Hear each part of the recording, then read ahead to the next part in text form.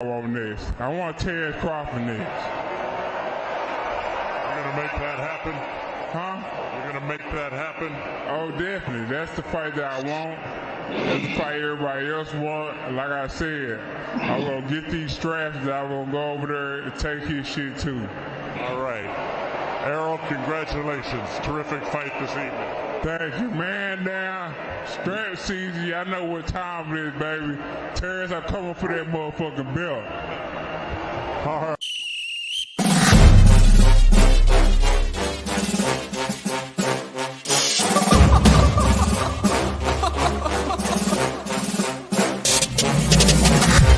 I'm not catching fades anymore. Gotta keep my hands clean when they come for the board. Keep it smooth like a dawn, making moves in the dark. Cause I learned how to swim in the pool full of sharks. Now they coaches, cause they can't read all his motions. How the kid never switch codes, but he codes with focus. Staring down your team with a frozen, ice cold look that could end the summer solstice. Cause I'm more like the top dog. Keep on running game and the gang will accost y'all. I be calling plays from a plane while I'm off court. But we ain't the same, you a lame, I'm a mob star. Actually, I'm a top dog on a stat sheet. Off court, but I call plays for the athletes. Laughing when the cop cars try to catch me. Cause I rolled off in a taxi. Put my feet up, I'm relaxing. Singing Figaro with no accent. While I pull strings from the streets in. Do it all with a straight face, I'm the kingpin. Top dog, top flow, boss mode. I'm the kingpin. Showstopper, top dog, God vibes, I'm the kingpin. They know I'm a dog and a beast, man. Yeah, I keep the peace with a piece, man.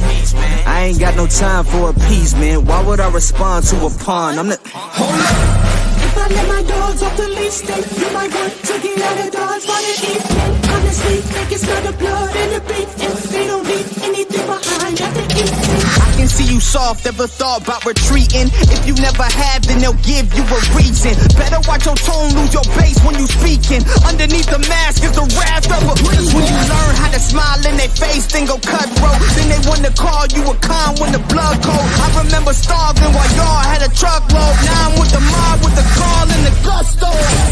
I'm a top dog on a stat sheet. Off court, but I call plays for the athletes. Laughing when the cop cars try to catch me. Cause I rolled off in a taxi. Put my feet up, I'm relaxing. Singing Figaro with no accent. While I pull strings from the streets in. Do it all with a straight face, I'm the kingpin. Top dog, top flow, boss mode. I'm the kingpin. Showstopper, top dog, God vibes. I'm the kingpin. What's going on? What's happening, everybody? Good to be back.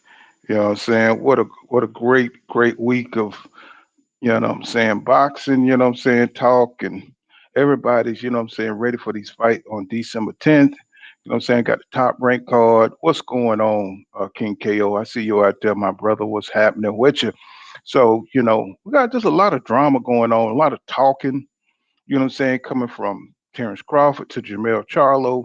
And, you know what I'm saying? It's like, you know, I'm suffering Terence Crawford exhaustion. You know what I'm saying? This dude clearly, you know, the cap it has no end. And it's like everywhere he goes, you know what I'm saying, you can see where he just want to get pumped up by the black people, get promoted by the black people, and then he just want to bail out on the motherfucking fights. What's going on, Dungeon Talk, bro? So, you know, that seemed to be, you know, his little puppet master shit that he's talking about.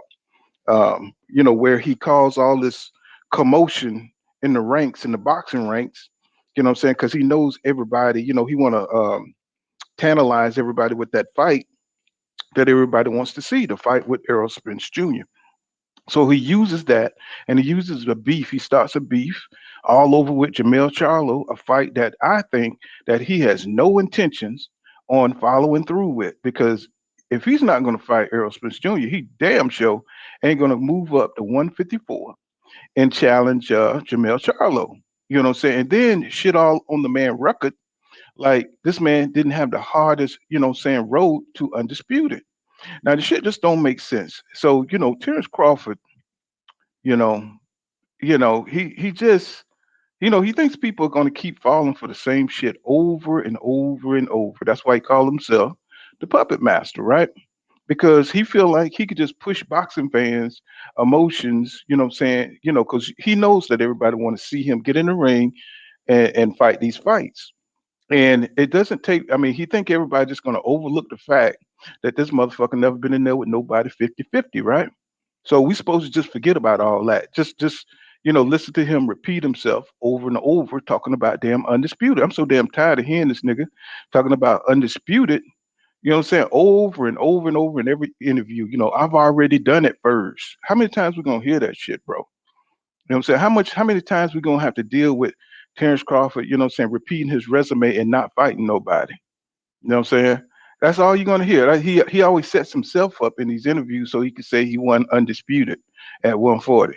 Y'all notice that? You know what I'm saying? I've already he put it in his tweets. You know what I'm saying? This nigga is his own promotional. You know what I'm saying? This nigga is really his own promotional company. You know what I'm saying? Let me see. What's going on, Marcus Lewis? What's happening, bro? What's happening? Good morning to you. Can you hear me? Yeah, what's going on, fool? Yeah, I'm like, are you suffering from Terrence Crawford anxiety? You know what I'm saying? Exhaustion. You know what I'm saying? Are you suffering from the same thing I'm suffering from? Man, I'm sick of Bud, man. I'm sick of Bud. And the nigga is everywhere, because this fight don't sell itself. He knows, he understands, and I think everybody understands that nobody just want to see Crawford get a money grab. Not that we don't want to see him put money in his pocket, but he's not giving the boxing public what they want, right? You know what I'm saying? I mean, like he acting like this is some kind of hater move from the boxing fans and You stuff. And chopping up pretty bad, fool. yeah, like he didn't just walk away from the biggest fight in boxing. He trying to act like he trying to get everybody to ignore that shit. And over at other channels, they talking about they keep pushing this narrative that the PBC or Showtime don't have any more money. So they don't went through a number of Look excuses. out, And fool. Mhm. Say that again, bro. So they don't went through a number of excuses. You know what I'm saying? First it was guaranteed money. At first it was transparency. Then it was all this other shit. Now it's the contract wasn't until next year. So they kept throwing mud on the wall with all this bullshit. You know what I'm saying? They kept throwing mud on the wall to see what stick. And now they're gonna stick with they're gonna die.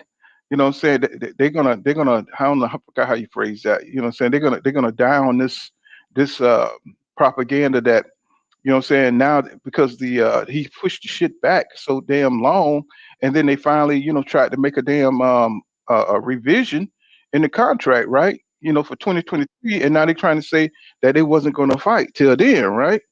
So I'm like, bro, come on, bro. The shit sounds so janky. The shit sounds janky, and they keep repeating that shit. Well, I don't know why people mad because they weren't gonna fight till 2023. I'm so tired of hearing that shit, bro.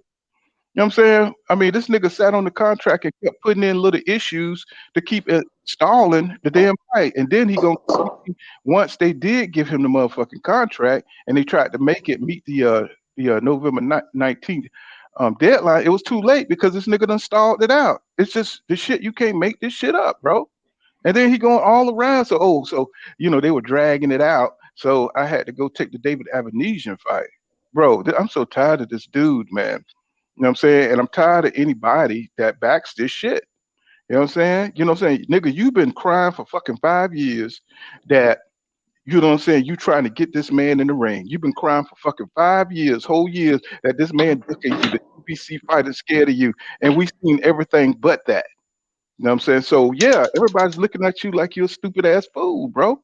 You ain't no fucking real champion. You know what I'm saying? You're a little fake ass nigga, man, that be talking shit, but then once you confront it, just like Gary Russell slapped the shit out your ass, right? You know what I'm saying? When somebody confront this nigga, you know what I'm saying, like a real nigga and shit, then the nigga he folds. You know what I'm saying? Little ass Gary Russell slapped the shit out your ass, bro. You know what I'm saying? All you have to do is step to Crawford and that nigga gonna back off. Yeah, I said it. I damn sure did.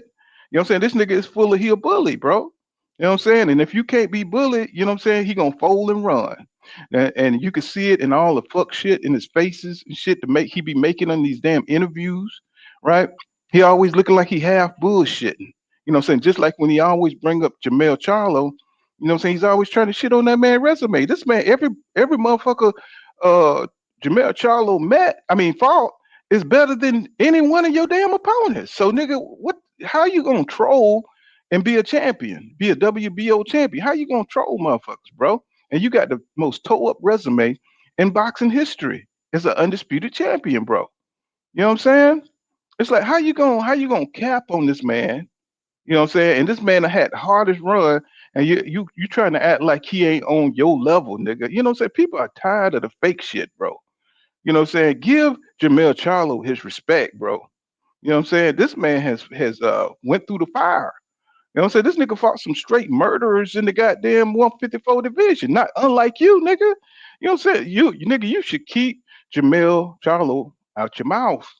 You know what I'm saying? Especially if you haven't fought your own rival, nigga. You know what I'm saying? What you talking about? That shit be so damn fake, nigga. I'm like tired of hearing all the bullshit that come out of his mouth just because, you know what I'm saying, he got some decent skills, but he won't put them on the line, will he? He won't put that little shitty WBO belt on the line, right? Right? Because EJ he don't have 1 foot out of retirement.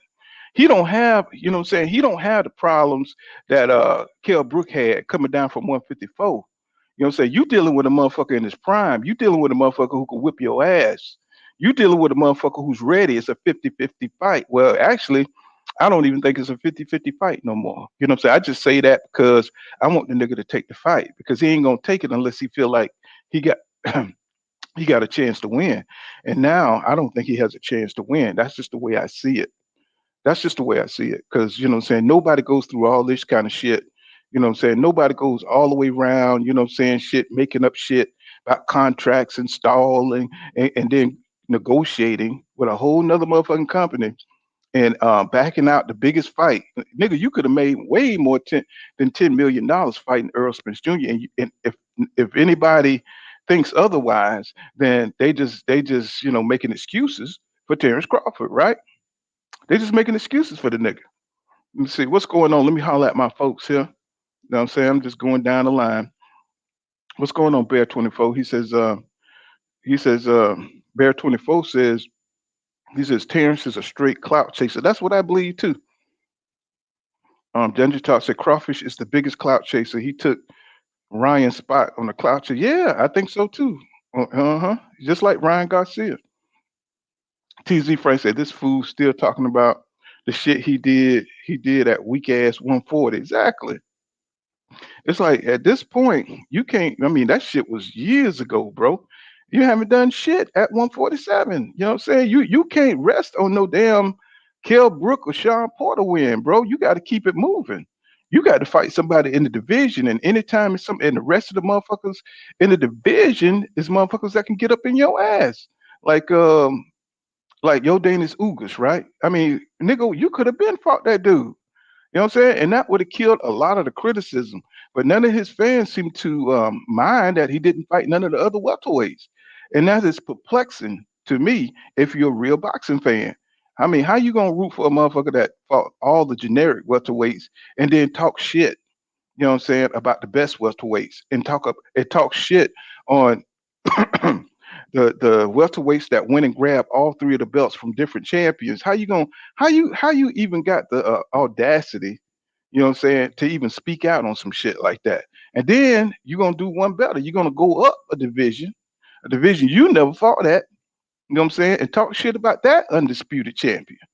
You know what I'm saying? So, right now in boxing, we got a lot of goddamn cappery going on. And none of the Bud Crawford fans calling that shit out. King KO says he says Jamel Charlo is real. He says real. I don't know why. He says it's real deal. He said I don't know why Bud and his fans act like he ain't that dude. They know. Yeah, they know he that dude, but what I'm saying, like, these dudes are not real boxing fans. The dudes who comment, they just like they're just niggas who like to argue and shit. That's why I don't argue with them. I just chomp their ass off because they ain't talking about shit. You know what I'm saying? They're not doing no real boxing talk. They just on here to troll because they ain't got shit to do. You know what I'm saying? They can't get no pussy out here. And they just niggas that stay incels and shit that like to go start arguments all over the fucking internet. And nobody got time for that. Go find your sport. You know what I'm saying? That you could do that. You could do that shit with some football. We got basketball. America got a whole bunch of other sports. You know, boxing is a niche. You know what I'm saying? It's a particular sport. You know what I'm saying, for particular fans. You know what I'm saying. But you got niggas all over the internet that probably ain't even into boxing. They just like to fucking argue. They just like to research shit and just be. You just get in there and argue like real weirdos and shit. You know what I'm saying? Cause a lot of them are just casuals and shit trying to catch up so they could just argue some shit. You know, race fans and shit that with nothing to do. You know what I'm saying? Motherfucker who done apply for disabled, you know, benefits early and shit, so they could sit on their ass and drink coffee and argue all goddamn day. Nobody got time for that shit, bro. Let me see. Hey, get your ass up off the boxing community, nigga. If you don't know what the fuck you talking about. Um, let's see. T20 Pool. He says, with the early shift, yes sir. I had to get it in, bro. I've been, you know, what I'm saying, y'all know y'all seen my truck out there. You know, what I'm saying, I just brought a new 2023 Freightliner Cascadia. You know what I'm saying? So, you know, I'm excited. So I've been trying to close and do my business and, you know what I'm saying, get back out there on the road. So I've been trying to get in as many live streams as I can. You know what I'm saying? And you know, chop up this boxing, you know what I'm saying? Because, you know, once I hit that road, I'll be doing 10, 11 hours and shit like that.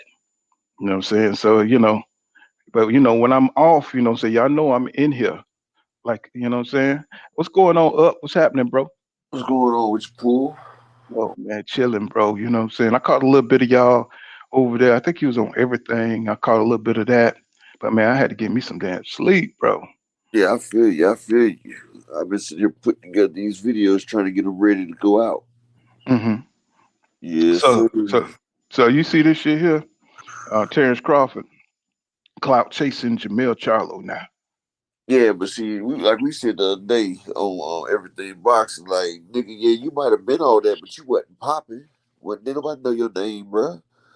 Like that's what Terrence failed to realize. Yeah, you keep saying you had the accolades and everything, but dude, what nobody fucking with you? You see what your first pay per view did, so that means you ain't really did shit. Like none of your pay per views has sold over 160,000, and that was Sean Porter. That's your best pay per view. So nigga, you ain't been popping. People don't know you. So what are you saying? Well, he trying to say that Jamel Charlo ain't on his level, bro. I almost bust out laughing about that shit. Bill Charlo run was a lot harder than his, but you want me to tell you what it is? See, hmm Earl Spence, Bud trying to get his name popping, and he trying to get some controversy going before that damn fight. And see, hmm Earl doesn't stop responding to him. See, Earl hmm ain't responding to him no more. So now he needs somebody to respond to him. And Exactly. since Earl ain't responding to him, he say, "Fuck it, I'm gonna respond to Charlo." He say, "Cause you know, Charlo, he gonna talk. He can't help it." Cause you know Charlo, all Charlo do is sit back, relax, and then he talking about somebody calling him out. Nigga, you called Charlo out. Charlo ain't been saying nothing about you until you brought his name up. You try to And, go back and forth with Charlo so you can sell your fight. and just like Jamel said, hey man, hey, you need to learn how to be the B side sometimes, bro. You know what I'm saying? You know, you can't be a motherfucker that can't sell no goddamn pay-per-views. You can't sell, bro. And then But you see, think you're gonna go. hmm that's his problem. He wants to be A side so bad, but nigga, you don't sell. Right. Like, how do you want to be the A side, the leadership, but you can't sell, bro? Like shit, dude, It's you like might be this and that, but you don't sell. right. So and he knows that, but he don't give a fuck. You know, like a nigga, you know what I'm saying? He wanna come in and run shit, but he ain't got a pot to piss in or a window to throw it out of. And so That's what hurts him the most, though, because he can say everything about his accolades and shit, but what hurts him the very most and what makes him hate EJ so much is because they can sell and he can't, and he figured I'm a 3 division champ. Why I'm not selling? Because nigga, and you ain't been fighting nobody, dog. right, you need a dance partner. Mir Khan ain't gonna cut it. You know what I'm saying? Mir Khan Washed ain't gonna up, cut it. and a washed up Kell Brook ain't gonna do it either. And then I don't understand why he don't seem to understand. I don't see why he don't seem to understand that he have to fight the best in the division. And see he spends so much energy up breaking down other motherfuckers' resumes. You know what I'm saying? Shitting on everybody else's resume to bring it down to his level. You know what I'm saying? He always mentioning Danny Garcia and the losses he took. Bro, it don't matter about how many losses you take in boxing. It's about who you fought. I'm You know gonna what I'm take. saying? Who those losses are to. I'm gonna That's what take. it's about. You know what I'm Yeah. saying? I I'm gonna. mean, you can't win against you know what I'm saying, Thomas Delorme and think that's going to be better than, you know what I'm saying, losing to Danny Garcia. It's the quality of opponent. You know what I'm saying? Yeah, you lost, but you lost to a motherfucker that's bad as shit. You know what I'm saying? It's like instead of winning to a motherfucker that ain't worth the shit. You see what I'm saying? So Yeah. that's what I'm talking about. You know what I'm saying? It's Go ahead. like it's like when a motherfucker try to tear you down to it. Like it's like when a motherfucker try to tear you down to a female, think that's gonna get them some points. Like that nigga ain't shit. All you doing is making motherfuckers want to check them out even more. Like you Hmm. tear down Earl and Charlo, and all you doing is getting them more motherfucking shine because they like, why this nigga hating on them so much? People know what hate look like, bruh. And if you sit there hating on them people right there, you sit there every time you look up, you tearing down the next fighter. But if you put that same passion that you do and tear down the next person instead of building yourself up, you'll be a whole lot different, bro. Like shit, you should have fought Lippians. You should have fought Hmm. Prograis. You should have cleaned the division before you left. You know you didn't clean the division when you got undisputed. All you did was luck up and get undisputed. You got to clear it out. You didn't beat the best. You didn't beat the And best down there. You beat placeholders. That's what right. it's And about. and see that's the thing that get me is they'll say he cleaned out these divisions and he didn't. You know what I'm saying? Don't say that. That's kind of like Canelo when he became undisputed, but he didn't fight David Benavidez, right? You know what I'm saying? You can't do that, bro. You know what I'm saying? You can't say you cleared out a division just because you got access to the belts. And You know what I'm Canelo saying? run was even harder. Canelo had a harder run than damn Terence Crawford, man. Yeah, but you understand the point that I'm making, Oh right? yeah, I know what you're saying because Mm-hmm. he didn't fight David Morrell, he didn't fight David Benavidez. Mm-hmm. And see, Yeah, that's really cleaning out a division. You know what I'm like saying? Earl, That's like a Earl beat two. motherfucker. That's like a motherfucker who half clean. You know what I'm saying? Like, you go in and you know what I'm saying, you wiping off the counters and you half wiping out the counters, there's still food on the counters. It's still, you know what I'm saying, the floor still dirty, you know what I'm saying? But you gonna claim that you got a clean house. No, nigga, you still got a lot more cleaning to do. But you See, just claiming that you got a clean house. if Nigga, your Earl, shit fucked up. Hmm. if Earl beat Bud, he finished the division. But if he beats Keith Thurman as well, he cleared it all out. Even though Keith Thurman has been beat already, but he don't have to fight Keith Thurman. But if he do, I would love it because that way it's no doubt. And then he done left the division for the new class. And then it's up for Boots to go ahead and clear everybody out after that. You feel me? Because Errol is in a different era from Boots. Look I at it. Look, this is one of these motherfuckers from one of them stupid ass channel.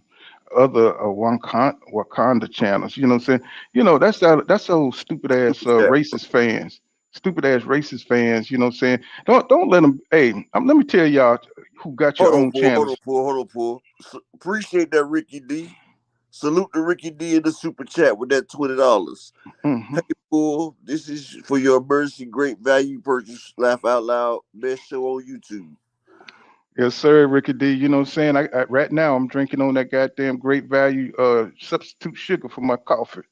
You know what I'm saying? But see, don't let these damn channels you know what I'm saying, shame you for supporting black fighters. You know what I'm saying? They support their own, you know what I'm saying? The Mexicans support their own, white people support their own, and niggas better learn how to stop worrying about these motherfuckers, these sellout niggas that's always talking about Wakanda.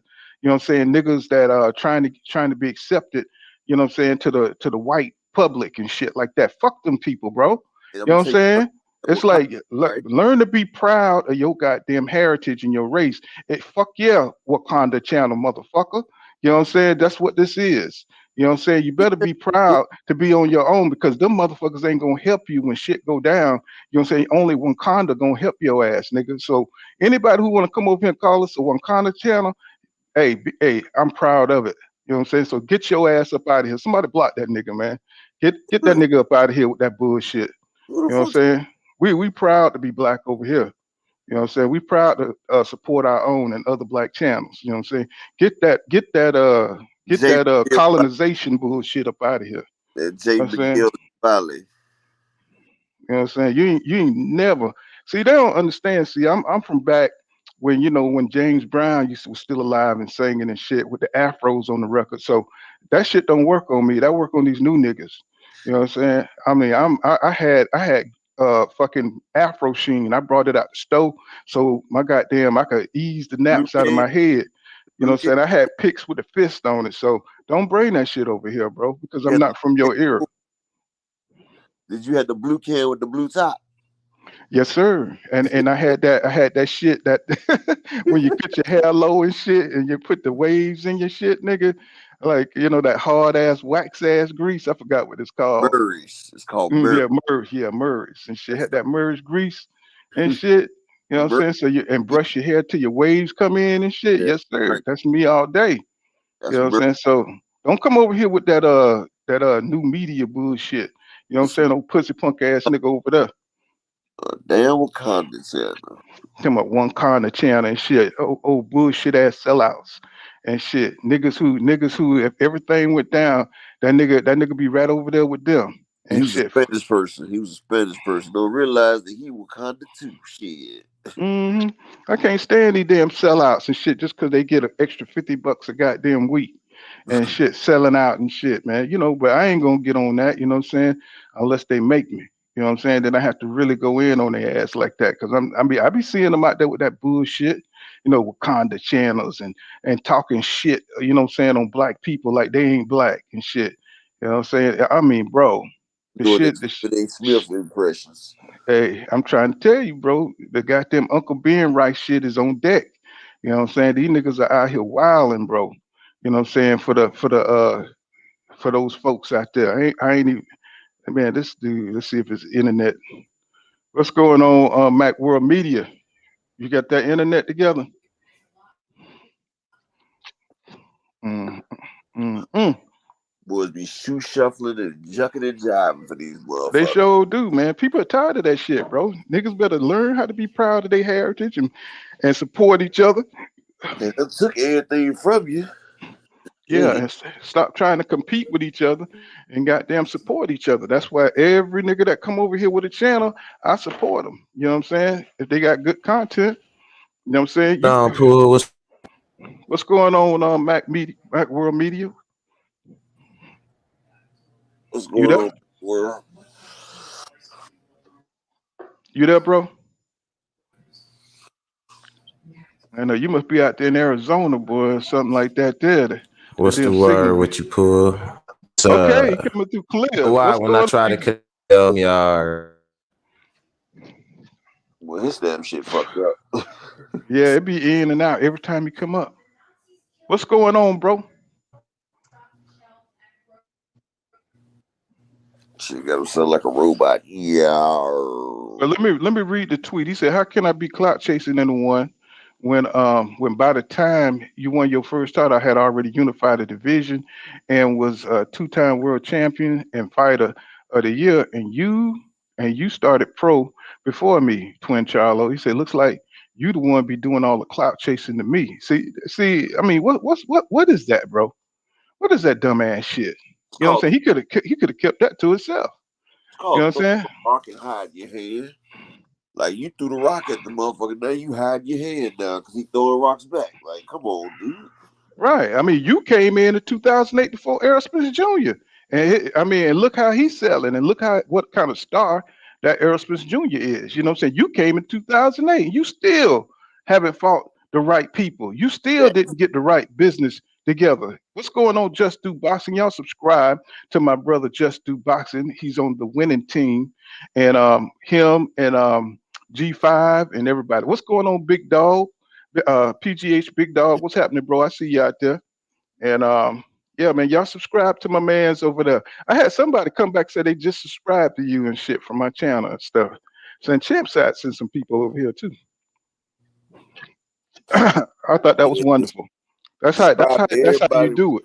if you see anybody with that TWT on there, you need to go ahead and subscribe to them because they have great content with that team right there. Yeah, Ricky Williams, they all part of the winning team.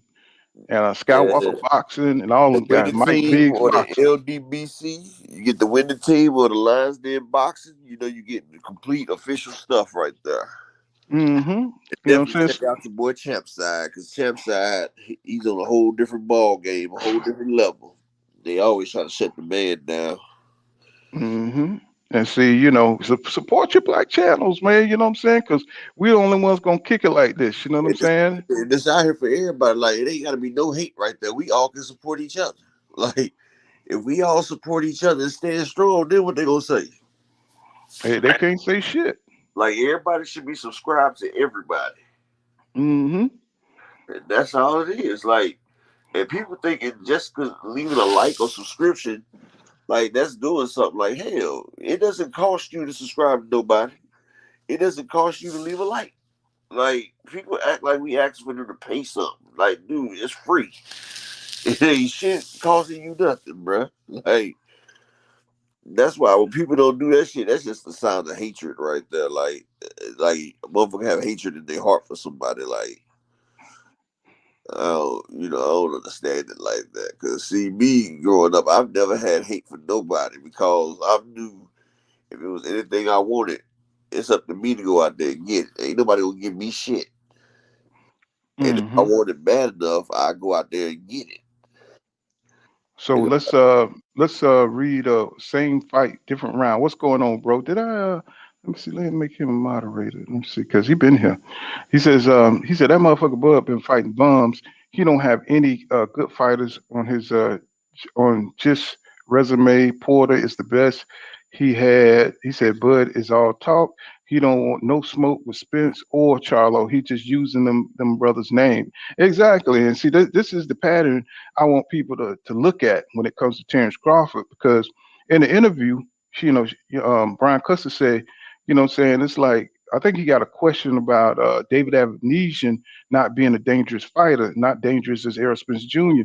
And he's talking about who says David Avanesian is not dangerous. I said, bro, if you don't sit your ass down, bro, with that bullshit.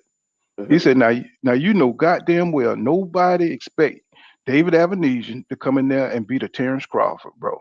You know what I'm saying? This fight is a damn shame. Now I didn't call. Now if you want to go watch that motherfucker, you go right ahead, be my guest. But if you wasn't willing to support Terence Crawford and Sean Porter, or Terence Crawford versus Victor Postal, or Terence Crawford versus Amir Khan, this fight damn sure ain't gonna sell. You know what I'm saying? Especially with a damn cyborg on the damn undercard. You know what I'm saying? Pete, you got to be old as hell to know who the hell Cyborg is. Shit, she old as shit. And this is her first fight Ooh, as a. this cyborg, Mm-hmm. That old chick looked like a dude. You know little what I'm saying? Yeah, looked like an old middle-aged dude and shit fighting on steroids. You know what I'm wow, saying? Chris That, Cyborg on his there. He got Chris Cyborg on his undercard. Yeah, mm-hmm. in How you gonna have Nebraska, how you gonna have a the bitch fifth. named Chris on your damn undercard? I'm gonna You know tell what I'm you saying? what's gonna be fucked up about this thing anyway. They got Ashante and Ja Rule and them coming through on the same day. Plus, you got the Heisman Trophy. Is the Heisman's is on that on December 10th as well. Plus, you got Teofimo and Jared Big Baby Anderson fighting on the same night as the Heisman, because that's what Teo does. Teofimo always goes on Heisman night in Brooklyn. So you got the Heisman and Teofimo and Jared Anderson, plus you got Ashante and Ja Rule. That shit ain't doing nothing. That Right. won't be more than 15,000, bro. And then they smothering it with the top rank cards, right? They got That's what I was talking about. That's mhm, Teofimo and them. That's the top rate card. They got right. They got Truck everybody Simpson. on that shit. They, Yeah, what I'm saying, Tiger John. I'm telling you, every shoe, every day they throwing everybody they on got that card. Richard Hitchison. They got what's your boy name? The Bomac trade now. Um, I don't Keyshawn. know. Keyshawn Yeah, Davis. He on Keyshawn. there. Everybody's on there. Bob Arabs sticking a fork in their ass. I But know Bob. but for him, it ain't about it. It's about it's whatever guarantee money that he can get. right? I think It's he's gonna whatever get the money. rest of it. And in the Well, interview, the he said reason he got half his pay already. So the that's nigga all he just he's getting. sleepwalking. He's sleepwalking through, you know what I'm saying, boxing right now. You know, I mean, he's not hungry. So Exactly. and so how is he gonna face Earl Spence Jr. if he willing to fight a fight like this, bro? You're not fighting for legacy, so you have no pride. You know what I'm saying? You have no competitive spirit. Which You can't I, go ahead. Hmm. if it was me, I'd be 100% honest. I'd be like, Earl, check this out. Let's schedule this stuff like around March or something right there. And I'm gonna sign with you because I'm about to take this little change out real quick because this 10 million is 10 million. Look, I'm still fight you, but let me take this 10 million out the way on the way because I know it'll be like a little quick tune up. Hmm. Plus, like if he would have did that, I mean, it's a quick tune up. A $10 million tune up. I don't care how rich you is. 10 million is 10 million. I would have told them, and I would have did like Javante did. I would, how he signed for both of them. I would have did Hmm. that too. That way, it's locked in. You ain't got to worry about it. But I'm gonna scoop this 10 million up first. We ain't gonna leave no 10 million sitting out there. You feel me? Um, I mean, when it comes to well, you could scoop a 10 million up. Okay, if you beat Errol Spence Jr. and you got a Jamel Charlo fight after that, what do you need a 10 million? That's just a little. I mean, that's just a little bit of money. Why would you go that way when you got two big fights that you could fight? You I see what can I'm still, saying? I still can fight it. That's why I said I was gonna talk him into like, look, like Javante, how he got the two fights set up. I mean, because 10 million for half the job. Because what I'm about to do with Earl, I'm gonna have to go all the way out. You feel me? But Hmm. when I do the old boy, shit, that's Let me damn see. 5 minutes worth of work for 10 million, bro. You can't pass that up. What's going on, D-Town? D-Town Boss, I love D-Town videos over there. You come on up, D-Town, if you want to, bro. You know what I'm saying? Definitely get in on this, D-Town.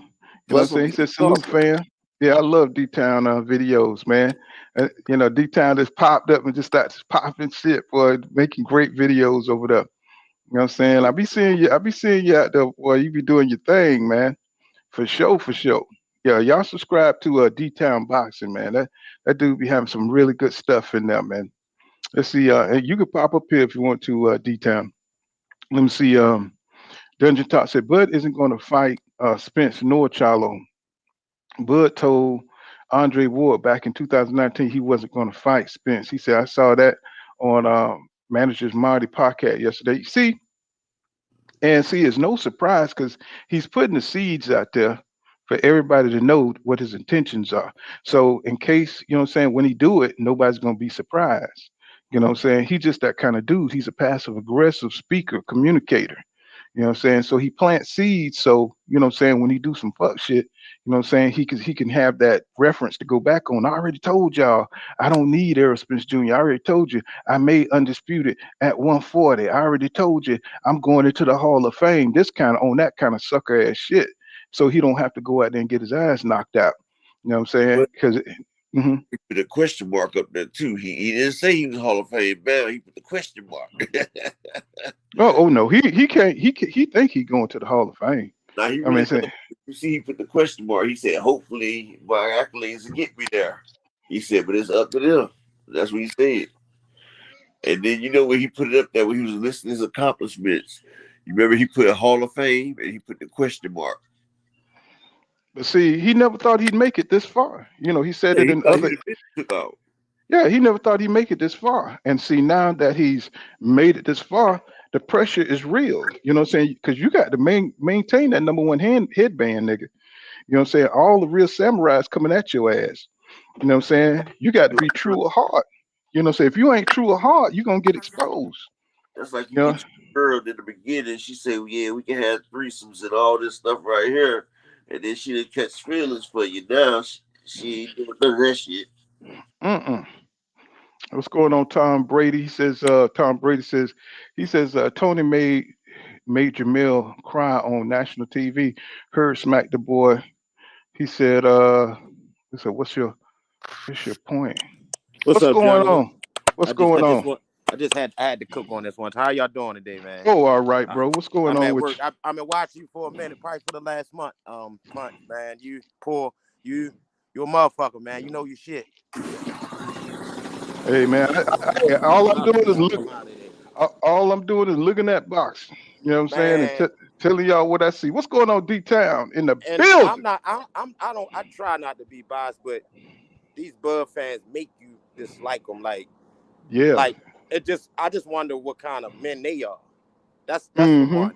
To just keep taking up for a grown ass man that don't. He been saying it for years. He don't want to fight. Mm-hmm. Spence. You right. You right. He don't want to You. fight him. He been saying it, man. Like they pulled Mm-hmm. up a. I think it was you that pulled up the Andre Ward video, or it was manager Marty, and he asked Bud, "What's up with the Earl Spence fight?" Bud told him it ain't happening. Like, what the fuck kind of shit is that? And Mm-hmm. that was 2 years Mm-hmm. ago when he did the interview on ESPN. Yeah. But And that's he been all I saying wanted to shit say, like man. that. I think that's just some coward shit, and he disappointed the whole boxing world. And his fans, they need to really hold him accountable for his bullshit. That's it. They really do. Mm-hmm. No point, man. I'm not buying that shit at all. No, me neither. Man, I'd never buy that bullshit. But thank you for having me on, Paul. That's good. I'm gonna make sure I stay subscribed, G. No doubt, no doubt. What's going on, D Town in the building with them D Town? Hey man, D Town, your videos are cold, bro. Them motherfuckers are cold, bro. Every time I feel down, I pull up D Town, I go down the line. You know what I'm saying? Just do everybody, you know what I'm saying? I said D Town become some shit go down. I said D Town got something to say on this shit here. You know what I'm saying? Let me go over there. Hey man, good stuff, bro. Good stuff. You just popped out of nowhere. You got them nice little hats and shit. You know, so I'm in Dallas too. So you know what I'm saying? So I like, yes, sir. Dallas is running this shit here. I mean, what do you think of this shit, man? I know your viewpoint of view. I be seeing your videos. So you kind of like, think like me on this shit, bro. Like, this nigga's capping, bro. He's just clout chasing and he won't fight nobody, bro. What the fuck wrong with him?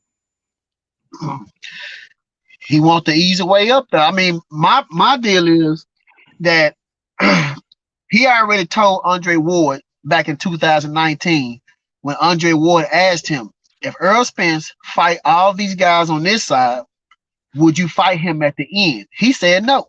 And Andre Ward said, that's not going to settle well with me. He said things happen. So he's been telling us this for a very long time, that he don't want to fight Earl Spence. I believe he was just going through the motions in the Earl Spence fight. I don't believe that Earl Spence was his A plan. I believe that David Avenesian was his A plan. Mm-hmm. Mm-hmm. What's going on inside the square circle with King Judah? Y'all subscribe to Inside the Square Circle with King Judah. I saw you cooking over there on Knockout the other day. You're putting it on down. What's up? What's up with y'all, man? I know it's probably kind of loud up in here. What's up with y'all, man? Oh, it's all good, bro. Chilling. Yeah. So, last night, man, Knockout, he had some stuff going on. He called me out. Look, I was just in the chat. You know me spamming my usual tank hate. Oh, no doubt. He called me up on the panel, but yeah, though, man. How'd that work out for you, Judah?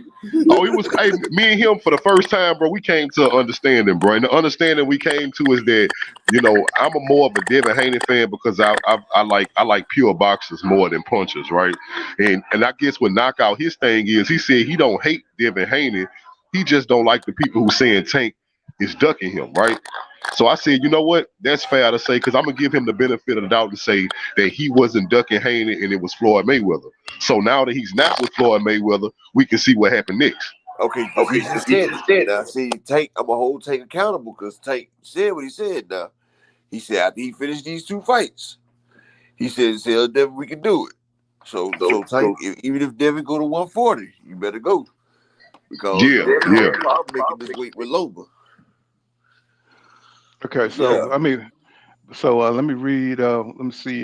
Dungeon Talk he said Bud isn't going to fight Spence nor Charlo. He said Bud told Ward. Well, he just said that Ward back in 2019 he wasn't going to fight Spence. Oh, I read that. What's going on, Pedro Torres? He said, "Salute, Pool." He said Crawfish would never get in the ring with nobody who's popping. He said he signed a 3 fight deal for $10 million, five up front and the other five after AB. Is it a 3 fight deal? I thought he said it was just a 1 fight deal. Yeah, it's a 1 fight deal. You know what I'm saying? But you already know he gonna circle back. He gonna spin back round and fight Adrian Brawner because Yeah, that's Broner the one that signed the 3 fight for 10 mil, not right. Crawford. But see, who else do they have over there that Broner could fight? That's gonna try to they're gonna try to match him with Terence Crawford. I'm afraid, y'all, and he's gonna try to clout chase next year. Use that PBC fight with Errol Spence Jr. for leverage, just to fight Adrian Brawner to complete whatever deal he got over there at BLK Prime. You know But what I'm he ain't saying? gonna know why? Because it's mandatory coming up in May. So if you want to do that, then you go drop that belt and get the hell out the way then, champ. Because once he get rid of that WBO belt, he really ain't gonna have nobody talking about him then. Because Mm-hmm. the only reason we talk about you now because you got the last piece for Earl getting undisputed. So if you go the other route and you end up dropping that belt, ain't nobody talking about you, dude. And Earl ain't gonna fight you then. He Mm-hmm. ain't got no reason to fight you. Mm-hmm. Antonio That's with you. Antonio Riggs said, "Correct. Congratulations on the new rig, big homie." Oh, I appreciate that, bro. Took a Took a lot of lot time of to get Oh, that I shit saw that. in. in. Man, I saw that thing clean, boy. Yes, Yes, sir. sir. Yes, sir. I'm gonna get it in, break. I'm for the roll to the damn wheels roll off that mug. You know what I'm saying? So yeah, man. I'm like, yeah, this dude, man, he just gets sadder and sadder and sadder. See, we thought Terence Crawford was, what I'm saying, a special fighter. We thought he, what I'm saying, we saw the skills against a lesser opponent, no doubt. So we just been waiting for this nigga for 38 fights to step up. 38 wins and 29 KOs, bro. You should be going straight for everybody. You know what I'm saying? With that kind of record, you know what I'm saying? You supposed to be the real deal. And then we find out that this nigga is fake as fuck. It's worse than we thought. You know what I'm saying? This nigga is not trying to get nowhere near the top welterweights. I'm saying, what I'm saying is the motherfucker backed out a fight with Pacquiao, right? So Pacquiao is next level type nigga, right? And then you got Danny Garcia. You know what I'm saying? That shit fell through. Keith Thurman fell through, right? Everybody pricing themselves out. So this is the pattern. You know what I'm saying? But anytime this nigga get an easy ass fight, somebody 1 foot out of the damn boxing game or Kell Brook or somewhere he got an advantage and shit, that fight gets made. Those fights get made. But the fight with everybody who's popping, that shit ain't gonna happen, bro. You know what I'm I'm saying? saying So, so. hmm Mm-hmm. Look, I was just about to say you right, and you can tell by the way he moved. Look at the Sean Porter fight, right? He knew he knew that he can beat Sean Porter. It wasn't the fact that he was scared to lose. He just didn't want to have a hard fight. And he knew Sean Porter was going to give him a hard fight. So he did everything he could not to even fight him. hmm You can just watch how he move. And I'm gonna tell you something else about you brought on this. I'm reading what he said in this tweet about Charlo. That's why it's so dangerous and so messed up when new media mess over our black fighters in favor of somebody like a Terence Crawford. The reason why he's shitting on Jamel Charlo resume is because they won't even put him on a pound for pound list, even though he undisputed. You see what I'm saying? hmm It's easy for him to downplay or discredit Charlo when you got people like new media that won't even put him, well, old media won't even put him on a pound for pound list. hmm and I mean, and that's another thing, man. This man had the most exciting run to undisputed, and they just shitting all over him. You know what I'm saying? Jamel Charlo, I'm speaking of, right? And then we looking at Terence Crawford, and they putting him up there like, God damn, like he done went through hell and high water. You know what I'm saying? It's like, bro, and nobody don't give a fuck who Ndongo is. Who the hell is? We don't know who he is today. What the hell is he doing? Who the hell is he fighting? Who the hell is Ricky Burns fighting? Nigga, anybody this nigga ever fought, nobody give a shit about. What the fuck is Victor Poster doing right now? You know what I'm saying? If you was a bad motherfucker and you beat some bad, they're gonna go on to do other bad motherfucking things, right? Right? Yep. So Everybody he beat getting knocked out and exposed. You know what I'm saying? Shit. Gamboa turned into a journeyman. That's how everybody get their knockouts up. If you ain't got enough knockouts on your resume, fight Gamboa. Get your knockouts up. And it just gets on your damn nerve. The capillary, man. The nigga would just be, trying to tear down other motherfuckers' resume. And that's like, them dudes you talking about could beat everybody on your resume. Danny Garcia could beat the shit out of everybody on Terence Crawford resume, right?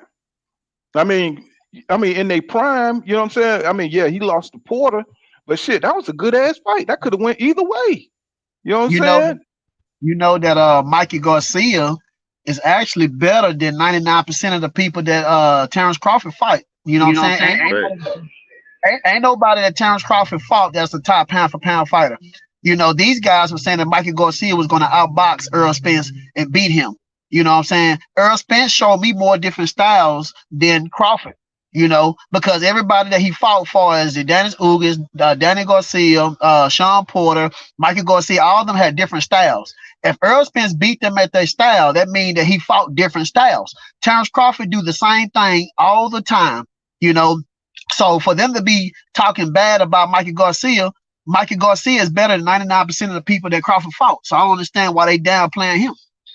Yeah, that's facts, and that's just like if you look at Terence Crawford overall style, it's fighting off the back foot, waiting on counter punches, and clinching. So, but you talking to all these people saying that he got more tools than EJ. I don't see it. All this dude do is switch and counter punch. Like what all these tools that everybody talking about? Exactly, bro. They said Yeah. that he was not. They said that when we was talking about that Earl Spence was going to knock out or touch up Terence Crawford, they said that he would not be there to be hit. But you was there to be hit by lesser opponents. So what make you think that Earl Spence would not be able to hit you? Right. And then you can see, you don't have to be a boxing expert to see the pressure that EJ puts on this motherfucker. And everybody, if you look how he fights, he gets breaks. You know what I'm saying? He's a counterpuncher. So he falls back, he uses legs to get distance, and he hits you with a good shot. So you be apprehensive to pressure him, right? EJ don't fall for none of that shit. He's putting pressure on you 3 minutes of every round. You ain't gonna get no puff, baby. You know what I'm saying? It's fight time, bro. Just like he did Sean Porter. You know what I'm saying? And he didn't do any strength and conditioning for that fight. So if he's able to do that shit without strength and conditioning, imagine what it'd be like with him in there with Crawford. He'd be putting so much pressure on Crawford. Crawford would have to knock out Errol Spence Jr., bro. That's the only way he's going to be able to win because he don't have more punch rate accuracy. You know what I'm saying? He don't have a work rate like Errol Spence Jr., who's always going to be punching you, who always going to be jabbing you, always going to be putting pressure to make you fight, just like he did Danny Garcia. He made him fight. He brought the fight to Danny Garcia, and he's going to bring the fight to Terence Crawford. Crawford is a counterpuncher. He's not going to bring the fight to nobody unless he feel like he can dominate you, unless it's late in the fight and he hurts you. That's the only time this nigga move forward. You know what I'm saying? So go ahead. You know what, though? The deal is we still don't even know who Terence Crawford really is. We basing him off of lower level competition. We don't know if Crawford really has power. I mean, you talking about him stop, just like Carissa Shields said. She said anybody can knock out somebody that's a bum. Anybody. If I fought those same people, I had that many knockouts too. So we asked ourselves, do Crawford really have power? Because the people he stopped, because he didn't stop Sean Porter. Sean Porter did stop the fight. Sean Porter said he was more hurt in the Earl Spence fight than the Crawford fight. There was flash knockdowns when he fell down in the Crawford fight. So then we asked ourselves, do he really have power? Because your power actually need to be gauged off of high level opponents. And you ain't knock nobody out that's a high level opponent. Mm-hmm. And So that's true. we can say that Earl Spence actually, if you look at Earl Spence wins in his knockout, he has more knockouts for the wins that he has than Crawford. Yep. See, but see, they want to give him, they want to put him over Errol Spence Jr. without having to prove it. See what I'm saying? So that's why he keep repeating these accolades. That's why he keep repeating, you know what I'm saying, everything he's done in boxing, you know what I'm saying? Because he's been in longer than Errol Spence Jr. That's the only reason why you got more accolades, my boy. You think people don't see that? You've been in since 2008, bro. You know what I'm saying? You still haven't fought a top motherfucker. What does that say about you? You know what I'm saying? You ain't even going for it. You didn't even fight Udanis Ugas, my nigga, who was probably the lowest on the totem pole at the time when they were coming up. Then we seen your ass reverse and go back to top rank away from the competition and then say PBC is ducking you. Nigga, get out of here, bro. I'm tired of this motherfucker, bro. I really am. I told I made a video showing that when Crawford moved up to 147, Bomac said that they decided to go that route. They was not told to go that route. So people understand. They talking about that he was Jeff Horn mandatory, but they have to understand that Manny Pacquiao had a rematch clause. He decided not to activate it because he had duties in the Philippines. So they was actually waiting to see what Manny Pacquiao was going to do. But the problem was that Crawford was undisputed. He was able to go after any champion that he decided he wanted to. And that's why I keep telling people, they keep talking about the WBO belt. What now? Floyd Money Mayweather went up from one weight class to another weight class and fought a champion right away without having a WBO belt. Roy Jones Jr. was in light heavyweight. He had 3 or 4 belts. He didn't have a WBO belt. He went up to heavyweight and fought a champion right when he moved up without the WBO belt. So people keep saying a WBO belt is the only belt you can move up and fight a champion. No, it's not. And see, and we argued on this shit a long time ago about this nigga had his choice of who he could, what sanctioning body he could have moved up in and fought Errol Spence Jr. See, they act like motherfuckers are dumb or some shit, and they keep talking the same talking points from years ago, and they know the shit is bullshit. So that's why I just stopped arguing with these niggas. You know what I'm saying? Because they ain't never gonna keep it real. You know what I'm saying? I was just about to say, man, they ignore the facts, but the facts of the matter is Bomac told the whole world that we could have had EJ, but we chose Jeff Horn instead. He told the whole world that, bro. You can't, when you arguing with a Bud fan, bro, there's no coming back from that. Because I had to ask the dude, like, he telling me, nah, that's not true. So I said, bro, you know what happened in that camp more than Bomac? That's what you telling me? Yeah, or you could just take it back to one of Bud. I see they done took the Instagram where he said he could have went to the PBC and got those fights. You know what I'm saying? He did a live on Instagram because he was one of them bored. I'm bored. You know what I'm saying? Yeah, I know I could have went to the PBC and got those fights. You know what I'm saying? So he always saying shit that kind of like really prove what we're saying. You know what I'm saying? He knew he could have went over there and got those fights, but he didn't do it. So, bro, you your own worst enemy. You know what I'm saying? That shows that you never wanted to top smoke.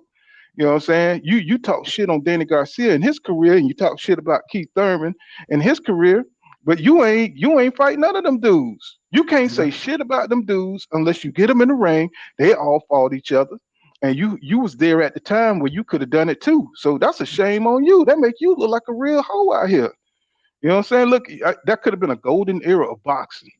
Imagine Terence Crawford up in the mix with them, but he didn't want to get exposed. Danny Garcia would have knocked the fuck out of him with that damn left, that no look left. He would have knocked the fuck out of him. And then what he would have did, it wouldn't have been no goddamn green beans type of shit, because Danny's still coming with the smoke. He ain't gonna be intimidated. That nigga coming up with some more shit. And then he would have ran into one of them goddamn Keith Thurman wide ass shots. You know what I'm saying? That nigga would have been fucked up.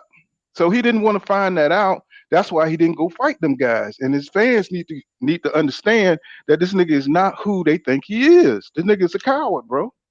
He's a straight goddamn coward. Because he could have fought when he moved up. He could have fought for the vacant WBC belt for Danny Garcia. He could have fought for the WBA belt for Keith Thurman. You know what I'm saying? Manny Pacquiao, I guess at that time, Jeff Horn had the WBO belt, and then you had Errol Spence had the IBF belt. So my problem is he avoided those guys to go the easy route and fight Jeff Horn. Now, if he was smart, he could have went and fought for the vacant WBC belt if he claimed and thought that he could beat Garcia and took that belt and came back and got the WBO belt, because Byron wasn't going to let nobody get that WBO belt. You know what I'm saying? Because Jeff Horn had to sign, I think, a 2 or 3 fight deal with Top Rank. So that belt was going to be there. So he could have went out and branched out and fought for another belt and came back and fought for the WBO belt and had 2 belts, but he was afraid of those guys. Hey, that's I made that same point. I said, yeah, he could have done that shit, but that nigga ain't trying to fight them PBC fights. I'm sorry, y'all. Go ahead. Yeah, I was about to say that we all saying the same thing. That's exactly what he did, bro. He got to the 147. He went for the easiest belt he could find. He sat on it. He didn't want another belt. Look how EJ had 2 different accidents that took him out of boxing for over a year. Crawford still sat down and didn't try to get a single belt. But you telling me that your issue with Spence was that he said that he wanted to get all the belts and then fight you for undisputed. A real man would have said, well, okay, since you injured, I'm going to go get them other belts and I'm going to speed up the process and meet you halfway. How about that? By the time you get back, I have another belt. But see, the deal was also, too, in Oklahoma, where everybody keep referring back to when Errol Spence had red on and Terence Crawford had black on. He said that Bob Arum said that I'm going to fight Danny Garcia, Mikey Garcia, and Pacquiao. He said Bob said that. And then Crawford said he didn't say my name. He said, you know what? I guess I'm going to have to call Al myself.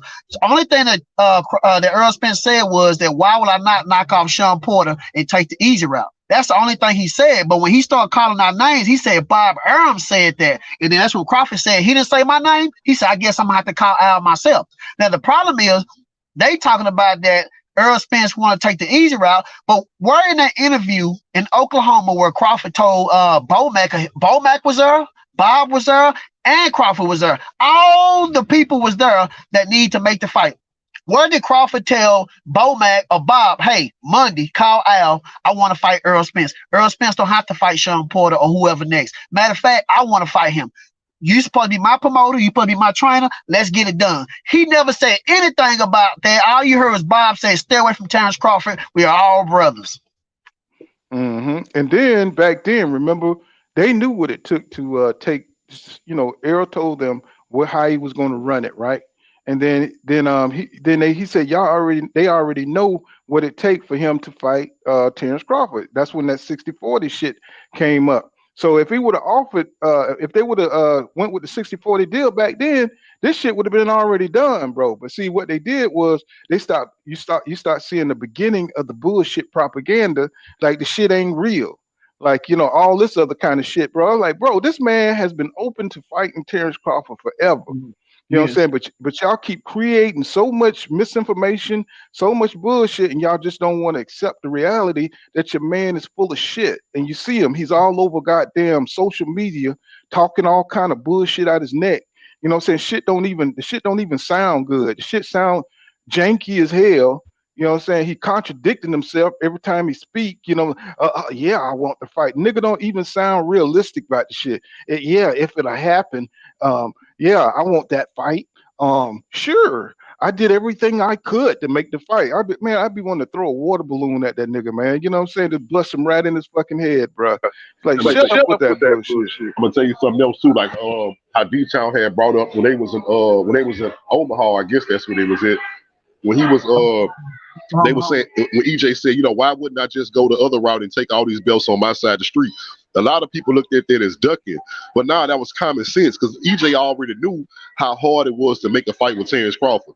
Why wouldn't he get 3 belts on his side to at least be unified? Why wait on Terence Crawford and all you got is 1 belt at the time? You see what I'm saying? He would have never got undisputed waiting on Crawford. And see, the problem was, too, that Crawford, majority of the fighters that he fought at that time or after that time when they talked, most of them, I believe, was on the top rank side. So he actually did the same thing. And that's the thing about Terence Crawford. Everything he accused everybody of, ducking his mandatories. He ducked goddamn Sergey Lipinets to fight goddamn Jeff Horn. Everything he accuses the other side of, he's done it twice times over. And I'm saying, bro, y'all got to call that shit out. That's why I don't argue with these niggas, because it should be bullshit, bro. I mean, once you start researching and you look into what happened, I said, nigga, you did the same thing. You know what I'm saying? It's like, bro, you know what I'm saying? I'm so damn sick and tired of this nigga, man. I just wish he'd go ahead and retire and stop yanking our chain and shit, because he's not going to fight that dude. The nigga is 35, pushing on 36. He is not going to fight a charged up Errol Spence Jr. You know what I'm saying? He missed his spot. He missed his time to shine. He's not at his peak. The nigga sitting on shots. He have to sit down. He can't float around the ring no more. You know what I'm saying? EJ is in the middle of his prime, bro. He's gonna be styling on fucking Crawford. You know what I'm saying? Maybe if he was 32, you know what I'm saying, he could have had a chance to box a little bit or something, or 33. But not at no damn 35, bro. You're gonna have to be at your best to fight EJ. And he's not at his best, bro. I could tell you 35 is 35. And then you talk about pushing on 36. No, nigga, you ain't gonna make it. You know the reason why he said that Charlo was an easier fight? Because you remember they asked him about Charlo. He said, "Oh yeah, I'll beat his butt anytime." Why your energy is different towards Charlo than it is against Errol Spence? You know why? Because you know you ain't fit to move up to 154 and fight Charlo. Mm-hmm. He said it himself. Yeah, and you know he did. He said he got mandatories and all these different things, so I won't be able to fight him. So you talking all big and bad when they say Charlo, but when it come to Errol Spence, now you got that Keith Thurman feeling. Oh, it's all right to be second. Oh, you know this and that. Now you know why? Because this fight actually could be made. So when Errol Spence actually had fights in front of him, you was talking big and bad when he still had to fight. Hey, He you gonna still have had to to get fight down when with you want to. I don't know how light he or still had dark to it fight is. with Danny Lucas. You was talking big and bad, but now the fight can be made. Now you got this old soft, meek, and humble answer toward Errol Spence when they ask you about Errol Spence. It's always I don't know, it might, it this. But with Charlo, I beat him up at any time. Well, both of them are signed with the PDP. They both signed with the PDP. If you can't make a deal with Errol Spence, what make you think you make a deal with Charlo? Because it's cap. It's all bullshit, D-Town. You know what I'm saying? That shit is bullshit, bro. You know what I'm saying? And a lot of guys, the channels done moved on from this shit because they see this nigga ain't real. You know what I'm saying? This almost getting to the point where it's not even boxing talk no more. You know what I'm saying? We just talking some rumor shit. You know what I'm saying? Yeah, the Because this nigga. Oh my bad, go ahead. Well, this nigga here said this nigga told the public that he signed for everything. He agreed to everything. How you gonna talk out of both sides of your mouth, bro? You know what I'm saying? Y'all ain't gonna hold this nigga accountable to that. Ain't none of you Bud fans gonna hold him accountable to that. He said he signed everything. He agreed to everything, right? So why is he fighting a whole nother nigga? And then he talking about he told Al. All of a sudden before, it wasn't that he didn't tell him shit. Now the narrative now is that he told Al. I'm like, bro, y'all don't catch on to this shit, man. They just keep making this shit up as they go along, right? And the boxing fans, we don't want nothing special. We just want this nigga to be real. You know what I'm saying? It ain't nothing to be fake about. If you wanted to do a tune-up, you could have put that in the deal. Say, okay, I'm gonna go fight this nigga, and then we gonna hook up on this. Why is all these different issues when it comes to a nigga? You know what I'm saying? That everybody want to see you fight. The one fight that everybody want to see you fight is Errol Spence Jr. And you've been talking shit for 5 years, 5 whole years, all kind of shit. You can't wait to get this man in the ring. Then when you get before him, you put all kind of furniture in between you. You know what I'm saying? It's like goddamn domestic violence and shit. You know what I'm saying? Chick done came up and hit you in the head with a battery or some shit and shit. And then nigga snap up and he ready to beat your ass. Now you want to go run and call the police, nigga. You want to go hide and shit. No, nigga, it's on and popping now. Shit, you done got the beast ready. You know what I'm saying? The man with to be fit, the man putting money into his body, the man is preparing to whip your ass, bro. You know what I'm saying? Now you know that. You seen what he did to Ugas, and you don't want that smoke. Exactly. You don't want that smoke, nigga. You like, nah, this nigga real. This nigga, you seen Ugas' eye? You seen Ugas over the bone? That nigga look like a creature. You know what I'm saying? Like that nigga didn't look human no more, bro. He beat that nigga. He rearranged his face. His eye was where his nose was supposed to be, and I'm just like, bro. You know what I'm saying? What the fuck? Terence Crawford said, ain't no goddamn way, bro. He said, I don't give a fuck. I'll run through hell with gasoline draws on fuck with that boy right there. It ain't happening. Yeah, and I'll tell you another thing too. Another reason why I say Crawford not gonna fight Spence. He not gonna fight Charlo. He not gonna fight nobody. Because like I said, the only thing I see next is he either retire or he start taking these little small fights just to get money. You know what I'm saying? Fighting people that he know he can fight, right? But I actually think he's gonna retire. But the reason is, at this point, Terence Crawford can't survive a loss. Now think about what that means, bro. For you to be 38-0, I think, and to the point, usually if you're 38-0 and you've been undisputed, a loss wouldn't do nothing to your career because people respect you already. But you fought so many bums. You fought so many bums in your career that a loss right now would destroy you. Because everybody gonna say you was never shit. We just didn't know it until we saw you fight somebody. He not gonna survive a loss. That's why he do not want to fight. He don't want to fight an elite fighter because he know he won't survive a loss. That's why I was telling people that they keep saying, well, y'all keep saying that Crawford is afraid to fight. I said he's afraid to lose his O. That's a difference. You don't have to be afraid to fight somebody. You could be afraid to lose your O. That's where Crawford is at in his career. And Me Hey, personally, like hey I said man, before, scared is scared, bro. Scared is scared. That nigga terrified. I call it the Keith Thurman syndrome. You know what yeah. I'm saying? I call it see Keith Thurman. You know, he might as well go and grab a flute. He might as well go ahead and grab a motherfucking flute. You know what I'm saying? And go on up there and do a video. You know what I'm saying? Rap beside Keith Thurman. You know what I'm If you saying? scared to go outside, cause you think he's gonna get hit by a car, or if you scared to go outside because you think somebody gonna stab you in the neck, guess what? You still scared to go outside. But look here. If he take a loss to David Avenesian, y'all gonna see the wrath of Crawford. He gonna be ready to fight. He lose that motherfucking O to David Avenesian, then you know it's something about being undefeated, right? And having a perfect record. You know, but once they lose that O, all of a sudden they ready to go. You know what I'm Yeah. saying? They ready to go. Once they lose that, oh, he'll probably be at every goddamn Errol Spence Jr. event. You know what I'm saying? If he lose that, oh, you know what I'm saying? Just like Keith Thurman when he lost his all of a sudden, oh, I'm here I am, I'm ready to fight. You know what I'm saying? Like, yeah, but before that, That's a they fact, stay. though. You know what I'm saying? That undefeated. There's something about that undefeated. They They want to want to stay. stay. He gonna attack us though. He gonna attack the fans, fool. You know how he do. If he loses to David Avenesian, he gonna attack us. He gonna get on Twitter and be like, "Yeah, everybody glad I lost to Avenesian, but y'all broke and y'all can't beat David Avenesian either." Tell me that don't sound like him. Nah, No, what he gonna what you gonna say is say is, David Avenesian ain't no soft touch. I told y'all. Yeah, Yeah, but I he ain't seen, no he ain't no soft touch to you because you know you slowing down. You know what I'm saying? You susceptible now to getting falumaloom. See what I'm saying? All that athletic ability that you were getting by on, like Roy Jones Jr. And I tell y'all, you know what I'm saying? All the flashy combinations and being able to leap in and leap to the side and go out the side and all that shit. No, if David on point and he falumaloom your ass, you're gonna get exposed. You know what I'm saying? You're gonna get exposed. You know, you done slowed down a couple of steps, and that's all niggas been waiting on. You know what I'm saying? All them lower class folks, you know what I'm saying? You couldn't get a David Avenesian in the ring with Terence Crawford 4 or 5 years ago. See what I'm saying? But when motherfuckers see you done slowed down, you know what I'm saying? Now your ass gonna take a beating. You're gonna take a beat. You wouldn't fight green beans today. You know what I'm saying? You wouldn't fight them dudes, you know what I'm saying? Them dudes that put that shit on you. You know what I'm saying? Because now, you know what I'm saying, you done got up in age. You don't waited too long. You know what I'm saying? Now niggas are ready. but why would Crawford be talking about Hall of Fame things just because we want him to fight Earl Spence? That stuff comes after you retire.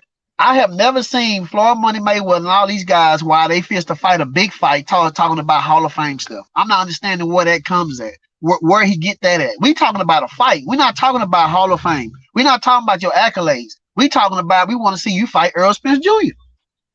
That's when you're trying to put a fight behind you. When you're trying to put some shit behind you and you know what I'm saying, you trying to be real. Like I said, he plants seeds, you know. He plants seeds and stuff, you know, when he talk. He think he be slick.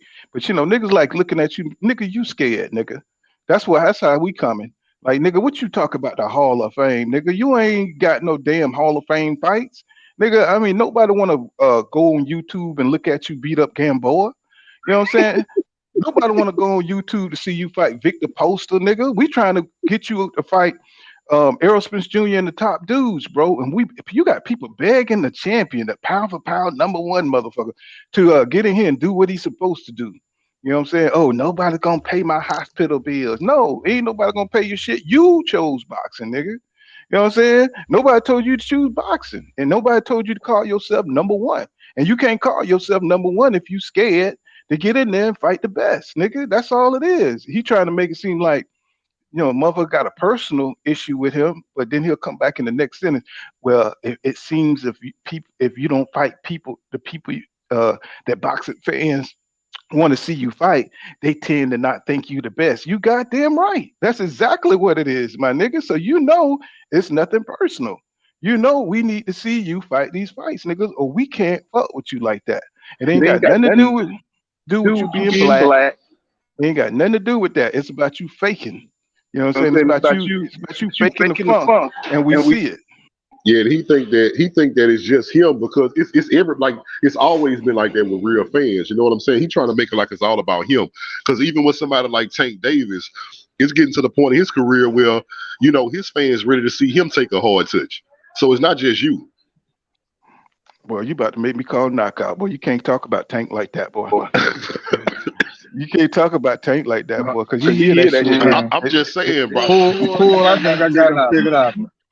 Goddamn, boy, you can't talk about Tank, boy, and not have knockout pop up. Hey, what you said about Tank?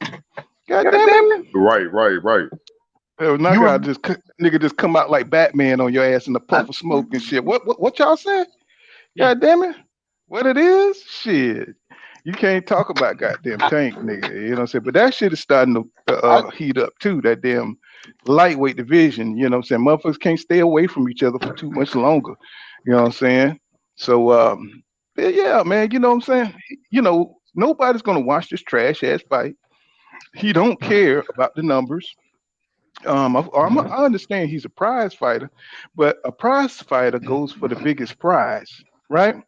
That's what a prize fighter do. You know what I'm saying? If he ain't scared of taking a beating, or he ain't scared of losing, a prize fighter go in there to fight the best. You know what I'm saying? AD, your device ain't hooked up. A prize fighter go in there and fight the best, bro. You know what I'm saying? And he's gonna make the most money, the biggest bag with Errol Spence Jr. So it don't make no sense. Everything he's saying, you know what I'm saying? The counter argument. Go ahead. I want to ask you something. If Terence Crawford was still signed with Bob, and Bob made that fight between Terence Crawford and Errol Spence, how much do you think he would have got paid, Terence Crawford? Man, it ain't no telling. Especially if he would have been taking like back end money. Okay, if he would have went with the guarantee, he still would have got back end money.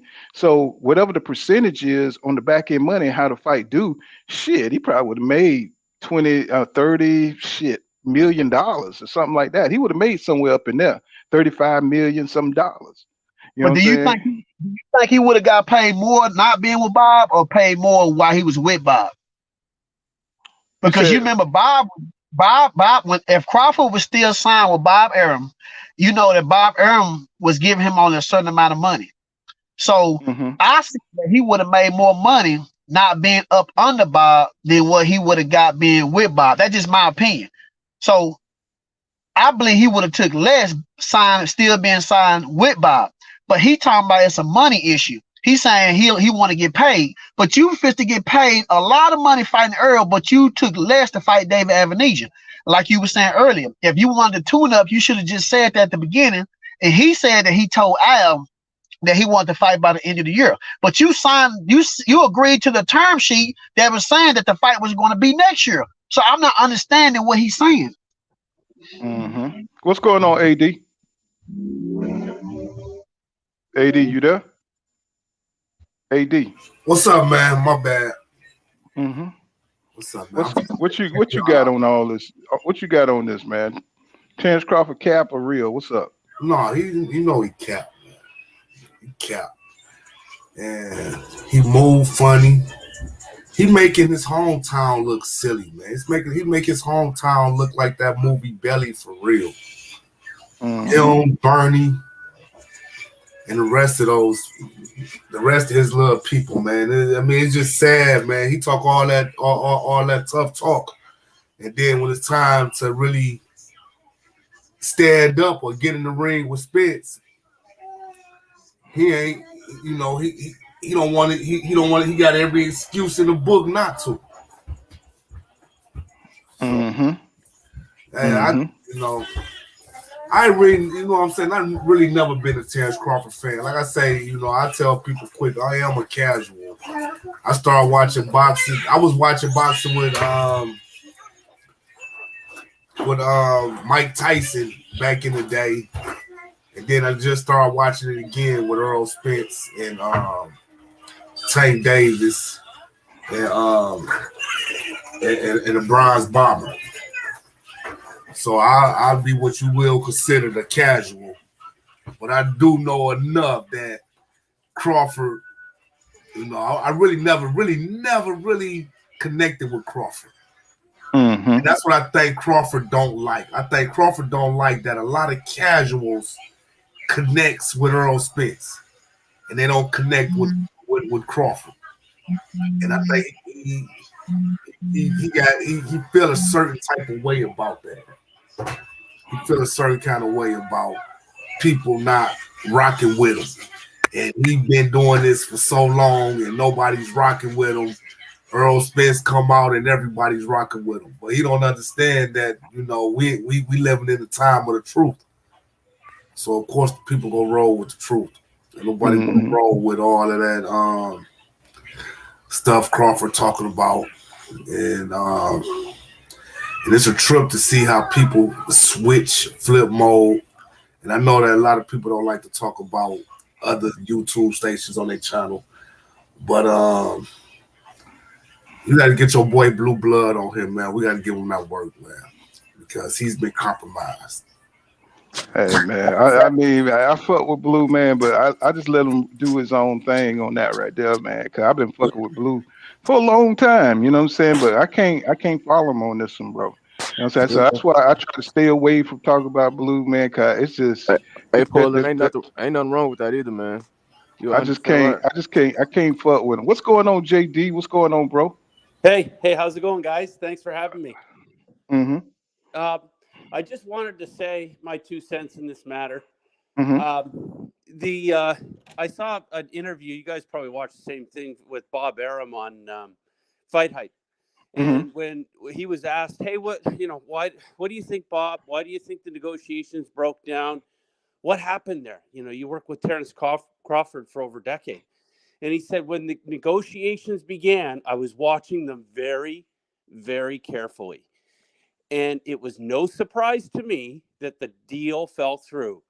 Because when you are in a fight of this magnitude and a big time negotiation needs to take place, you need a big time promoter to make the right moves, make the right adjustments in the contract, make sure all the I's are dotted and the T's are crossed. I'm paraphrasing, of course, but he basically said, I just had my heavy doubts that Terence Crawford and one of his lawyers would be able to get a fight of this magnitude done. So it was no surprise to me it came off the table. And still, after the Avanesian fight, I have my doubts if he's going to go back into a round of negotiations for himself and his lawyer to take this fight down.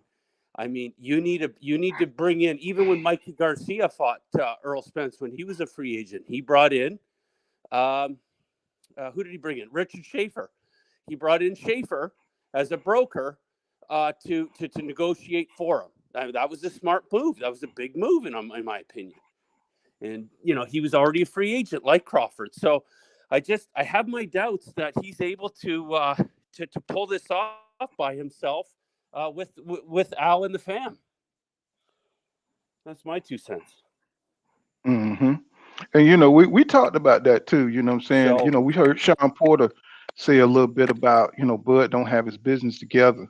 You know what I'm saying? And it's just sad, bro, because he kept saying that he's his own boss, trying to like really flex on that, but that don't make no damn sense because you know what I'm saying, right. he keep bragging about Errol Spence Jr. relationship with Al Heyman. It seemed like, he can't hide his jealousy, you know what I'm saying, of how organized Errol Spence Jr. is with his business. So all he could do is try to you ever notice he projects everything, you know what I'm saying? Yeah. Everything he admires, so he tries to tear it down. You know what I'm saying? I think he want that father figure that Al Heyman is to Earl, kind of. You know what I'm saying? People be jealous about shit like that. What's going on, Chase Benjamin? You there, Chase? Chase. Yeah, I'm just listening. hmm What you think about all this, bro? Uh, I think body language is a motherfucker. To be hmm honest, excuse me for cursing. I Oh, you think all right? body language.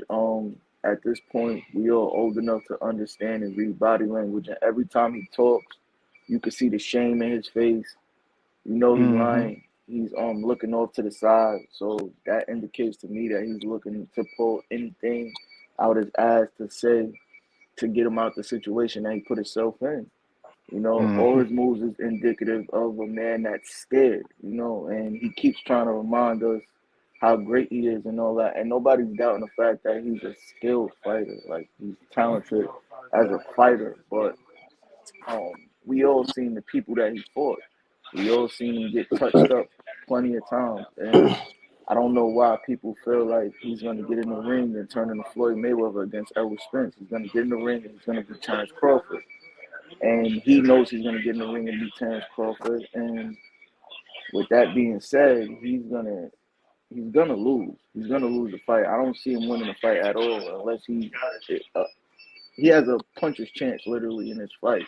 And I think he know that. I think his coach knows that, and he don't want to lose in front of everybody. That's how I feel personally. Hmm. Yeah, you know what I'm saying? I mean, the cap goes on, you know what I'm saying? Every interview, you know what I'm saying? His body language gets a little bit worse. You know what I'm saying? He can't, it's almost like if you have to keep telling a lie that you don't, you know, it's fake. So, you know, your body language is all fucked up. I mean, you're always looking off to the side. You don't have no energy for the Errol. Anytime they bring up Errol Spence Jr. fight, I mean, it's just getting poor. I mean, his posture, you know, it's not like when he was at the Maurice Hooker fight. He's like, yeah, or when he talk about Jamel, you know, say I beat his ass. But you won't say that about Errol Spence Jr. Now Errol Spence Jr. is on your level, right? Now he's on your level, but Mel ain't on y'all level, even though he's an undisputed champion, right? And had the hardest run in boxing, right? So it just don't make sense. None of what he says, you know, it's no linear thinking involved. There's no consistency. You know what I'm saying? That's how you know it's cap, people. That's how you know this nigga is lying, right? No consistency whatsoever. You know what I'm saying? Every time he speak, it just gets a little lower. Lower. Yeah, I want that fight. Yes, I want that fight. Yeah, we'll see about that fight next year, bro. I don't believe him. I'm very disappointed in Terence Crawford, bro. And I'm tired of seeing him. I wish he'd just go ahead, make a decision, and retire and get up off that WBO belt, which we know Jerron Boots Ennis will be his mandatory next year, and he'll be pushing Terence Crawford off that belt, which we might get a damn Jerron Boots Ennis versus Errol Spence Jr. fight, and that'll be just wonderful.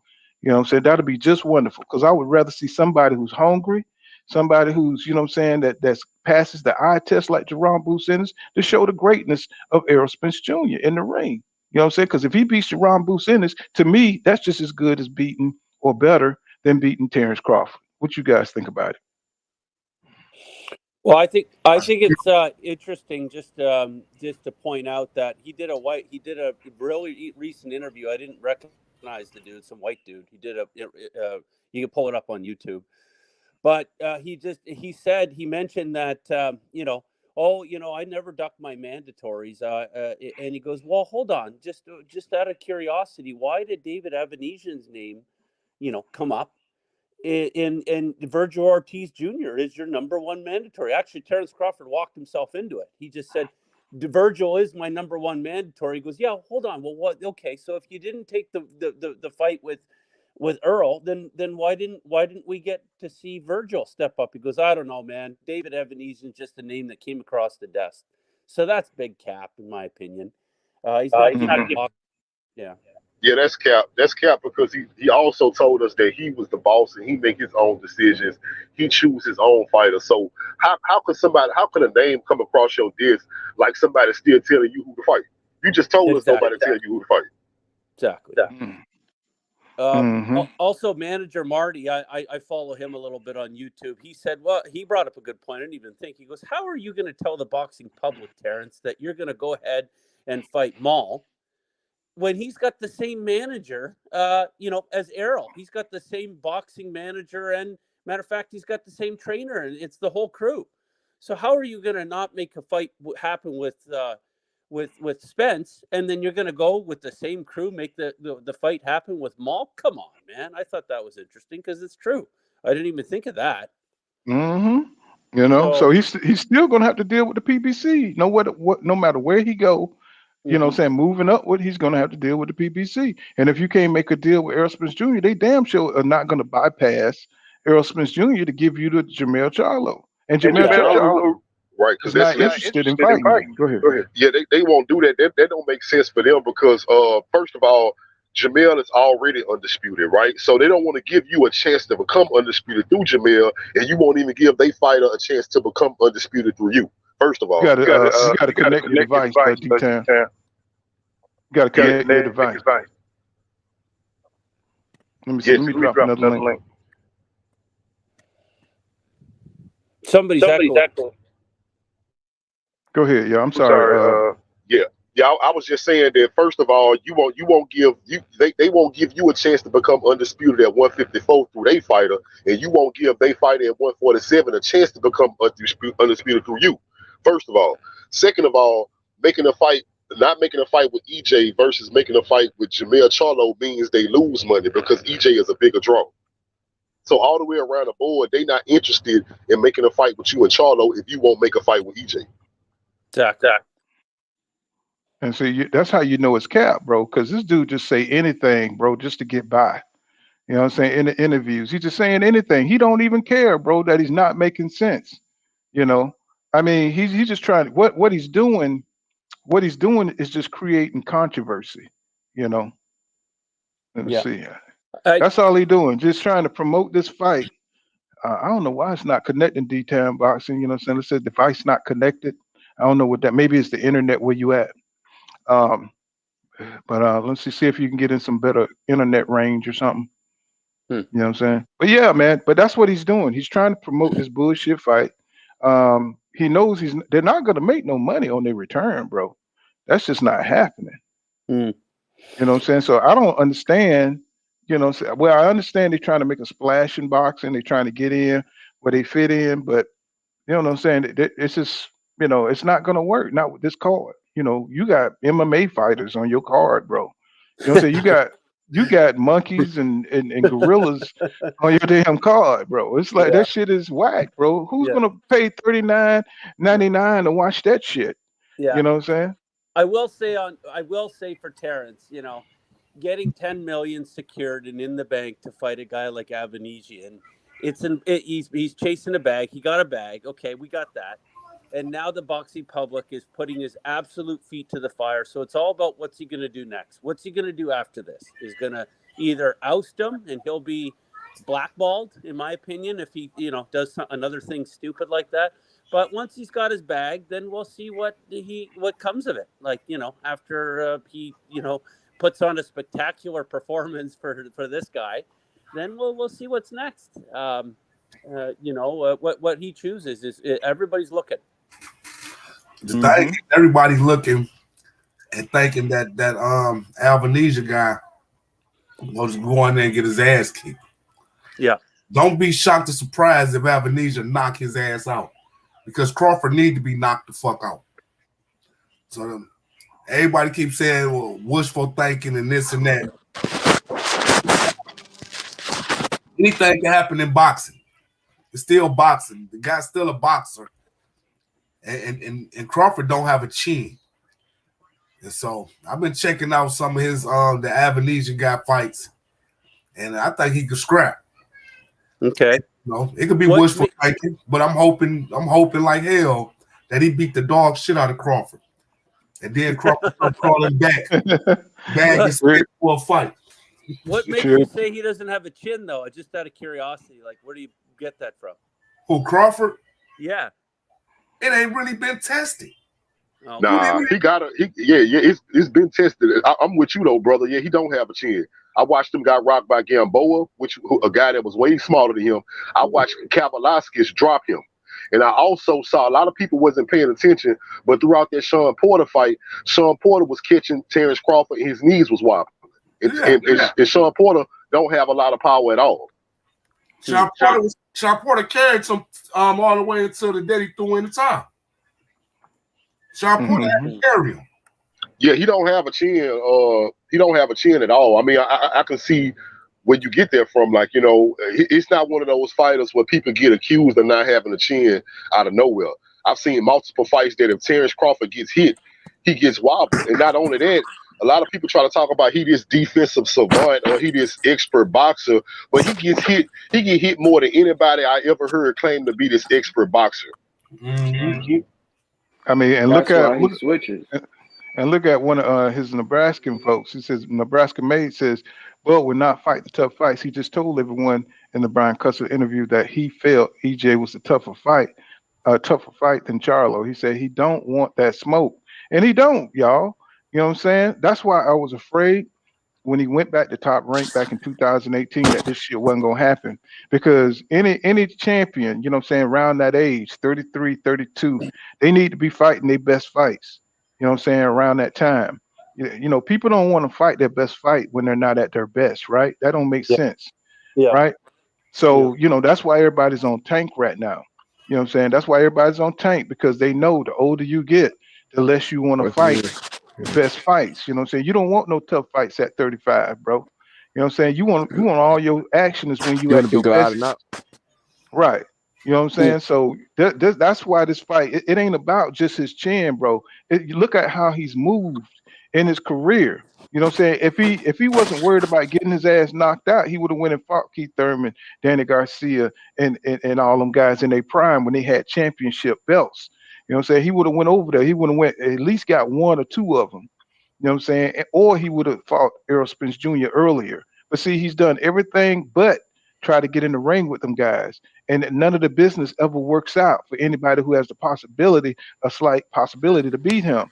So if you just use logic, you know, just use your deduction, right? Your logic, you know what I'm saying? It shows you that this dude never wanted to smoke. You know what I'm saying? He's been at 147 way too long, And I fight way nobody. to not fight nobody. Yeah, And so I, go ahead. I just think he giving himself a built-in excuse. You know what I'm saying? So when he lose, he can say, "Oh, they aged me out. They waited to this." I think he's giving himself a built-in excuse, man. Shit, they already talking about that. Oh, they trying to age him. That Bernie the Gore dog. They trying to age him out. No, he's Yeah. trying to age himself out. You know Yeah. what I'm saying? See, they trying to put it off on all the other fighters, even though all the evidence show that this nigga don't want to smoke. But they trying to change the narrative, and nobody ain't feeling that shit. You know what I'm saying? That's why I got 121 people in my comment section because they know this nigga is capping, bro. You know what I'm saying? Boxing is about courage, bro.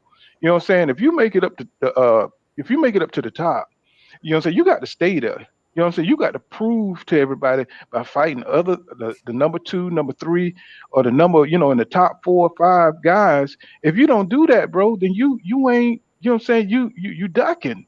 You know what I'm saying? Yeah. You can't fight a Devin Avanesian if you consider pound for pound number one. We see Right. Canelo doing that kind of bullshit. We see Triple G doing that kind of bullshit.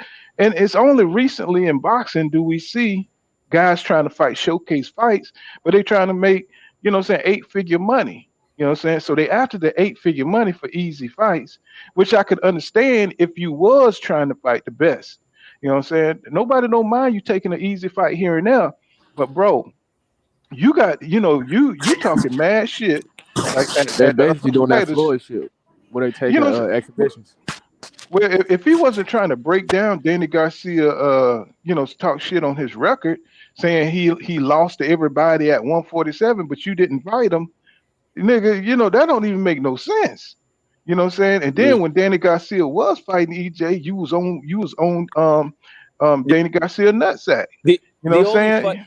the only fight Swift lost, in my humble opinion, you know, decisively is the truth. He lost to Earl. Matter of fact, he got beat up in that fight. But if you look at the Porter, you look at the Thurman fights, man, I don't know. I just don't know. I cannot say for sure Danny lost those fights. Like, I know the judges Right. did, but Hmm. I don't know, man. There's just too Right. They close. were It's just close. It was too close. close. Too close.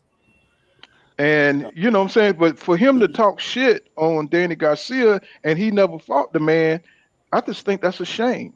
Yeah. I think that's a shame. That's the same Yeah. thing you said. He be projecting, man. Yeah. He He projecting. projecting. You know, you can't, you know, but before Danny lost to EJ, you was out where Danny could beat him. You know what I'm saying? Shit, Danny could Danny's a good fighter and all this bullshit, you know what I'm saying? But now that he got his ass whipped, Danny ain't shit. You think that's why Crawford went to that fight because he wanted to see our boy get creamed, Of course. Because and that's why he ain't show up to the Ugas fight.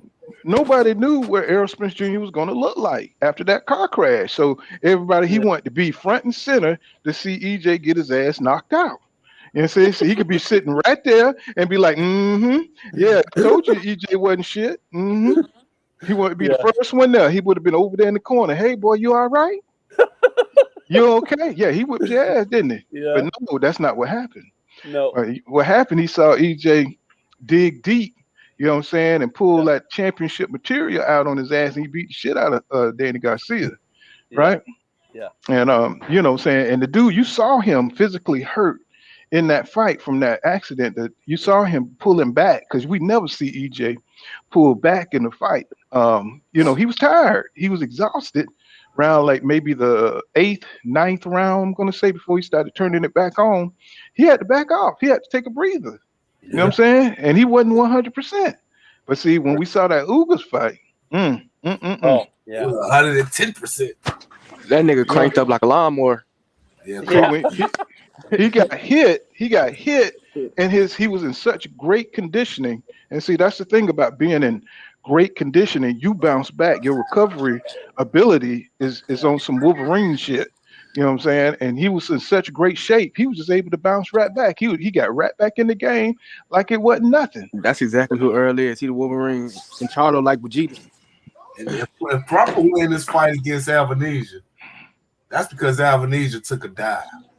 Hey, we got to make sure we give Bud his credit though, bro. Because when EJ beat him, bro, I don't want nobody trying to take away from the man victory, bro. I want to keep that same energy, bro. Oh, I ain't giving him no credit.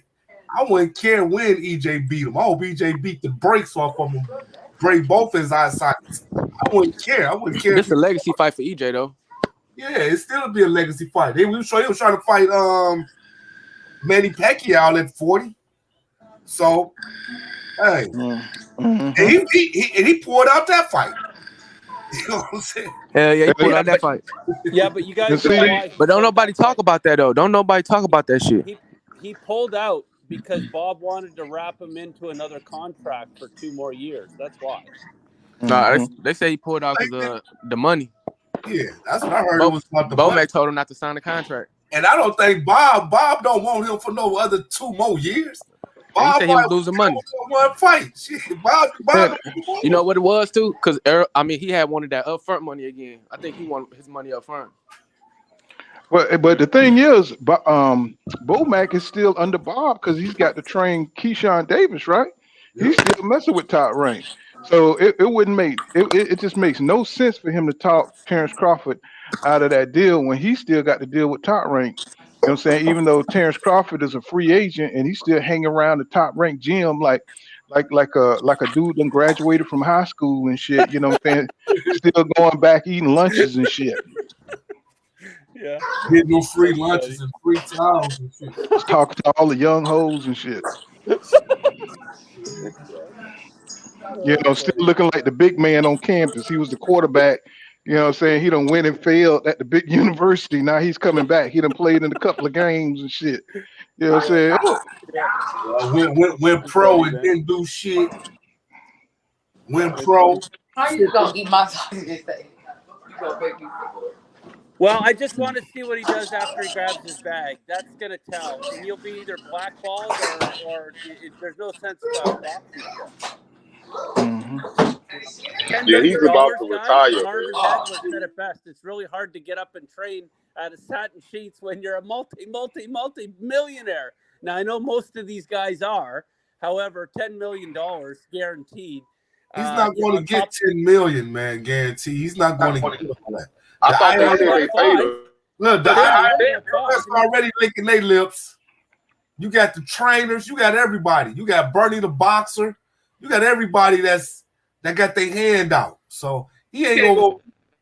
Yeah, I heard he got paid already. And people try to make it seem like all these millions is something, man. You got people that hit the lottery for down there 100 million 4 years ago and broke today. So come on with that $10 million, man. LeBron James. What it is when you pay taxes on that level right there. And you know what I'm saying? The taxes that come out of $10 million is a lot, bro.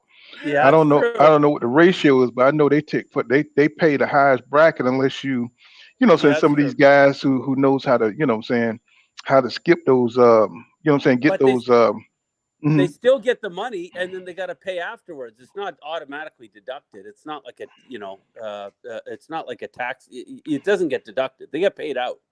You deal with your own. That make it even worse. That makes it even worse. If he get the money and then don't pay, then he gonna be going down for tax evasion. Mm-hmm. He Be like sold that. $10 million Be like looking Blade. more like Be like motherfucking 4.5. Blade and shit. He's so goddamn stupid. He didn't win Goddamn out Blade. of the world, so it ain't like you God, can tell them that. Well, I didn't receive a whole 10 million. See, you try to tell us that what you should have been saying. Well, yeah, I took this fight for about 500,000. I don't care what y'all think. I'm goddamn, paying this for the IRS. goddamn Blade beat all the damn vampires and went to jail for tax evasion. That's fucked up. That's fucked up. Look at Cambosis Just save the versus world, save the goddamn world and Cambosis. shit from vampires and went to damn jail for tax evasion. That's fucked up. Cambosis is a perfect example Yeah, that he had yeah. a reported purse of $10 million, and on the lawsuit they said 3.7. So that's a prime example right there. And see, that's why that back money is so important. Because see, that back money gonna pay them taxes for you. And see, Exactly. he don't. But see, he don't want this fight, y'all. I'm trying to tell you. See, he gonna make up, and it's gonna always be an issue when it comes to making this fight. It's always gonna be an issue. The nigga throwing all kind of furniture in between him and EJ. He don't want. He don't want those. I don't think he can take that kind of pressure No. anymore. I don't think he Right. can. Right. I don't see him moving the way he used to. He had the athletic ability, confidence to beat the people who he beat. But as you can see, he only fight once a year. He said he got money, he got everything he needs, but yet he's up here begging for more and more money when it comes to EJ, right? So he'll take a David Evanesian fight, right? But he's talking about, he don't have to fight but once a year. But now he's talking about now he got to fight 2 times. Now he got to fight this year, you know what I'm saying, immediately. Well, why didn't you just sign the goddamn contract, bro? And it would have been on and popping. But you see, he don't want that kind Pressure. of risk, yeah, that kind of pressure and risk Yeah. taking. You know what I'm saying? Yeah. Because you didn't have to go through all that. All he had to do was sign what the hell they sent him. Yeah. Everybody, T. Thurman, send me a contract. Everybody be telling me, I ain't getting no contract. Well, nigga, you got a contract and you still didn't make the fight. So I don't understand why all these people talking about he's not ducking. He just made a good business decision. What if EJ would have done the same thing and fought David Avenesian instead of Terence Well, Crawford? people would have put his ass to the fire easy. Right. You know what I'm saying? It would have been worse. You know what I'm saying? I'd have been sad, but I would still supported Earl. I think Yeah. I think even Earl Spence Jr. fans would have been like, nigga, what you doing? Yeah. It's like they would have been like, nigga, this is not it. This is not the move. But I You know what I'm guarantee you that if Earl fought David Avenesia, it would have sold way. It's gonna sell way more than Terence. Yeah. Oh yeah. Of course it would. But the thing is, that's because Errol Spence Jr. has, you know what I'm saying, once you set the tone of your career, what kind of man you are, what kind of character you are. This man, of course, we've seen him, you know what I'm saying, get in a car accident, we see him have eye surgery, and he come back and fight the best. No tune-ups. That's his motto. That's what we know of EJ. What about Terence Crawford? He's full of shit. You know what I'm saying? He's always he's always looking for the easy shit to fight. He's always trying to fight somebody that ain't been in the ring for a while. Always trying to fight somebody who's past their prime. Always trying to get an edge, but he's never fighting the damn dude that's ready. Like a Ugas. Ugas always ready, bro. Right now, Yeah. Ugas is running 10 miles. You know what I'm saying? Doing push-ups. You know what I'm saying? The nigga crazy, man. He is ready to fight Jerron Boots Ennis. That's a warrior right there. He's ready. He's ready to fight Virgil Ortiz. If they call Ugas, he'll fight them this Saturday. You know what I'm saying? If he had to. You know what I'm saying? Terence Crawford, no, I'm good. You know what I'm saying? The business ain't right. You know what I'm saying? It's always something when it comes to fighting somebody who can get in his ass, bro. You know what I'm saying? And for him to be at 147 this long and haven't fought none of them dudes, that tells the story right there.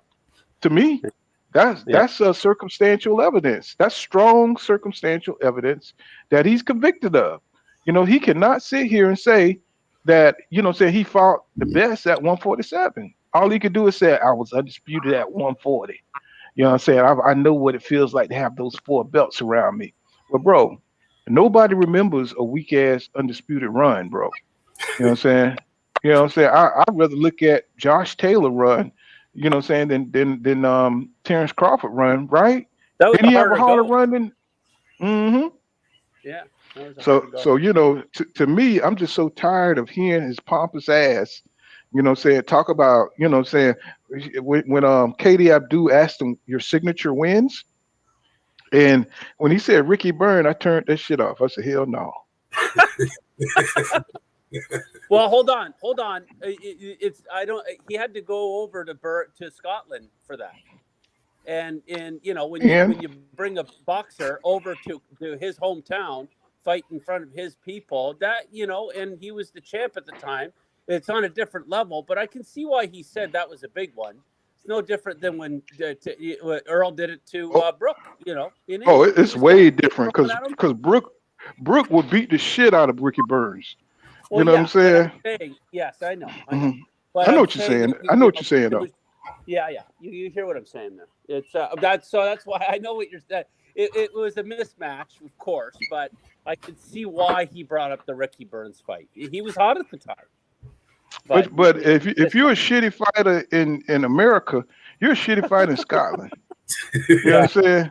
If you're a shitty fighter in Africa, you're a shitty fighter anywhere on the place of the earth, and you got more athletic ability and you got more skill. You know what I'm saying? If you're a C-level fighter, you're a belt holder, you're a title holder. You don't have a champion. Is somebody who gets the belt and can defend it against everybody in the division. Okay, not a person who grabs the belt and then lose it the next time they fight. You know what I'm saying? That's Terence Crawford run right there. I don't care if he would have fought the nigga in Germany or Russia. He was gonna beat Ricky Byrne in all those countries. He was gonna destroy him. Of course. Okay, so he could have his cousin, even if he had his cousin in the ring, and he had to fight both of them. You know what I'm saying? All the motherfuckers are terrible. That European fighting style is not good against American style. You know what I'm saying? Fighting. Well, hold on. I don't know. Mm-hmm. I mean, okay, well, you finna go Joe Calzaghe, right? No. Joe's all retired. I'm not saying Joe Calzaghe. I'm saying you look at what Bibble's doing.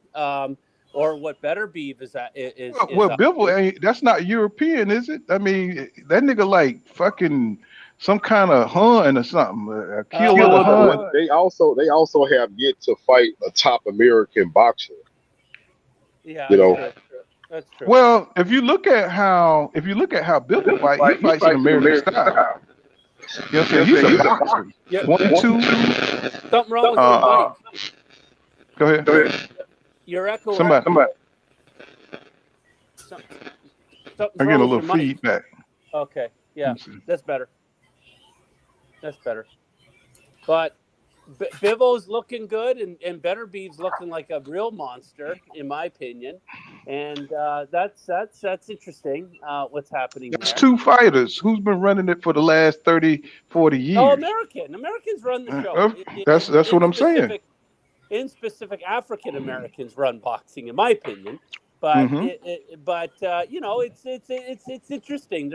Everybody says European fighters that style doesn't work. I don't know, man. There's a couple guys coming up that really start to impress. Come on, Fido, whatever at 154. He looks good. I don't know. I think Fondura is the man at 54. Shit. Out of a lot of the guys coming up, man, Fido can't. Fondura can't see, bro. He can't see. You step out of range, bro. You a shadow to him. He can't see. What do you mean? Oh, because of the because of the glasses. He can't see, bro. You step out of range, that motherfucker can't see you. You know what I'm saying? That nigga got to keep a hand on you, man, to know where you at. Well, he brings the smoke as good as anybody I've seen. He's all over you for pressure wise. It'd be interesting. Charlo, stop that man. Well, I was he open for them body shots. See how Charlo deals with it, because he's sparred Errol Spence as his stablemate, and that's all Spence knows how to do. Come forward and put the smoke on you. So Charlo's used to all that. Don't say that's all he know how to do, though, bro. Did he just say that's all? That ain't all he know how to do. I mean, Tim Bradley just came out and told y'all that he can fight off his back foot. You know what I'm saying? There's a lot of skills. Look at his first fight. Look at the Mikey Garcia fight. He's an Olympian, so Yeah. he loves putting pressure on you. He You know just what like If I'm you saying? running a want to lot see, of them little dudes, man. if you want to see Errol Spence skill set on full No, the play, one watch him. he Watch fought him at fight. 171. Now Lamont watch him. Peterson. Watch him. Yeah, Lamont Peterson. Watch the Lamont Peterson fight. You're gonna see superb boxing, and you're gonna see EJ switch it up throughout the fight where he putting pressure on Lamont Peterson. Yeah, Errol he even Spence. went. Yeah. He even went orthodox in that fight for a second. I got to go You know, back and see the Lamont fight. Did hmm he puts Watch on him turn. a couple different styles? Watch him turn orthodox in that fight. Okay, I'll Hmm do that. It's a bad Well, man. thanks Right? for letting me get. That's the reason Thanks why for they letting keep me running cook with from you him. guys. Thanks That's the for reason letting why me hmm cook Crawford with you keep guys. running from him. I think both of y'all talking at the same time. Let's see, y'all one at a time. Let me see. I, Go ahead, bro. I was going to say thanks for letting me cook with you guys. I got to run, but thanks, Paul Counter, for having me on. I'll talk to you guys Hey, later. no Huh? problem. Don't Peace. be a stranger, bro. Thanks for sliding through. All right. All right. Hmm And one thing that really trips me out with Crawford is when he say, Earl Spence told him to show the contract. Earl Spence never said show the contract. He said show the draft. And everybody Hmm. keep running with that Yeah, contract. He never yeah, said I'm gonna the say. contract. He said the draft. He said if you for real about what you said, put up the draft. And then Crawford come back with, well, let's negotiate on YouTube. My phone over there, Sway. My phone over there, Sway. hmm And then they trust me out, him and Blue Blood. They trust me out with well, Crawford wanted to fight this year. He didn't want to fight next year. Like next year ain't next month. You know. Well, saying, hey, the game is dirty, bro. You know what I'm saying? The game is real dirty, bro. You know what I'm saying? Because, like I said, that's my boy Blue, man. I just can't believe, you know what I'm saying? I just not, when he start talking about Crawford, I don't even turn that shit on over there. You know what I'm saying? I was like, I still rock with my man because when I came in this space, Blue was kicking it, you know what I'm saying? And he inspired me to get my channel, him, Fanon, and all them guys. But then, like I say, once you know what I'm saying, when a motherfucker gets some big money, you know what I'm saying, you never know what a motherfucker do. You know what I'm saying? I'm not saying that's his case or whatever. I'm just saying, like, hey, you just don't know, bro. You know what I'm saying? So look, When it this comes to that, I don't fuck with him. So this how I feel about it. I was listening to him. I was just like you, fool, but I was listening to him last night, I think.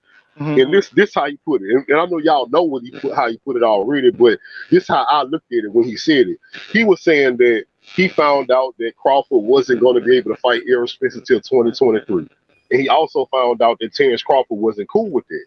So that's when they kind of slid in and took their opportunity to say, well, look, if you know for a fact that you don't like what they're doing and you want to fight this year and you're going to double back and fight Spence later, come fight with us. Right. So, I mean, if that's the case, if that happened just like that, then I ain't tripping on Blue. I was never tripping on Blue. You know what I'm saying? But again, like the brother just said, that Terence Crawford could have waited, bro, because the fight was right around the corner. So what it sounded like to me is either you were scared and didn't want Spence at all, or you wanted a tune-up before you fought Errol Spence.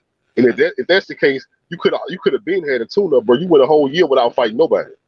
Hmm My thing is with Blue, way before Blue did what he did, switched over for Crawford, I had been subscribed to Blue.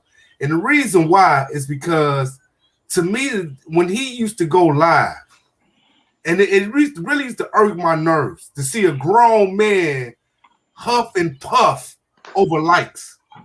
You ain't gonna hit the like button? I ain't gonna say nothing. That shit used to bother me so much because I would come in just like anybody, just like when I came in the poor kind of box. Before I came in, I hit the like button. Anybody who I rock with, I hit the like button automatic. And you're trying to listen to what he's trying to talk about, but if he don't get no likes, he turn into a full-fledged diva. And yes, he do, man. I start rocking with him. He just trying to keep, I'm a small platform. So, it don't really matter to me. You know what I'm saying? I mean, I want people to hit the like button, but I want them to enjoy the content. But when you become successful and big and shit, and you got to get your algorithm on. You understand this YouTube shit where you got to keep your algorithm going. So you got to pump. See, if you don't stay on top of niggas, they ain't gonna hit that like button. See, unless you like me, you know what I'm saying? Like, where you don't care other way or the other. You just on here for, what I'm saying, chilling and talking boxing. But Blue, he's on that business side of that shit where he's got to keep his algorithm up. He got to keep, this motherfucker got like 200,000 subs. So, it's a business. See, I'm driving my shit. But when you get big enough, it starts to drive you. You know what I'm saying? You could be on this motherfucker 3 o'clock in the morning and Blue be dropping shit, dropping that news, bro. I said, that's a hell of a work ethic, bro. You know what I'm saying? So he puts a lot into this boxing stuff. So, that's what I'm saying. That's why he be on top of it, bro. You know what I'm saying? So I respect the grind. See, that's what I be want to talk about Blue, man. Because on one hand, I respect the dude, you know what I'm saying? And the other hand, I just like, I just don't feel him on this one subject. Like Fanon, you listen to Fanon to say, drop a like, but Fanon to keep going on. Fanon won't sit up and catch an attitude and get mad at the chat, get mad at everybody, And so I couldn't rock with Blue strictly on that tip. And now since he, I had already stopped rocking with him way before. Fanon done changed. He had, he had to step back. So he was very passionate about it. I mean, if you follow Fanon from the beginning, Fanon used to be going in, bro. Yeah, he did. Back when Fanon ain't had no webcam. Mm-hmm.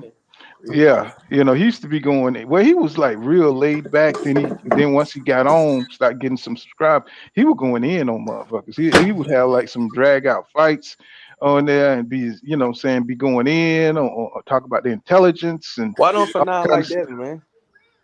I said, why Fanon don't like Devin, man? Why you? I don't know. They had words, man. I'm on Fanon channel a lot, bro. Like me and him, we go back and forth because I'm a Devin fan and he a Tank fan. So what happened? This what happened.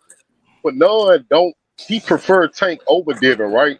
But what happens is his fan base knows that. So he have a big Tank fan base every single morning, bro. Like most of the people in that chat is Tank fans. So now his channel done turned into a pro Tank channel, and he can't help it. Like he got to go along with it because that give him his views.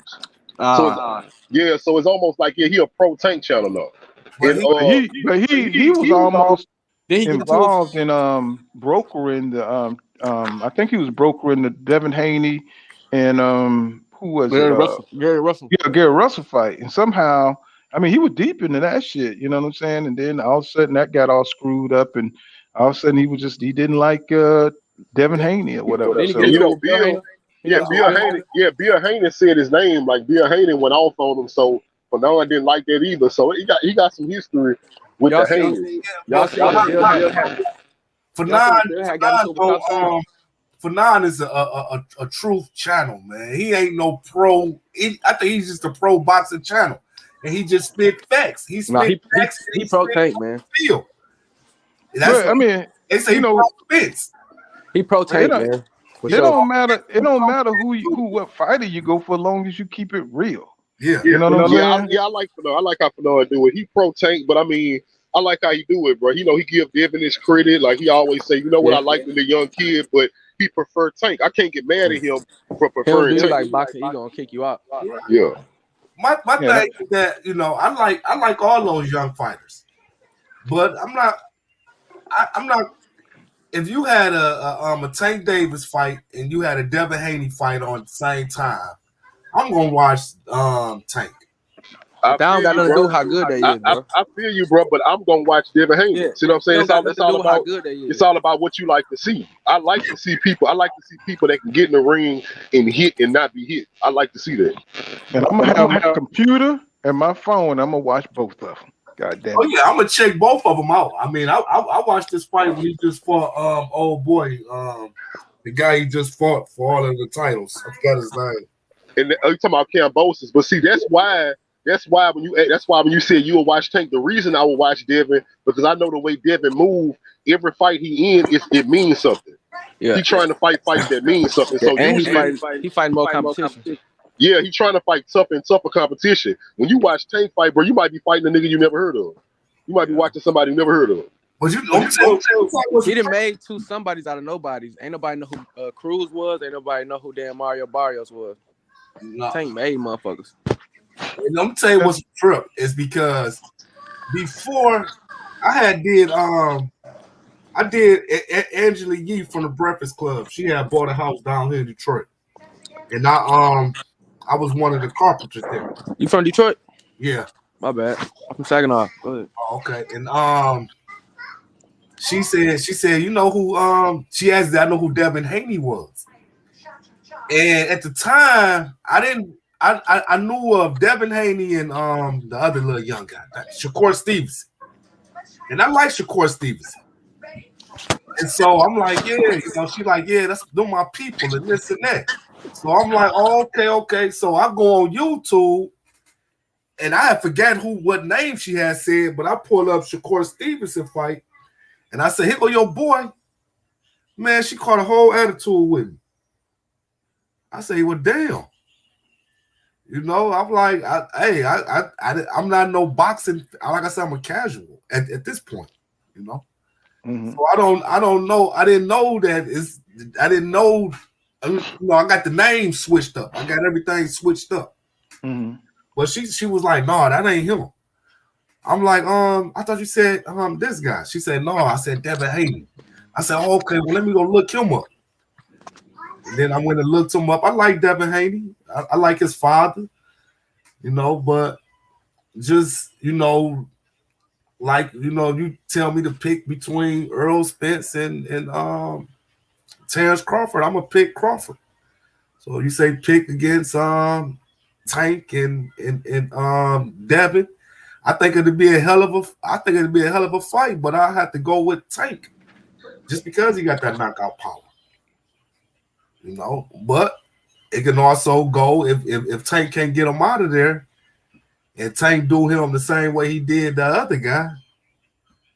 I mean, Devin do Tank the same way that Devin did old boy from overseas. And then, hey, it still wouldn't be a loss for me at all. Yeah, I feel where you're coming from. I agree 100%. But the reason I picked Devin is because in my experience, when I watch championship level fights, when you got two of the best fighting, unless you're talking about heavyweights, bro, if you look at the history, bro, those fights usually don't end up in knockouts. When you put people in the ring that's really, really equally matched, them fights usually go to a decision.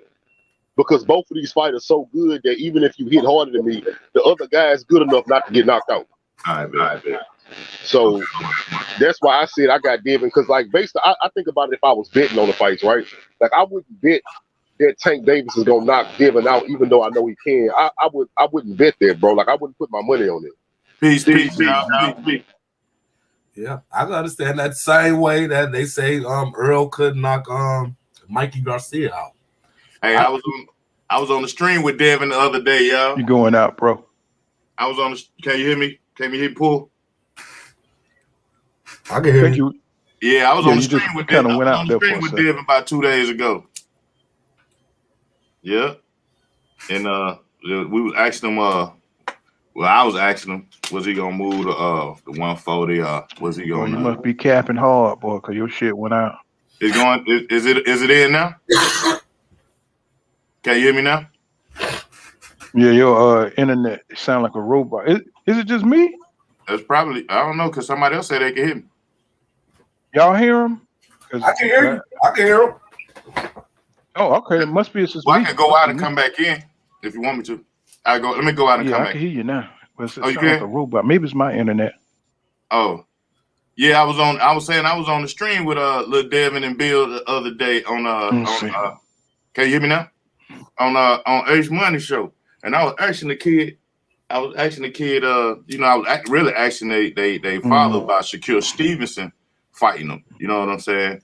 And if he could leave him from 130 to 135, challenge Devin Haney, being that, he was a champ, but he lost it, you know what I'm saying? He didn't make scale, right before that. But anyway, Devin had hopped on the line after, we was all chopping it up. And we was asking Devin, who he want next, and he was like, "It ain't who he want next. It's like all them niggas got to come see him." I'm like, hell yeah, Shawty, talk your shit, man. Fuck all that other shit. Who you want next? They got to come see you, man. Hey, that's not a good formula though, because they already showed that they not ashamed to duck Devin Haney publicly. Say it again. They not what? They not ashamed to duck him publicly. They already showed us that. All the lightweights showed us that they don't mind ducking Devin Haney in front of everybody. Right. But Bill was like, man, Devin been there. He was like, Black, I'm gonna ask you something. How long has Devin been at 35? I'm like, shit, about 10 years. He been out for 8 years. So you think he gonna finish his whole career at 35? I'm like, I'm not asking you that, Bill. I'm just saying, you know, it's one thing to clean out the division. You know what I'm saying? And it's another thing to defend your belt and just move up. And he was like, man, they gonna always find somebody new. Now we got Shakur Stevenson. We got Trying to think my shit is like in and out. I'm like, but Shakur Stevenson ain't new to me. He may be new to the 135 pound. You know what I'm saying? But as far as mentioning in the names of Tank Davis, Devin Haney, Ryan Garcia, Teofimo Lopez, Lomachenko, you gonna say Shakur Stevenson. Joey Cambosa's name was a new name. You know what I'm saying? Pitbull Cruz was a new name to me. Those were new names. You know, the other names been heard of, you know. But the thing about it is this, man. Tank could fight Bernie the Boxer and save millions. So that's kind of the difference, you know.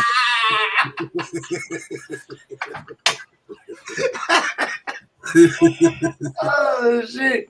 So it ain't nothing. But that's why I think he need to get the belt. Okay, so man. I'm trying to get my shit. Man, I keep hearing robot noises and shit. I'm gonna go out and come back in. I'm gonna go out because it's probably me. Can y'all hear me? I can hear you clear. Okay, yeah, cause I keep hearing all this robot talk shit. You know, this is. Let me go out. Thinking my internet probably just unstable or something. Like DJ Chon just went out.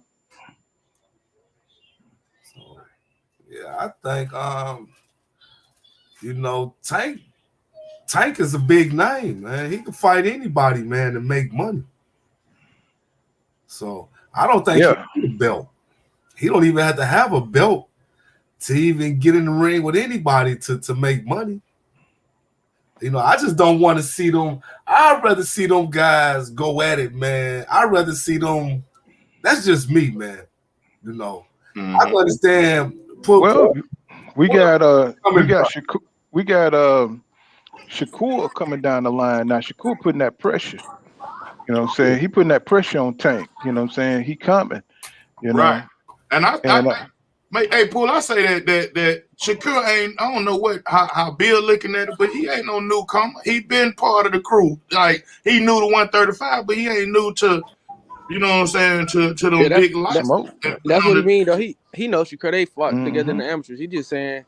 Yeah, man. Shakur, man, he about that smoke, man. He letting you know. He said that the lightweight division was overrated. Hey, you know what? I was telling Knockout last night, bro. I was like, I know a lot of Tank fans gonna be mad to hear it, but Shakur won't Tank Davis. He don't want Devin right now, and a lot of them get mad about that. But I'm gonna tell you why. Y'all Tank fans get mad all they want, but Shakur feel like Tank is the easier fight than Devin Haney. I think so too. That's a fact. Because he looking at it because Shakur is shorter. I mean, Tank is shorter, and he looking at oh shit, man. Hey, you know what? I'm gonna tell you what. Bill snapped on H Money. H Money always been supporting Devin Haney. He snapped on him because H Money was like, man, fuck Tank, fight Devin. You know what I'm saying? That's what he was saying. Fight Devin. Like, man, you ain't supporting my son. You ain't ride with my son. You know. I'm like, well, look. I'm gonna tell you what.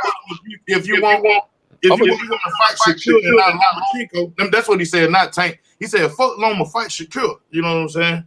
I think that's wrong with it. Nah, that's not a. That's not a bigger fight for Devin.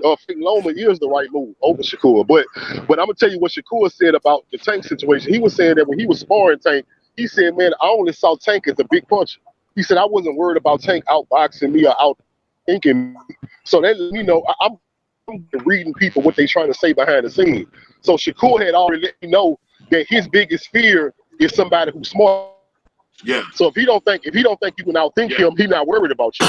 But I know for a fact he know that Devin Haney can outthink him or have the same level of IQ as him. So that's why he see Tank as an easier fight. He don't think Tank can outthink him. Sadly mistaken. But and when it come to star power and fame and because they all got money, so we can't put it on money now. But I'm thinking like Shakur Stevens is a better fight than Lomachenko since the ink hadn't dried on that paper with they John Hancock, man. You know what I'm saying? Like, go ahead and do the Shakur contract, bro. Loma the bigger fight though. Contract yet? He'll get more credit with Loma, man. You know them folks love Loma. He gonna get more credit. I know, man. But see, you know what Terence Crawford was talking about with Errol Spence and the Errol Spence situation when that little part he put in his conversation. Like, they can make the shit happen for Tyson Fury and Deontay Wilder, Lomachenko and Gary Russell.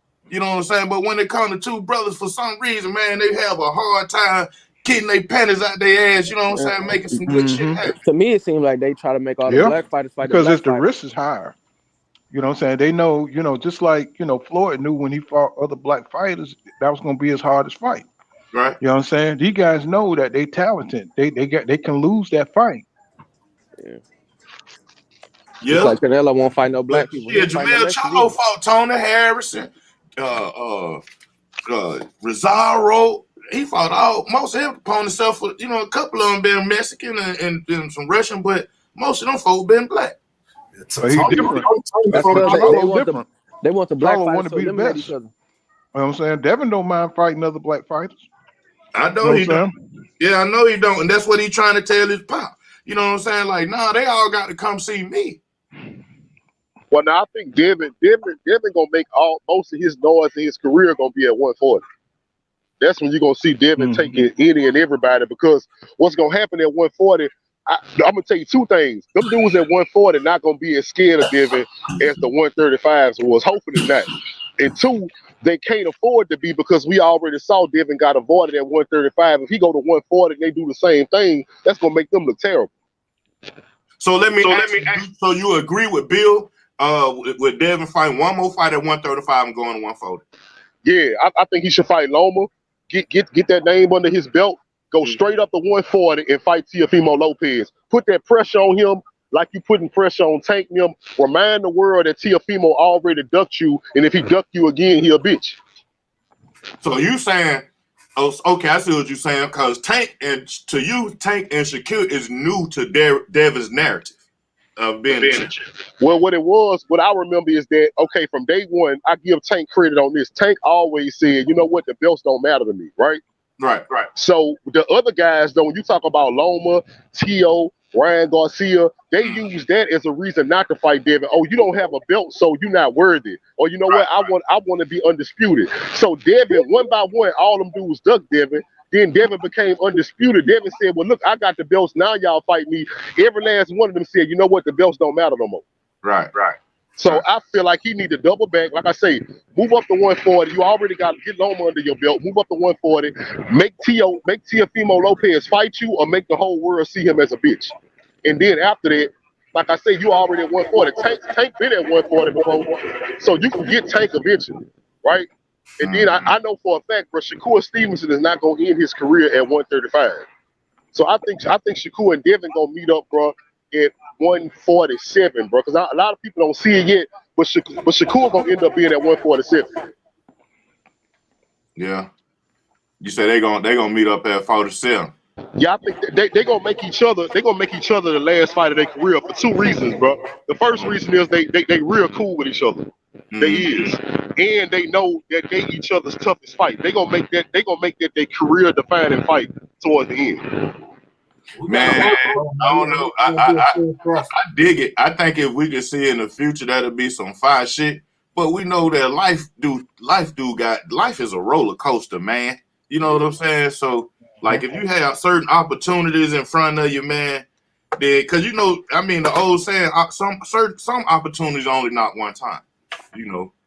It just is what it is, man. Some of them only knock one time, man. That's why I hate Terence Crawford made the dumb ass move he made. Like, he just a fly ass nigga. Like, nigga, some opportunities only knock one time, bro. You Nah, know, I feel you, bro. But my thing is that with that's why with this Tank situation, that's why Shakur is so eager to get at Tank because Shakur ready to have a big name right now in his career. Yeah. He ready, so he won't Tank bad. Now my thing is, like I said, when I talked to Knockout, I gave Tank the benefit of the doubt. I said, you know what? I'ma just say Floyd stopped him from having them fights. Because at first I was hard up saying Tank was scared, but now I'ma just say it was Floyd, right? So he Floyd already trying to move him a certain way. yeah, so he already took these 2 fights with these 2 Garcias. I said, look, we gonna wait till he done with Ryan, and we gonna see what he do. Cause he just like up Echelon just said, he just told us that when he done with Ryan Garcia, he want either Shakur or Devin. No, actually, he said he wants Shakur and Devin, meaning that he'll fight them back to back. That's what he said. I ain't say it. That what kind of made me think he ain't with Floyd no more because he lined them 2 fights up. I'm like, I don't think Floyd would have made that type of, you know what I'm saying, TMT, not Floyd itself, but the money team. I don't think they would have actually made that. You know, they probably would have had him in the bag. You know what I'm saying, the Ryan Garcia fight in the bag, but not already signed. You know what I'm saying? They already. I don't think them tough fights, bro. Because I'm not gonna lie to you, both of those Garcias, they tailor made for Tank, bro. Ryan Garcia might be a little bit harder than Hector, but see, Hector don't put his hands up. Y'all need to go back and watch that dude fights. But when he in close quarters combat, that dude never put his hands up and protect his chin. So Tank is gonna rock him, bro. Like Tank gonna rock him over and over again until he stops. So that's not a hard fight. Ryan Garcia is a fight that we know. Ryan Garcia reach and get his ass. Nah, because I'm gonna tell you about it, bro. Ryan Garcia feet too slow. Ryan Garcia, yeah. So it's cool. It's cool that you got fast hands, but to beat Tank, you have to be able to get away from his punches, and your hands not gonna stop his punches. Your feet is the only thing that can avoid him knocking you out. Right, and see, my thing with Ryan Garcia is it ain't Tank challenging Ryan Garcia. It's Ryan Garcia, young ass challenging older Tank. Tank older than him. Tank more skillful, got his IQ. You know what I'm saying? And there's a bunch of shit Ryan hadn't learned. Go ahead, my bad. Ryan be cloud chasing though, man. Yeah, he doing the same thing that Terence Crawford doing. I don't know why Terence Crawford think cloud chasing is his accolades. Cloud chasing is what you're doing. You keep Spence name. It's funny how when he was in negotiations with Spence, and he was at some boxing match, and the guy said, "Hey, Terence, can I do an interview with you?" And he said, "Yeah, but don't ask me nothing about my fight with Spence." And don't ask me about a fight with Spence. Yeah, and then now since he's not in the negotiation with Spence, all of his talk is about Spence. You know? Yeah, not even about David Avenesian. Yeah. You know what I'm saying? You see the nigga do the that little foot drill. You know what I'm saying? That nigga ain't even coordinated, man. That nigga look like a little girl and playing hopscotch or some shit. Mm-hmm. Slow feet. He ain't gonna make it, bro. He's not gonna be competitive enough in that fight. This is just a money grab by Terence Crawford, an easy money grab. See, Von P. King Deacon says it's hilarious to hear people say they believe in TC in any form. Silly shit. And y'all subscribe to Renee Box Young. He's a fact panelist. He says many times elite versus elite goes all 12 rounds. And let's see, Keith Wilkins says, even though Tank hits harder, he said Devin is physically stronger than Tank. He said, I wouldn't be surprised if he actually bullied Tank in the same way Holyfield did Tyson. That's a good little way of trying to look at it. Okay, they said clear. Let me see. Antonio Richardson says, he said, laugh out loud. They said no hesitation to duck Devin publicly. And let me see. Keith Wilkins says Cambosa's only on the scene because T.O. ducked Devin and went that direction. And Vaughn P. King Deacon says he's talking to Edgar Chavez. Facts again. He says Blue Blood set up a duck deal for Terence Crawford, 8 figures allegedly, but TC has done interviews with everybody, even YouTubers, but has not even said Blue Blood name at all. No integrity. You know what I'm saying? Some of these guys don't care. You know what I'm saying? They don't care about all too, though. Like Blue Blood's supposed to be the main person he do an interview with, for to hop on the panel because all these boxers are showing that they getting on these panels now. You know what I'm saying? And chopping it up with YouTubers. So all that old ancient shit Terence Crawford talking about. But Yeah, you know why? Yeah. You know why he don't? The reason he don't go on Blue Blood because Blue Blood never stepped off his square. Blue Blood still picking Errol Spence to beat him. Right. That's why he don't. That's why he don't want to do nothing with Blue Blood. Hey, listen, why they cuz you can give me some money though, but I ain't finna fuck with you cause the nigga that you fuck the other nigga you supporting. You got some tricks up your sleeve. Y'all trying to set me up. Y'all niggas finna jump me. That's what Terrence probably thinking. Y'all niggas finna jump me, man. Yeah. What's going on? Grease for Fire. He says Shane should be at 147 right now. He's too big for 135. Honestly, say he's a weight bully and needs to fight Russell at 140. What's going on? C. Dewberry says this dude. I don't think Devin that big. He look that big to y'all? Cause he ain't looked that much bigger than Cambosos, man. And they was firing each other up. Well, I think he 140. You say Devin? Yeah, like I don't know 47 size. I think he's 35. It's all about height. You got to go off the height. That's how you know how big they can get. Devin tall enough to be at 147. So usually when you like 5, 7 and up, them fighters can usually go all the way to 47. Yeah, I can dig that, but you know, like kind of like I look at Devin in his division, kind of like how I look at the boy Fundora at 54. You know, like he making go to 60. He got the frame to put on a little more muscle and meat. You know what I'm saying? Make himself a little more healthier, but you know he doing well at you know what I'm saying. How he built.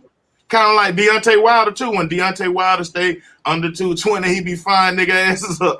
You know, but go ahead. I was just gonna read. C. Dewberry says this dude. Let me see. He says, this dude talking don't know shit about boxing, shaking my head. And he says, Haney fan shaking my head. And Keith Wilkins says, that's just after Shakur last fight. And let me see. Let me take it on down the line here. I wonder is he talking about me? Because you goddamn right. I'm a cat. Nah, he talking about me. He talking about He talking about me, bro. All of us. Yeah. Well, I mean, to me, let me just break it down to how I see it. You know, these dudes haven't fought each other. They haven't fought anybody on their level, and they all kind of in the same class. So even though you think Tank gonna knock out Devin Haney, or you think Devin gonna outbox Tank or just outskill him, that's why the fight need to happen. You know what I'm saying? For me, it's a 50-50 fight because anything can happen because these guys are so elite. And you know, they've sparred and everything, but sparring is not like fighting. Like when you fight for money and you fight in front of folks, and you can raise yourself to another level. You know what I'm saying, under those kind of conditions. So that's why, for me, when I play it in my mind, I see both things happening. I see Tank getting outboxed, and I see Tank able to catch Devin Haney, you know what I'm saying? Because I could see where Devin got caught with Jorge Linares, and I think Tank could do that to him too. You know what I'm saying? So, but I can also see where Tank won't get a big shot and get outboxed. So, you know what I'm saying? For me, it's a 50-50 fight. With Shakur, it's the same thing. You know what I'm saying? We don't know if he could take a shot from Tank, or we don't know if we don't know if Haney's size will come into play, you know what I'm saying, against Shakur.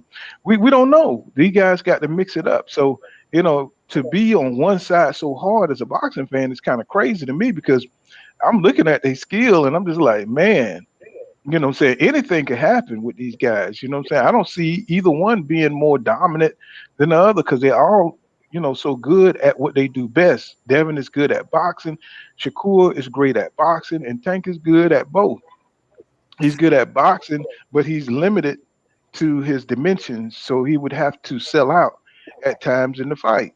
And it's going to be hard for him to set traps for master boxers, because they know they already sparred before. They're familiar with each other and their styles and what they look for. And so to me, all that shit is 50-50. And we just got to see them mix it up. So, you may have your picks already and who you're rocking with, but there's nothing wrong with that. See what I'm saying? So for me, what I'm saying, I just want to see the guys get in there and get it done. No matter who's going for the fight, I just want to see it. And to me, it's just all even, what I'm saying, until they separate themselves. Now, Tank has an exciting style because he got the power to be able to knock out motherfuckers, and a lot of motherfuckers like that. And so he's going to have a lot of support. So Devin is a master boxer, and a lot of people don't like that. I'm saying, they don't like that with him and that Shakur Stevenson side. So that's just it. Tank going to be the more charismatic fighter because he's a little Tyson-like motherfucker, and people like that kind of style, and so he's the star at that division. So it's just they're just gonna have to mix it up to really find out who's the best. You know what I'm saying? That's how I see it. So that's why it never bothered me on either side, or because I could see both sides of it. You know what I'm saying? That's just really how I look at it down the line. I don't see Tank as dominating these guys, but I could see him catching them. Can he catch him? You know what I'm saying? That's why I have to see the fight. You know what I'm saying? Right. So That's the same thing I'm on in the boxing match. Like, especially when you talk shit. You know what I'm saying? Like, nigga, you talking shit. Get your Chris Colbert got his ass whooped, but he got in the ring. You know what I'm saying? Blair Cobb talk shit. You know what I'm saying? Got his ass whooped, but he got in the ring. You know what I'm saying? So these dudes right here not only talking shit to each other. You know what I'm saying? Not necessarily they talking shit to YouTubers. Y'all might as well strap them motherfuckers up, get in the ring. All of you get in the ring and see what happens. And Devin, to me, they talk about the heavy lifting and shit. Devin, the one being chopped and narrowing the next motherfucker down. T.O. dipped out on him. He whooped on Cambosos twice. Got Linares up out the mix. Yeah, Devin been doing all that. If you talking about heavy lifting, Devin been putting in that work. Well, it shouldn't be a thing of people. You see, Tank think of himself as a star, and he is, but you don't get no passes as a star. You know what I'm saying? You gotta fight the best just like everybody else. And you know what I'm saying? So, he can't be reluctant to fight these guys. You know what I'm saying? When he's challenged, he need to go to the challenge. And you know what I'm saying, even though they're at different companies, they're in different promotional companies, I don't think Tank is afraid to fight none of them dudes. I just think he's above them because he's a star. And them guys don't have the same kind of fan base and notoriety as he do. So he kind of want that separation as a star. So and Devin just want the legacy. So I want to ask you something, Paul. So do you see a scenario where Tank may get in the ring with Devin and Shakur and outbox them and outpoint them to a decision? Of course. Okay.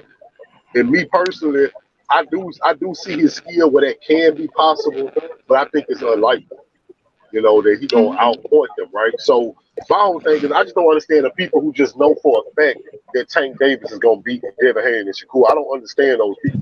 Wait a minute. You said Tank outpoint them? Yeah. No. Yeah, But you have a lot of people. You have a lot of people, but that you'll argue with that tell you that Tank wins without a shadow of doubt. And my thing is, in boxing, we all know you win two ways in boxing. You win by stopping your opponent or outpointing your opponent, right? So the only way you can say that your fighter gonna win without a shadow of doubt is if you know that he can both outpoint him and knock them out. So if he can't do both, then you can't say he gonna win without a shadow of a doubt, right?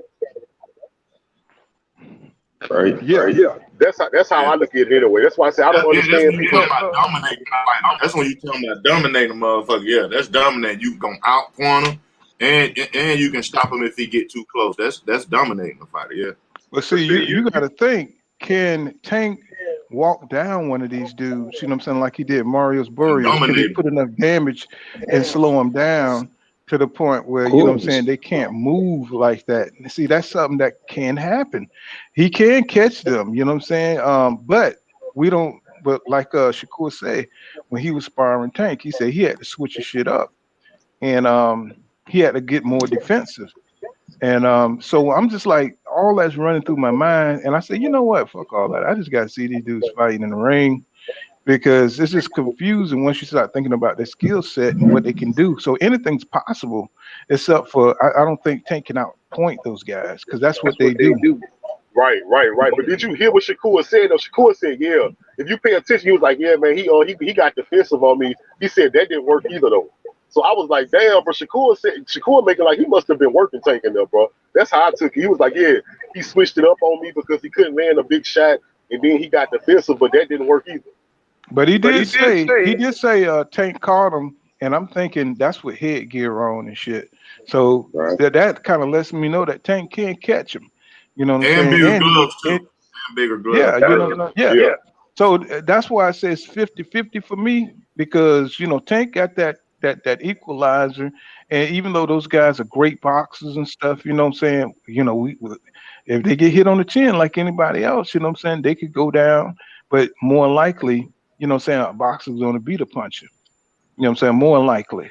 That's what happens, you know what I'm saying? He can stay away, box, make it real boring, you know what I'm saying, and just box from the Tank can outside. box too. If Tank can't get them to move forward like he did Rolly Ramiro, you know what I'm saying, and go in there and knock their ass out, he gonna lose the fight. You see what I'm saying? So I don't see Tank winning a boxing match with Shakur or Devin Haney. I see him, Right. you know what I'm saying, winning a fight. He'll want to fight with him in exchanges, but he won't win. He won't win a boxing match. I don't think. That's just my opinion. If it turns into a boxing match, he don't have the advantage. You know. Yeah. hmm So Jordan six times Bishop. He says, as a matter of fact, he said Tank gonna blitz Devin Haney for the whole fight, but Devin wins the beginning part of the fight. He says still Tank stops Devin. It's a possibility. C Dewberry says he had one night against Tio, and Jerron Lewis says Dev gonna use that stick all day. Yeah. And Greasy Fire says Haney had zero chance at beating Tank. He said he doesn't have the tools to do that. And No, he true. uh Conius Edwin, he says Conius Edwin says he says yeah, he said I listened to Bud and he said I listened to Bud say he did everything to make the fight. In reality, he didn't because he didn't sign. He says too many contradictions. It ain't about money. I don't need Spence fight. That's exactly, man. He just talking, man. That dude right there, man. He do not want to fight no tough competition, but he want money. You know what I'm saying? But he got his hand out, and so he's begging for money on his way out the door. My thing is just get your ass on out the door, bro, and stop talking. yeah, You know want what to I'm fight saying? everybody that asks him to fight Spence. Man, we just asked you to fight Spence. We don't want no smoke time, Crawford. I mean, you got to understand. Everybody be hating on Errol Spence Jr. fans, but we pay for Terence Crawford fights too. You know Yeah. what I'm saying? We pay for it. If you're a real boxing fan, it ain't about being on EJ's side. It ain't about you want to see the best fights. And if you fighting, I pay for the Amir Khan fight. I pay for all that bullshit. The Kell Brook fight. You know what I'm saying? I covered it. You know what I'm saying? It's like, what I'm saying? They need to get off that bullshit and just making up shit when this nigga ain't fighting nobody, bro. You know what I'm Right. saying? We hung in there with him until we just saw the pattern that this nigga's a clown. You know what I'm saying? We hung in there with him until we realized he was full of shit. And then EJ tried to tell you niggas that the nigga was smoking mirror.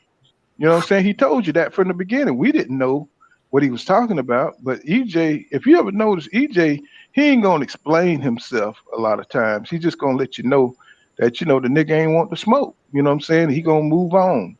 You know what I'm saying? Yeah, So he ain't put no extra sauce on. Oh man, Terence mm-mm. Crawford don't want to fight, man. Like, okay, you care to explain? He don't want to fight. Like, I guess I don't know. He's just a bland country dude, man. hmm You know what I'm saying? He could tell you, he said, y'all smoking mirrors, my nigga. That's what y'all is. Smoking mirrors. So, he ain't have to put a whole lot on it. And he saw that they didn't want to go for the 60-40. That was it for him. He was like, okay, they ain't talking about shit. So let's go on to the next thing, man. You know what I'm saying? These dudes just want the media coverage. They just want to pretend like they want to fight. You know what I'm It's just like a saying? So, girl trying to get a free meal up out of you. She knows she ain't really trying to do everything, but she just trying to get it for free. Right. She's the saying all the nigga. right things. All the right things. You take her to Ruth Chris. She ordered a la carte and everything. Don't never order that shit. And they be talking about Sanford and Son the whole damn time and shit. Talking about episodes of Sanford and Son. Ain't never ordered no 1942. You know what I'm saying? She ordered 1942. King Louis III, 1942. She ordering that, knowing she drink E&J. Right. On motherfucking Palmer Sons. What you know about E&J? Don't talk about E&J, goddamn. That's that Erkin jerk. They call it the Erkin jerk. I know about E&J, but look. I could afford shit without my shit. Ordering stuff, they can't even pronounce the shit that she ordering. And then when it's time to pay up or get paid, now they want a trip. Terence, you ain't got more than $6 million for any of your daggone fights. This fight with David Avanesian, whatever the hell you want to call the nigga name, Avanesian. But you saying you're getting 10. I don't even think you get 10 for that. But the fact is, he want the most money with the least risk. And like I said, if you was getting 10 mil for that, you could have did like Javante Tank Davis did. You could have been like, look, Earl, I need a quick tune-up, and this is a $10 million bag right here. Let me go ahead and hop this, push the date back a little bit, and we can get this shit popping. Have both fights signed. Yeah, both fights signed. You ain't gonna say shit. Now, one thing I would say about Earl need to go ahead and fight Thurman. Yeah, Keith Thurman, man. I've been wanting that fight since 2017, man. Yeah, he tells me he don't want to fight this guy because of that. He's starting to piss me off with that one now. It's like, I like the Keith Thurman fight, but I don't think even while Earl saying he don't want that fight, if they make him get in that ring with, I think that fight gonna go by 3 rounds, man. He gonna go in there and beat the dog shit out of him because he just that mad that he want to, like fuck this nigga and where that other nigga at with my belt. And then he gonna be like, well, Keith, remember you kept avoiding me all these years? Yeah. Bring your ass here, nigga. Fuck all that trying to figure each other out. Bring your ass here, nigga. All that. That'd probably be the first time. Earl think that'd probably be the first time we see Earl talk shit in the ring. Earl, I could have been undisputed, but you denied me back in the day. You wanted to go fight other people. When you tell me go get a belt, I got one. Then you go fight Danny. Knowing I'm the daggone big fish. Earl gonna destroy that's gonna be the first time we see Earl talk shit in the ring to somebody. I just misinformation for me. He was talking to Porter while they was fighting. Oh yeah, it's just the capping for me, man. It's like, why do you got a cap, bro? Why don't you just keep it real with boxing fans? And see, Earl ain't responding to Crawford now. You're not real, bro. Yeah, Charlo, because he know Charlo gonna say something back. See, he trying to sell his fight. Earl don't went radio silence on his ass, so he needs somebody because he can't sell a fight with David Avanesian. And because you can't sell a fight off somebody. You sit there and talk about Earl Spence beating Lamont Peterson wasn't nothing. But Lamont Peterson beat the dude that you said is a hard fight, David Avanesian. Lamont Peterson dusted that dude, bro. Yeah, that don't make nobody sense, man. Yeah, brought that up. So you got to give Earl credit for that. Lamont Peterson, if you talking about David Avanesian, is tough because Lamont Peterson walked the dog on him. I think he won like 10 rounds to 2, and they shared 2 rounds. Let me say Cooley J in that super chat. Thank you, my brother. He says, if EJ fight Thurman, say we can really say he cleared the division if you want to get technical. That's what Up was saying. Yes. That's what Up was saying. That's real. And we we can call him undisputed, really, because WBO ain't shit. That ain't shit. He undisputed like Zab Judah was. I like Earl, my guy, but if Earl don't take that, if he don't take that, what's the name fight? If he don't take Thurman fight, I'm gonna have to call him a duck. Can't call him a duck. You gonna call him for that because I have to call him a duck. He my guy, but I'm gonna have to call him a duck. I ain't gonna call him a duck because if he take the fight, then everybody can say, "Oh, he went back on his word because he said he wasn't gonna never fight that man." So see, he's stuck in a rock in a hard place. Thurman ain't it's not giving him nothing to fight Thurman, bro. Man, keep a chance to fight him. Thurman had a chance. Keith Thurman gonna sell a fight. He gonna make more money. He don't want Thurman to get no money. Like, bro, you know when you out there hustling, you know it's a dude out there that you know that can hustle his ass off, but you don't agree with his views and you just don't want to get money with that nigga because he had a chance to help you get money and he didn't want to do it. So why you want to break bread with him? Like, short stopping that nigga. That what we call him. Like, and you know, Errol Spence Jr. was on his ass when he was unified. He was everywhere. Everywhere Keith Thurman was when DJ walked in the room, that nigga started stuttering, that nigga started saying all kind of shit. That nigga forget his brain was outside his body. Remember that's the case. He shouldn't fight Crawford then. Y'all don't remember what Keith Thurman was saying? He said, "I am the truth. I am Swift. I am One Time. I am Showtime. That's I'm all of these fighters combined. They trying to be like me." Remember that? You gonna sit there and set Earl and them out like that, and then they gonna fight? Come on, bro. I think that's why I say Crawford probably missed that opportunity though, bro. Like, he might have hit the door and you turned it down. But see, Crawford got one thing that Earl got. If Keith Thurman would have still had that belt, Earl would have had to fight him because Earl's dream is to become the first person to get undisputed at welterweight. So as long as Crawford still got that belt, Earl gonna listen to what he got to say because that's his dream. That's the combination of his career is to be the first undisputed welterweight. And Crawford know that. That's why he said he's the puppet master. That's why Crawford know he can do what the fuck he want to do because I got the last piece of the puzzle. So no matter what, you need this Pokemon right here. Cooking right now. It's always a fuck nigga in power, man. Who always got the last. You know what I'm saying? Like, you know, you got the code inspector around your house is gonna be a fuck nigga. You know what I'm saying? That nigga gonna be coming and checking on your shit, trying to put violations on your shit. You know what I'm saying? Just because he petty as fuck. That's why I'm going to get around him because he got what you need. David Avenesia. I hope with David Avenesia knock his ass out with a retarded punch. That would be nice. Then Avenesia can go get that check with Earl. Yeah. Hey, see, that's how like you said earlier. That's how Cambosis got on the scene. T.O. Duck, Devin. You know what I'm saying? Yep. And now we hear about this David Avenesia. Now, motherfucker, if he get on the scene, Errol gonna got to go all the way to fucking Russia to get the belt. Avenesia all the way to Europe to get the belt. Avenesia gonna come to Earl. Avenesia want a paycheck. Yeah. Avenesia ain't got a paycheck yet. That's Dallas Stadium. The big fish gonna offer that man at least $5 million guaranteed plus back end. That man coming. He ain't never got a paycheck over $1 million. I guarantee you, Frank Warren won't turn down that deal like Terence Crawford did. He know what's going on. Yeah, he know he part of the biggest fight, undisputed with the big fish. The big fish gonna sell. There you gonna have Crawford coming back. Come on, Earl. Let me get that fight, man. Come on, man. It ain't gonna happen no more. Earl going right up to 154 after he beat Avenesia. And Bob Arum and Frank Warren, they ain't slick. They like, man, look at this shit, man. They oh shit, well, Frank, you got a chance. If you beat Terence, then goddamn, you can make that money with Earl and some of that back end they've been talking about over there. And guess what? As soon as Earl move up and drop them belts, they're gonna move Josh Taylor up to go get the vacant one. That's why Josh Taylor is there with the WBO belt. He ain't got no other belt but the WBO. He waiting for the motherfucker to drop the belts and he coming straight up. If he do, man, that I ain't gonna call him no duck because he been holding it. He been holding that 40 down, man. Terence Crawford, the one who left it.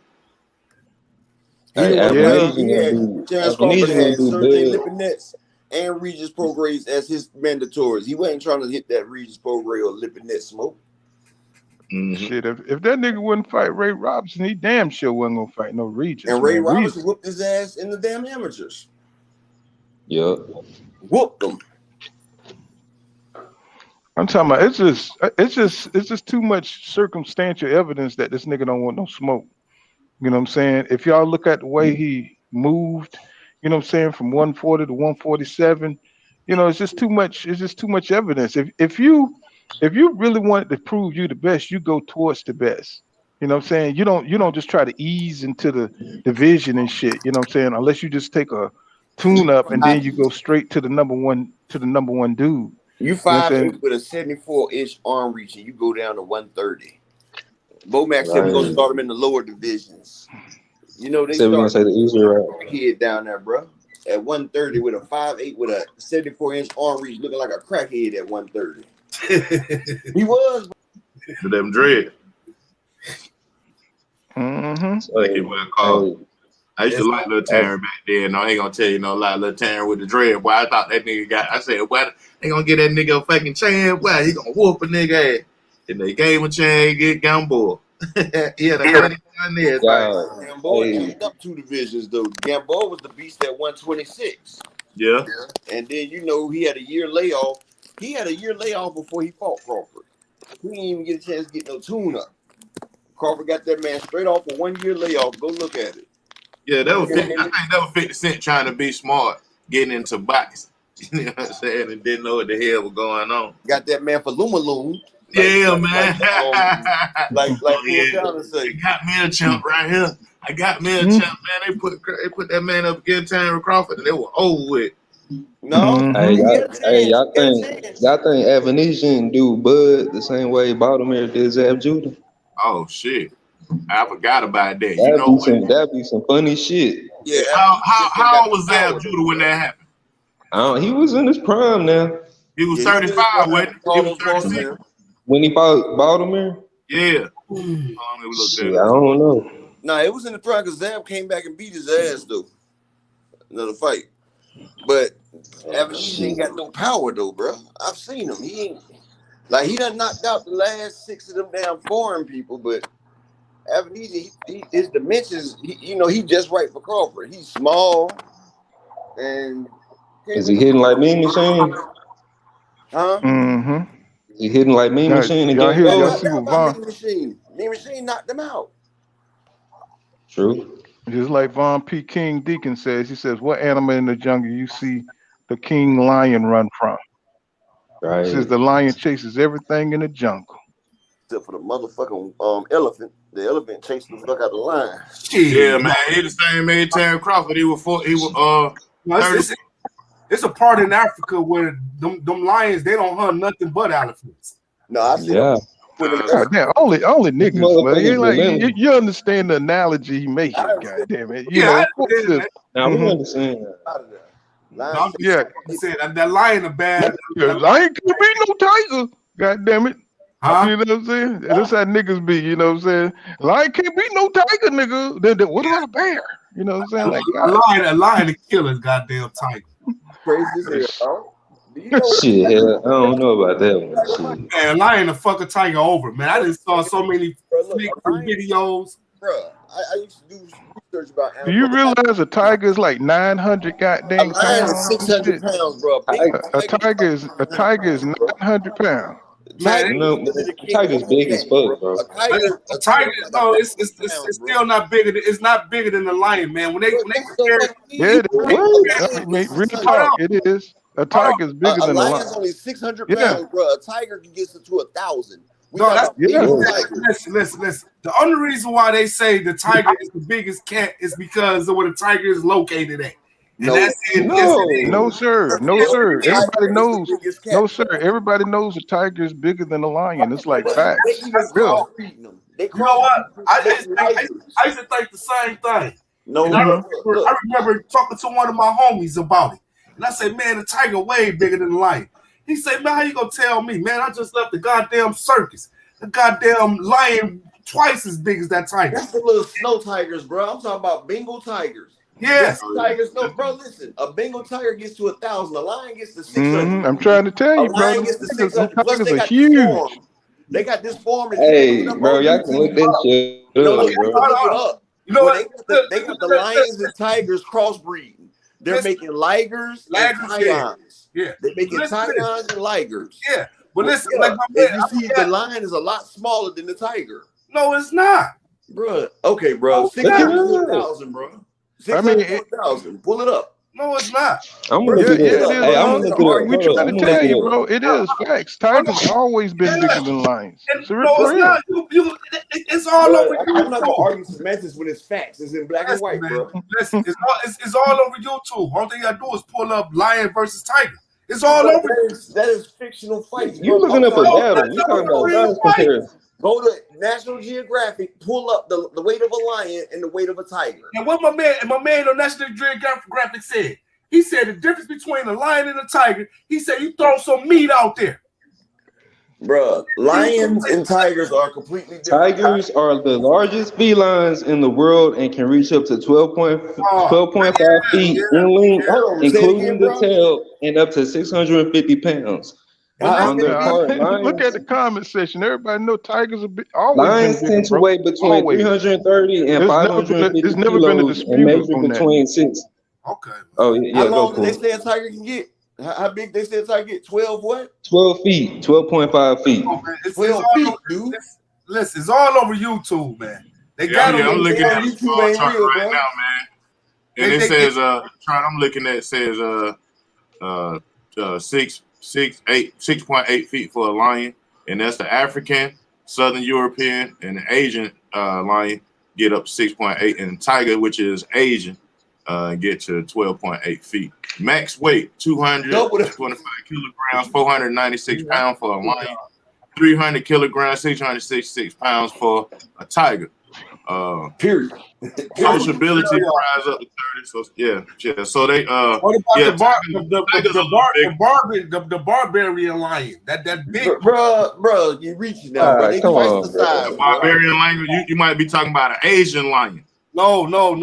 See, there you go with the them Asian lions don't eat rice and shit. They don't eat rice, bro. And then you got lions. You got lions that live in the swamp. That's actually bigger than all of the lions. That's those called cougars, and they're smaller.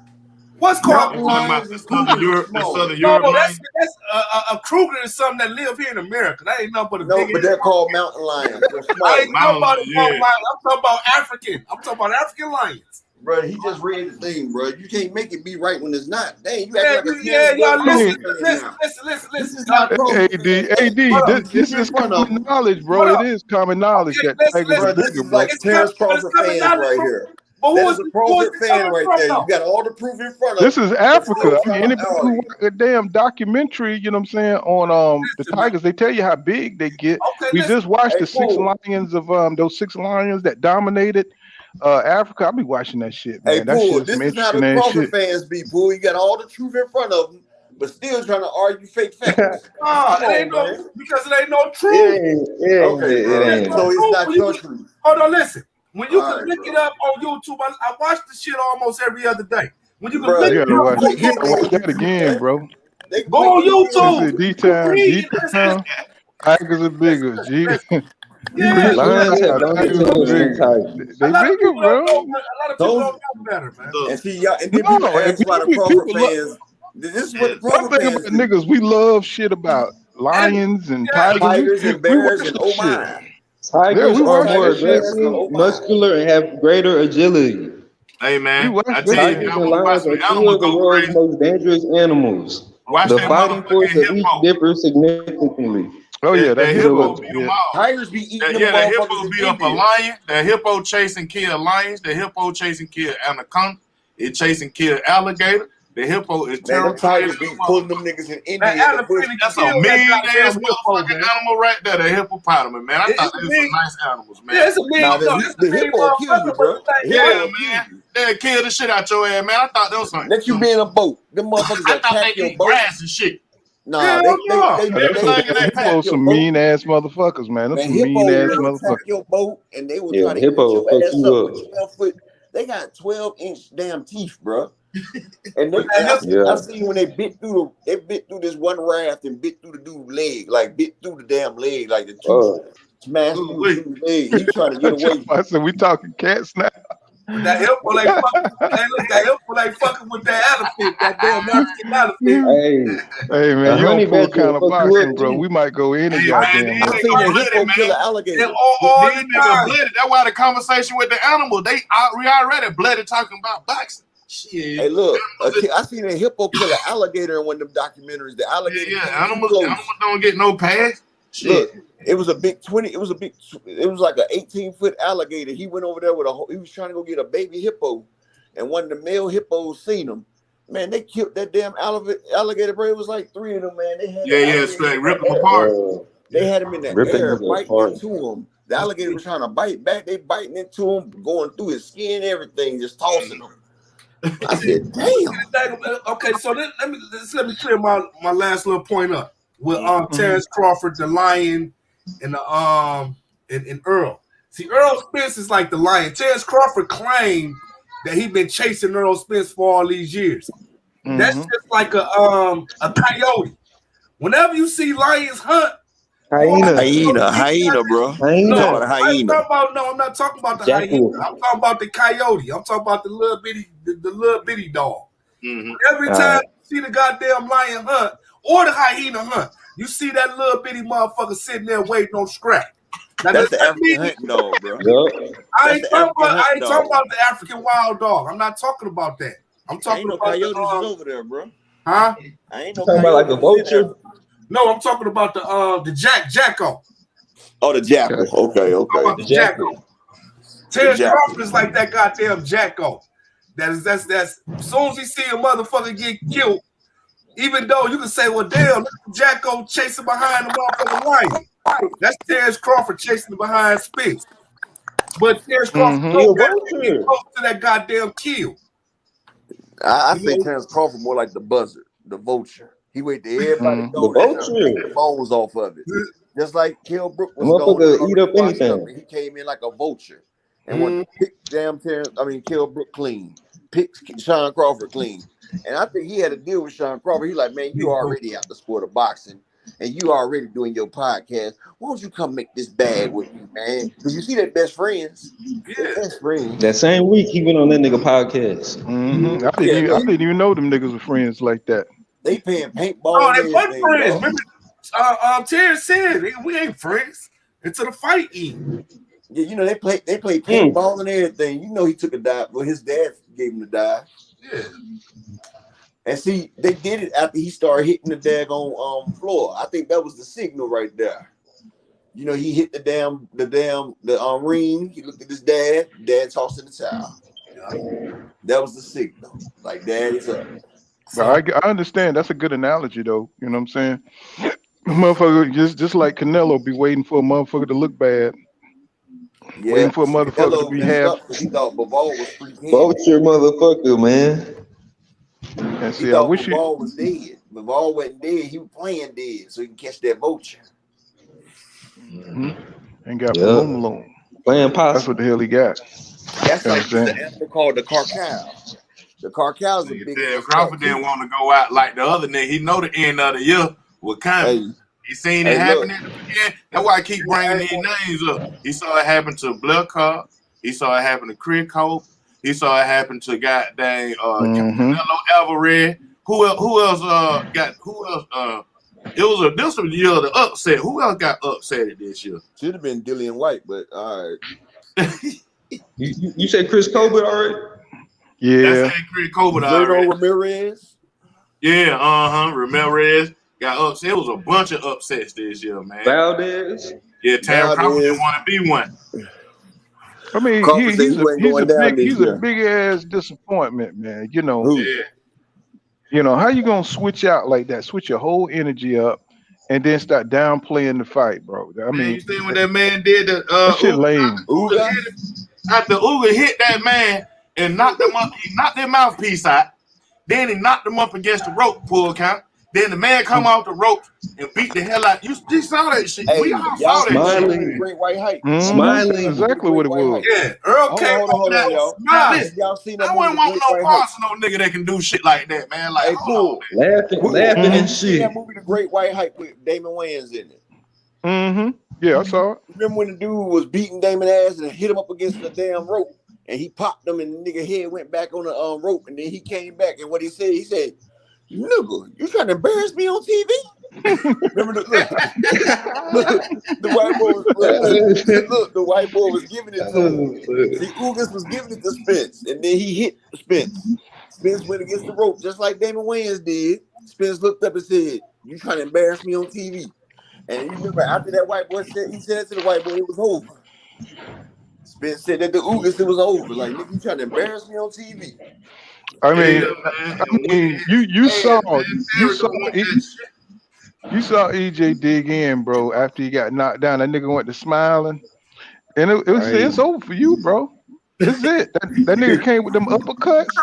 He started sitting down on his punches. That nigga head started going back. That eye started, swelling up, and it was a wrap, bro.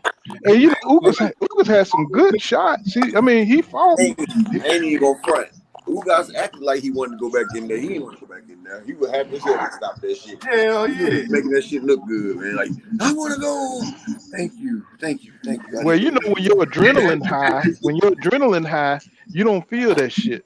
No, he felt all that. Because every time Earl was hitting that nigga, he was wincing like this. Every time Earl, go look at the video. Every time Earl hit that man to the body, he was biting up like, like he was biting down. But he felt all them body shots. But it's like, but when your adrenaline, you can still, you still running on adrenaline. But after that damn fight, that motherfucker look fucked up. Man, adrenaline don't do a damn thing. Body shots. Yeah, I know that adrenaline. I got stabbed in my chest a couple of times, and it took me down there half hour to an hour to even go to the hospital because I didn't even feel it. But that next goddamn day, my whole body locked up. Mm-hmm. It's like when you in the battle, when you in the heat of the battle, as long as you can run, you know what I'm saying, as long as you don't get, you know what I'm saying, detached from some shit, you know what I'm saying, you can run on adrenaline. But boy, until you get shut down. Being an ex-boxer, I know all about that adrenaline, but that adrenaline don't do shit for them body shots. The body shots will knock your adrenaline away. That's knocking the fight out of somebody. Like you be running on full charge, nigga start hitting your body, he'll knock the fight out of you, dog, for real. That's how you knock the fight out of nigga. Like, oh, okay. That's how Benavidez did butt ass Pool. Well, he act like he wanted to go back in there.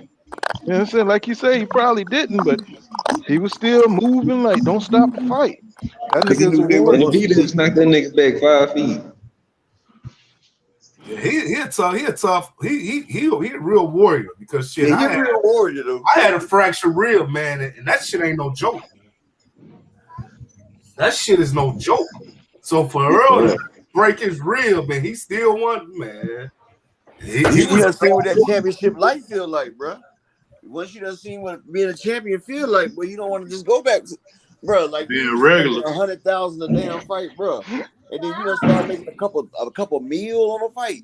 You're not trying to go back to fighting for no 100,000, bro. Like shit, I done got 5 million my last fight. I'm getting 10 this fight. How am I gonna go back to 100,000? Hell no, bro. You putting out all the stops. Nigga, this is from A-Day to down working all the way back up. That's why Ugas said he's still trying to get the big names.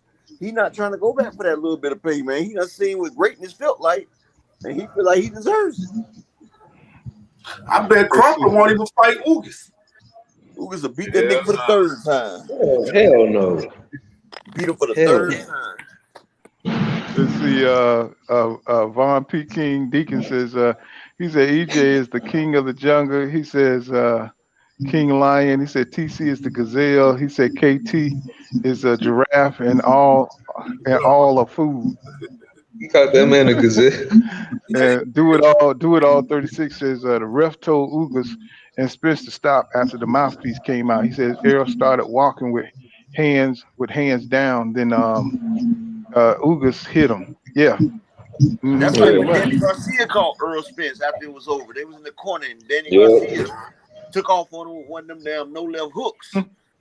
Earl wiped his chin on. Like, that's all you get. Mm-hmm. No, you about this to is Alex Shield Jones says Ugas beat Duckfish 2 times in the amateurs, and he said Bud pretends like he ain't exist until Errol is mentioned, and then Ugas ain't nothing. Ain't nothing. Right. That's how he said. And let's see, Dungeon Talk says after Ugas blindsided Spence in the 6, his orbital bone got broke in the 7. Mm-hmm. And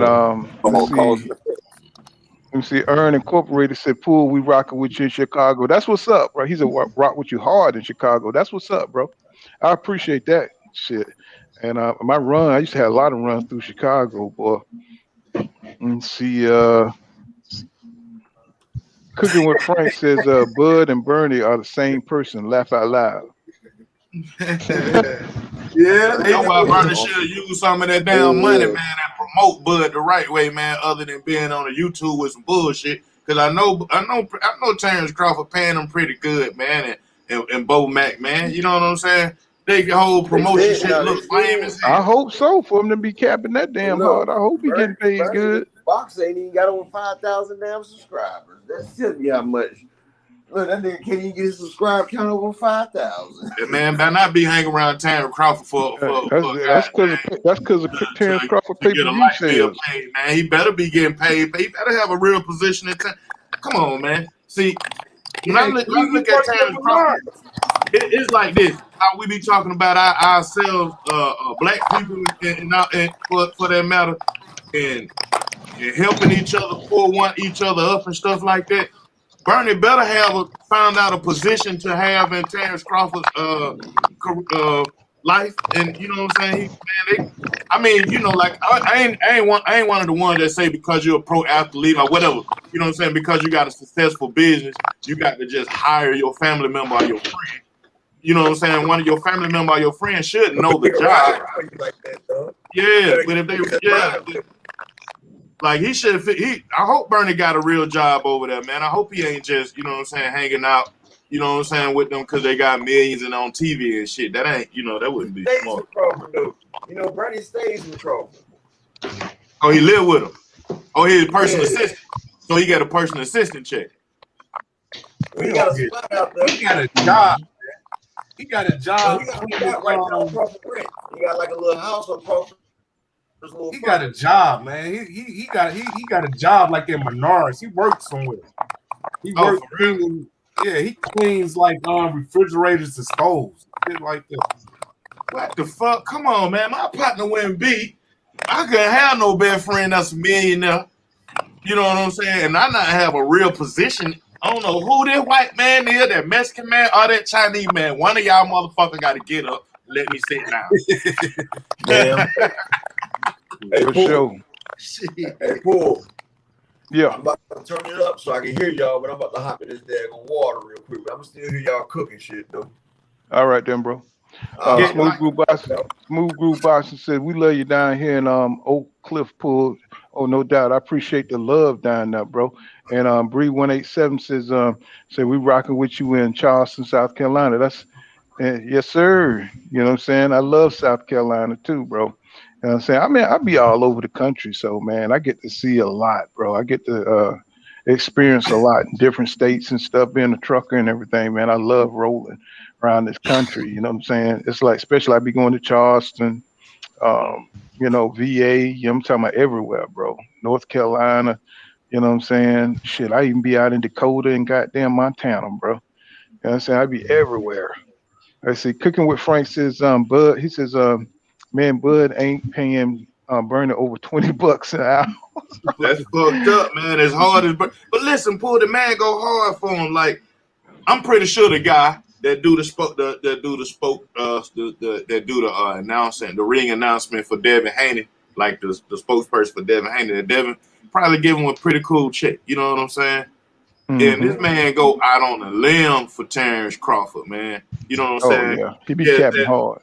Yeah, that he should be like, I don't know. I think he should be part of the promotion team or something that solidify him, or you know what I'm saying? Like not cleaning out no fucking refrigerators, lifting up 100-pound box every hour on an hour for the, you know what I'm saying? Come on, man. Yeah, he got a regular job. I heard him. He talk about that job all the goddamn time. Like shit, nigga, goddamn Bernie, you the nigga that got down. Bernie, this your motherfucking gym, bro. You know what I'm saying? Make it happen. Get some money. This your gym, brother. This our gym, Bernie, but you run it. He got to do something. I would empower my homeboy, man. I wouldn't just be. Man, you know, let me shout out. Let me shout out to the queen, Georgia Peach Denise. You know, said what up, Pool on lunch break. Popped in. Salute to the panel and chat. That's the queen right there, Georgia Peach Denise. That's how you know you're on and popping. You know what I'm saying? That's right. Let's see. Cooking with Frank or Do It All 36. He says Bomac was talking about Crawford fighting Ugas, you know, a few years ago. He said Ugas is underrated and he beats Crawford in the amateurs and it's a tough fight. Yeah, I remember that. When he was talking to Black Fight Fan. And they knew Ugas was dangerous. See, that's what I'm saying. You know what I'm saying? Instead of going straight for the competitive fights, he went for the easier fights.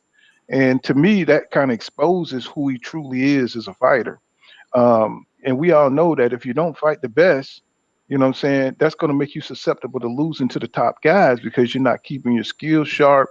You're Right. not keeping that edge. You know what I'm saying? And that's why we're looking at Terence Crawford sideways because now his facade is exposed. You know what I'm saying? We see how he moving, and he's not moving to be the best. He's a fake pound for pound #1 champion. And EJ is the real pound. See, what he's doing is he's cheating boxing history, right? EJ should be pound for pound #1. You know what I'm saying?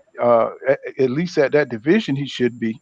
You know what I'm saying? Anybody who goes and grab 3 of the belts from 3 different champions, how can you argue they're not the best in that division? Just because this nigga won undisputed at 140, nigga, you in a whole nother division.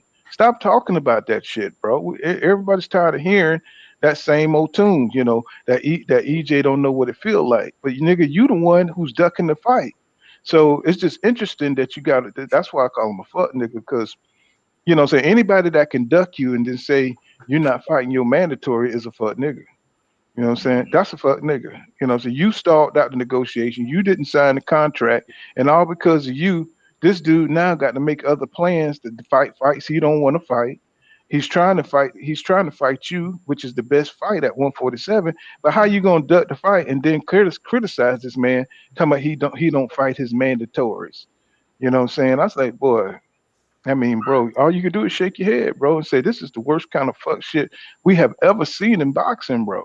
Right. It's like, nigga, talking about EJ contract, nigga. Why you ain't make a? You got enough money. You got a own lawyer. Your lawyer could have made a contract for EJ, nigga. It's like here, they go our contract.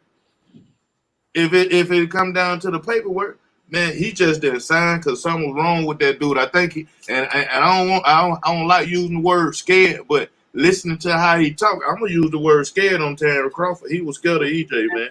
Yeah, he's scared. And you know what happened to the last people. Errol fought. Shit. It's the intensity. You know what I'm saying? Once you've been, you know, in boxing, you got to fight. If you're not used to fighting that level of opponent, then yeah, I mean, you got the dude don't have the same kind of confidence that he can win the fight. You know what I'm saying? Because EJ is firing on all cylinders right now. He's fighting his best, and he's active. Mm-hmm. And, you know, so he hasn't been drinking. The dude he knows that dude is paying attention and working on his craft. So it ain't no slippage there. So he don't want to fight him until you know if EJ got into a car accident, he'll be the first one to want to fight him. You know what I'm saying? If he was coming off a car accident, he'll be the first one who want to fight him because he have an advantage then. But now he knows that this man is, you know, and he's in the middle of his prime. That this dude, you know what I'm saying, this dude intensity is on another level. So he can match his ferocity in the ring. When it comes down to that point in the fight where they got to go for what they know and they just throwing hands. He know that man got another gear. He got 3 or 4 gears and he only gets stronger in the fight. So he's not gonna fade in the fight. He know EJ ain't gonna fade. He can't take him late and drown him. You know what I'm saying? He can't do that against EJ. He's gonna be the one drowning because EJ fights for 3 minutes of every round. He's gonna be putting pressure, popping that jab, going to the body, popping that jab, going to the body. You know what I'm saying? Continually walking him down. And he's gonna have to run, and try to run EJ into something. That's the only way he can win. You know what I'm saying? Because he's not a boxer that outpoints you. You know what I'm saying? You know, he's a counterpuncher that looks for open opportunities for you to run into. But EJ, you know, he's gonna run. He's gonna deflect your best shot. He's gonna deflect them with his hands, and then he's gonna give his shots. He's gonna get on the inside, push you back. He's not gonna let you clinch him because he's gonna be fucking you up while you clinching him. He's gonna be hitting you to the body. He's gonna be pushing you off. He's gonna be clearing. You know what I'm saying? So he's constantly making you work, and he's gonna outwork you.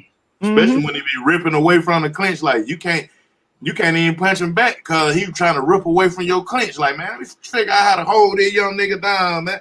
You know, he gonna get there. And then even if Crawford hit him with a good clean shot, Crawford saw what Ugas did. Ugas hit him with a good clean shot. They absorbed that shit. Daddy hit him with a good clean shot. He saw all that. He looking like, man, even if I run him into something and catch him, that liable to piss him off even more. Yeah, and if you can you imagine? See, Crawford used to knock him, hitting him and being able to finish him off. But see, if he hit EJ and he don't do nothing but smile at him, he don't want that moment. He don't want that moment. Somebody hit somebody with your best shot, and you know your ass is toast. He don't want that moment in the ring. That's something he foresee because he has enough boxing IQ to know that if he can't hurt EJ, it's over for him. See what I'm saying? And he don't want to fight nobody like that with that kind of durability. You know what I'm saying? And I hope people understand that. But EJ. I mean, if you Terence Crawford and you never had no shit like that in front of you before, and you said I'm a fighter, I got a chance to get some shit like this in front of win, lose, or draw, nigga. Bring your young ass on the hill. Well, let me see if I can whoop your ass too. Like, if I can't beat you, just some fucking boxing, man. What the fuck? Y'all ain't gonna get into no shootout after the fight. Shit. I mean, if you what is the one thing that all opponents talk about? That's the worst thing. No, I mean when you fighting EJ, what's the worst thing they always talk about? That's the most deadliest thing that EJ has. You know what I'm saying? Damn body shot. Yeah, that body shot. It ain't no. It's like his jab, bro. His jab is constantly. It's like a big punch. The way he rams it into your ass. He rams it hard. It's going to your eye. It's going to your body. What Chris Van Heerden said, man. He said when he hit me, he didn't hit me with a lot of power. It wasn't a knockout power. He said it was that jab, constantly just hitting you with the same consistency. You know what I'm saying? Bam, bam, 80% power on it. Everything hard. That's why when you see that kid, when you see him miss, he be turning his whole body. The torque he puts on it. You know what I'm saying?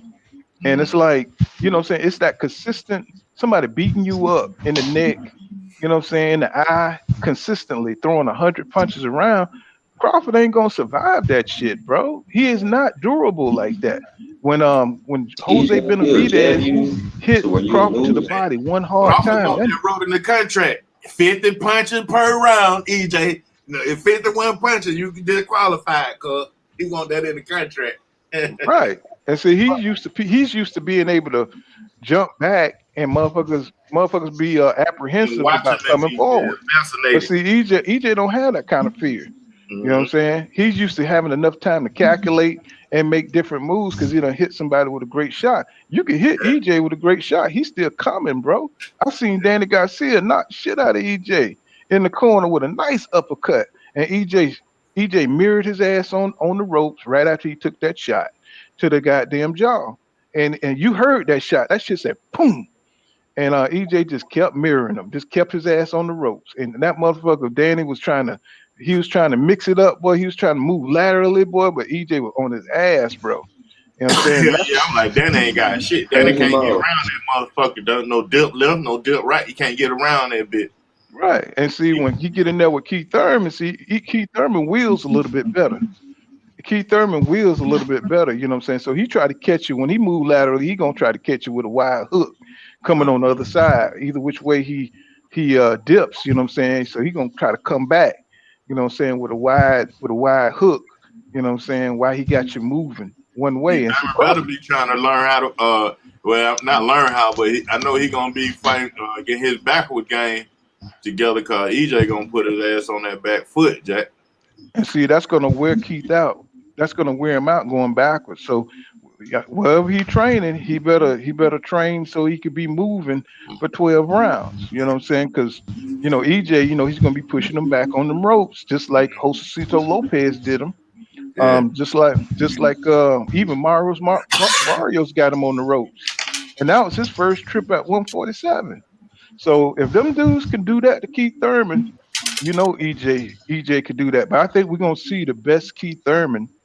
I think EJ gonna bring out the best Keith Thurman, and we're gonna see him be competitive for maybe 5 or 6, maybe 7 rounds. You know what I'm saying? When he run out of all that little energy and stuff, you know what I'm saying? That little one-time energy, you know what I'm saying? He's gonna probably crack EJ too. You know what I'm saying? But I don't think he's gonna be able to like really hurt EJ to get him out the fight. I think EJ gonna constantly put that pressure on his ass until he break him down to the body, And Keith Thurman, he's just going to succumb to an active fighter, and his weakness, which is his stomach, which is his Achilles heels, right? That's God, his Achilles. Mm-hmm. he can't take that shot to the solar plexus, man. Mm-mm. Can't Not at take all. yeah, I mean, like if Sean Porter can hurt you, if you go in the eighth round, look, I think it was the eighth or the sixth round where Sean Porter hurt Thurman to the body and he got the fuck on. You know how Thurman don't hide shit. When you hurt Thurman, he just used them hell wheels to nah, get the he hell out let of you there. know, man, that shit hurt. Let me go this way. That Especially nigga will yeah, he would spit out his mouthpiece and flip that motherfucker. I don't know how you do that with boxing gloves, but he get that shit done. You know what I'm saying? He get the hell out of Dodge using them wheels. Do it all 36 says he says Bernie the Box is 41 and out of Omaha. He said I believe that he took Crawford under his wing early in his boxing career, and he is 6 years older than Bud. yeah, But that's shit, true. That's true. But that's what I'm saying. As the big homie, that's what I was saying the other week. Pool. He been his big homie. Bernie being the big homie. Bo Mac being the big homie. Somebody should have had appointed. Somebody they should have helped him out with better advice than what they giving him, making these crazy ass moves he making, man. Yeah, And that but ain't no real big homie, and that's why he probably ain't got no real fucking job over there with them. Because Terence Crawford probably can see that shit too. well, I mean, if you look at Bernie fights and shit, look like all he could teach him is to get knocked the hell out. You know what I'm saying? Cause he took some brutal beatings and shit. That shit's like how not the damn box nigga type of fighter. You know what I'm saying? That nigga got hit with nothing but body shots, nigga. I was like, oh my God. Stop the fight. You know what I'm saying? Stop the fight. This is Von P. King Deacon says DC Uptown Pool here heavy, bros. He says guns loaded. You know what I'm saying? And he says Crawford could not make do it all 36 says Crawford could not make a contract for Spence because he has no promoter. It says no network, no financial backing, no access to prime venues. Mm-hmm. Mm-hmm. Yeah, I know. Yeah. I was being sarcastic. Do it all. I was being sarcastic when I said he should have gave him a contract if he wasn't gonna sign EJ contract. I was being sarcastic with that because I know he ain't got pot to piss in and one to throw it out when it come to putting on a big old ass show, and that's why he made that move to BLK Prime, and hence the reason why I say Bernie and Bo Mac should have gave him better advice than that shit. Being a big home. Well, Bo Mac is a small town dude. You know what I'm saying? He got like he only know what he know. You know what I'm saying? He don't have the network. You know what I'm saying? Or he don't have the education of Al Heyman. You know what I'm saying? At some point in time, when you start dealing with the networks, you know what I'm saying? You need to get some representation. You know what I'm saying? Where you can learn from. Get you a mentor in the game. You got to be smart about it. Yeah, You know somebody what on I'm that saying? level. Yeah. Right. And so you can learn the ropes, since somebody could teach you what's going on. But Bernie, he's so folksy, man. He's such a folksy dude. I don't think he got that level of sophistication where he can just grab the game like that. You know what I'm saying? He needs somebody who's gonna sit there with him and slap him on the back and, spoon feed him the shit. You know what I'm saying? And Al Heyman, he ain't gonna get that from him. You know what I'm saying? Al Heyman ain't on that. He's like, hey, y'all come to the table, the PBC. We got the venues. We got all the connections. We got everything. We're not about to give this fight over to some hedge fund company or some kind of outside source. You know what I'm saying? No, everything's got to be done. We got to deal with Showtime and Fox. Right. Mm-hmm. What you were saying? You see how Tank did that shit out, like what my man was saying earlier. How Tank did it. Even if he ain't with Floyd, he still has somebody to say, you know what? We can get both of these fights right now. Let's do the contract for Hector Garcia and let's do the contract for Ryan Garcia. Terence Crawford didn't take. He didn't even try to take that measure. He just went on ahead and negotiated with somebody else. Like, hey, you supposed to at least try to lock it in somehow. He ain't. I think he ain't even do damage control right, Paul. With these videos talking bad about these people. Bernie damn sure ain't help damage control with the videos he made. So Probably really ain't got much to say no more. Nah, it's over with. Now it's duck. Now they got 9 days, man. They got 9 days to get it on, man, and ain't not one promotion really been done besides that man sitting at a fucking chessboard, man. Talking about the lion share. I like, bro, what is he talking about, bro? You know what I'm saying? What is he talking about? The lion share. I like, man, I have never seen no goofy ass shit like this before in my life. You know what I'm saying? I'm talking about that. I mean, the promotion is janky. Everything is janky promotions, man. And Georgia Peach Denise says, smash that like button. Thank you, Queen. And Do It All 36 says the guy said Mill Lang said Crawford beat Spence opposition better. He said he beat Brook after Errol destroyed him and broke his eye socket. Brook had not fought at welterweight in 3 years. Of course, see. I mean, I don't understand how. I don't see that. It's like the propaganda and misinformation is stupid. And it's like all boxing fans know that Brook wasn't the same. They knew Sean Porter wasn't the same. So why are they arguing that these dudes were good wins, right? So we all know that it does matter when you fight a fighter in boxing, right? So it's like, why are people out here, you know, saying spreading shit like those are great wins? I mean, you can't trash EJ resume without trashing himself. Right? Because he fought Sean them when they wasn't champions. He fought Kell Brook when he wasn't a champion. You seen how Kell Brook looked against EJ when he fought him, and that was his first title shot, and he went over there and handled it like a champ. You know what I'm saying? Kell Brook is better than Ricky Burns. You know what I'm saying? Kell Brook, nobody wanted to fight Kell Brook, bro. That's how bad Kell Brook was. He beat Sean Porter. You know what I'm saying? Took Sean Porter belt, didn't even want the shit back. You know what I'm saying? He went to get the damn WBC belt. You know what I'm saying? Because Kell Brook, you know, shit, that holding style bullshit. Put on that move right there. I'm like, nigga, go get your belt back. Then EJ was like, shit, man, I go over there and get that motherfucker. I was ashamed for Sean Porter at that moment, man. I'm like, what the hell wrong with you, man? You supposed to want to get that on again, man. And see, and back then, Spence, boy, that's my belt. Give me my belt back. You know, and see, back then, that's when Sean Porter and EJ used to hang out. You know what I'm saying? That's when Kenneth Porter, you know what I'm saying? That's when they were real close and everything. Because you got, you know, different fights where, you know, you could see them, you know what I'm saying, hanging out and stuff, you know. Right.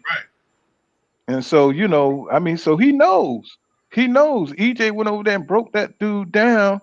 And I think Porter was out. He was out there in the audience and stuff. Because they even went to him round 6 and asked him what was his assessment.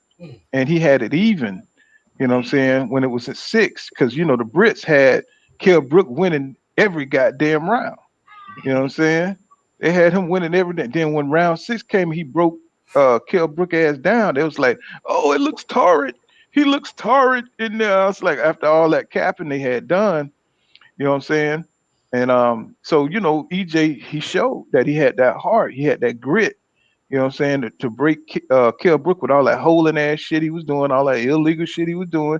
He didn't complain. He went in there and he took that shit, you know what I'm saying? By attrition. He just ripped it from him, which what you got to do to a champion. You got to beat him.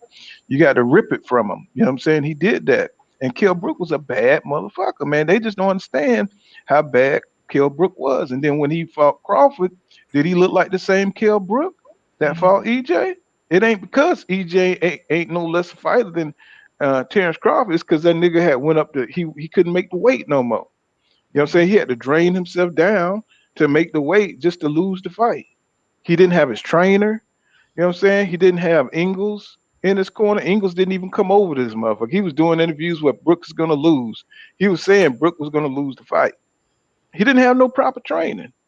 You know, then we knew Sean Porter, you know, we knew he wasn't going to training. He was only half training, going to PBC specials and interviews and stuff, trying to be a damn broadcaster. Even Terence Crawford said a YouTube would never beat me.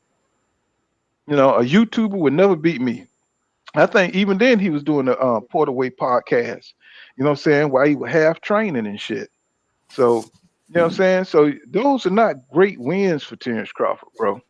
You know what I'm saying? He always stayed away from the Keith Thurmans when they was on top. He stayed away from Danny Garcia because them dudes could beat his ass, bro. know what I'm saying? And if you look at the way he moved, he's been at 147 way too long to not have none of those fights. I don't care what his people are talking about. You know what I'm saying? They keep trying to flip the script on what's being said, but we were right here, bro, when all of it went down. You know, that little barking dog, the little gate, the wind blew that motherfucker open, and he just stayed right inside the damn yard where it was safe. You know what I'm saying? Doing all That that motherfucker wind, that fucking wind blew that gate open. And that motherfucker was like, fuck all that. I'm not going out there in the street. Yeah. Nigga, I get 3 meals and I'll bark at your ass from this damn yard. But shit, I ain't finna go out there with them alley dogs and them damn dogs that ready to tear your ass up out there. He ain't ready to get into that shit. You know, my coat look Tell him, good. get out the yard, man. All the dogs over here, man. Come out the yard. All the dogs over here. Man, fuck y'all. Fuck y'all. The gate came open. I ain't coming out. Yeah, that motherfucker went in there and bit the gate and closed it. And shit. That motherfucker went in there and they grabbed that gate and closed the gate. He's like, hell no, I ain't finna go out there, man. He said, shit, them dogs dirty and shit. You know what I'm saying? It's like, I ain't finna fuck with them wild ass dogs. You know what I'm saying? And see, and when we saw him move like that, that's when everybody started looking at Terence Crawford different. You know what I'm saying? That's when the pound for pound #1 shit became fake. You know what I'm saying? Because, you know, nobody had any, when you saw Tommy Hearns when he moved up, you know what I'm saying? He went for the best, bro. You know what I'm saying? He went for Sugar Ray Leonard and he went for Marvelous Marvin Hagler. He didn't try to fight no side welterweights, you know what I'm saying? He went straight for the top. Even though he should have took a tune up before he fought Marvelous Hagler, he went straight to Marvelous Hagler. You know what I'm saying? So he showed you that, you know what I'm saying, he had that confidence that he could beat Hagler. He went straight to Duran ass, right? Roberto Duran, right? So win or lose, you know what I'm saying? He went and knocked Duran out. You know what I'm saying? So this is the kind of spirit we're talking about, and he's not showing that he's the baddest in the division. But yet he still got these sorry ass supporters out here that want to cap for this nigga. And it's like nobody in boxing ever moved like this dude. You know what I'm saying? Nobody ever tried to bullshit the public the way he's bullshitting the public. And I'm here to tell you, we calling this shit out, bro. It ain't got nothing to do with him being from Omaha, even though the shit is kind of weird. You know what I'm saying? Nobody know no niggas from Omaha like that. You know what I'm saying? You know niggas from Chicago, you even know niggas from Iowa, Minnesota. You know what I'm saying? But I never heard of no niggas from Omaha. Never. You know what I'm saying? So, they probably test some goddamn corn up on your ass. You know what I'm saying? You have corn over to your house and shit is over. You know what I'm saying? It is over. You know what I'm saying? Don't invite nobody from Iowa or Nebraska over to your house if you got corn, nigga. You know what I'm saying? They'll eat a whole pot of that shit. You know what I'm saying? They eat a whole pot of corn, nigga. You know what I'm saying? Let me see, let me read some of these comments. Dungeon Talk says, he says, chat, don't give that dude talking silly no attention. And what's your point? Let me see. What's your point? Says Mill Lanes, you don't know shit about boxing. You know what I'm saying? And Alex Shear Jones said Mills, Danny beat Duckfish in the amateurs and then dodged in the pros. And that's another thing. He never tried to get those wins back, bro. He never tried to lock up the divisions. He never tried to get the other belts. You know what I'm saying? And he's always making excuses for that. And said that's not a champion, bro. And Georgia Peach Denise says, do you think EJ cuts off the ring effectively? Does he? He's the best. He's the best at cutting off the ring. Especially just like he did Ugas. You know what I'm saying? He beat you to the body and then he start cutting your ass off. You know what I'm saying? He'll mirror you and he'll put that foot outside, you know what I'm saying, your foot, and then he start beating on you and he cuts you off, you know what I'm saying, from going in that direction. So he's one of the best at cutting off the ring. Keith Thurman gonna find that out. He's gonna find that out. And he's gonna and due to that pressure that he puts on, he wears your ass out. Because just try jogging, you know what I'm saying? Just try jogging backwards. You know what I'm saying? Just try jogging backwards for about 10 minutes. Moving around, going backwards. Bro, that shit wears you out. You know what I'm saying? If you can imagine somebody trying to get away from somebody putting pressure on you for 12 rounds, bro, going backwards is exhausting. You know what I'm saying? So he's gonna get worn out really, really fast. You know what I'm saying? And for Keith Thurman, being inactive, and I don't think that Boreals fight is gonna really help him, what I'm saying, for EJ style. And I think he understands that. But he's gonna have to train really, really hard to be competitive against EJ, you know. And he's gonna have to get them wheels, he's gonna have to get them rest off them wheels, what I'm saying? Because he's gonna be running all night and EJ's gonna be cutting that ring off on him. And everywhere he go, he's gonna be running into EJ. You know what I'm saying?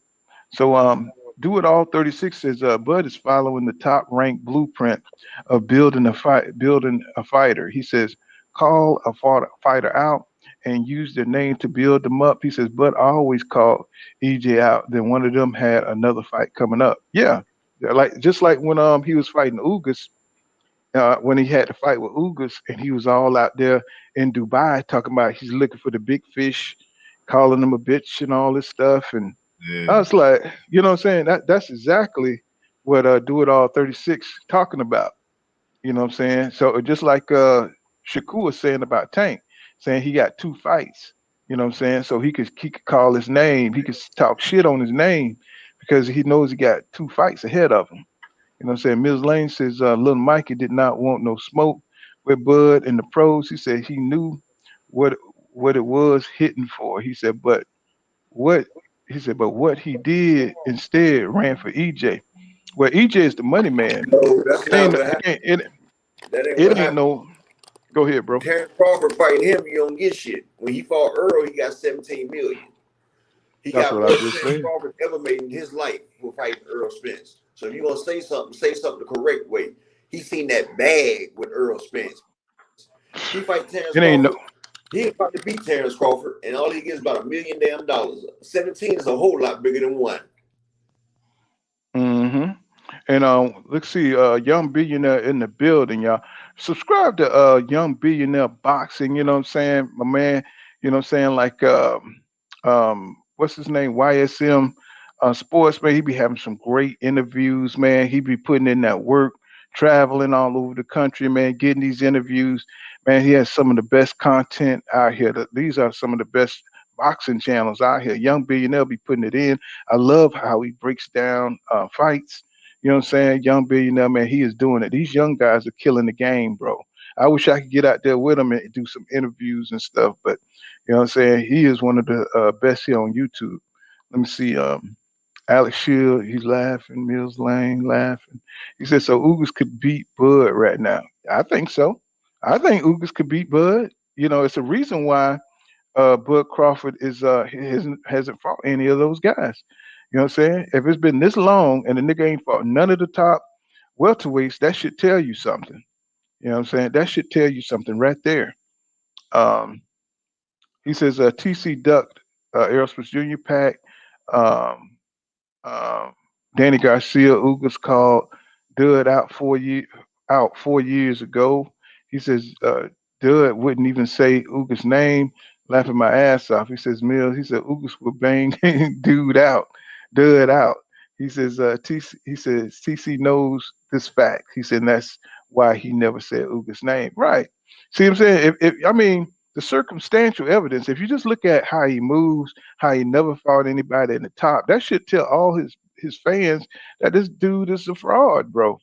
You know what I'm saying? You can't keep making excuses for years after years. See, that's why he came out talking about the PBC ducking him because he didn't want to fight none of them dudes. And shit, if you don't see that, then you know what I'm saying, y'all pretty gullible. And it says, do it all 36 says this guy in the chat sounds a lot like Burning the Box. It probably is, probably Bud himself. You know what I'm saying? Alex Shear Jones says Ugas would do more than knock out Duck Crawford mouthpiece.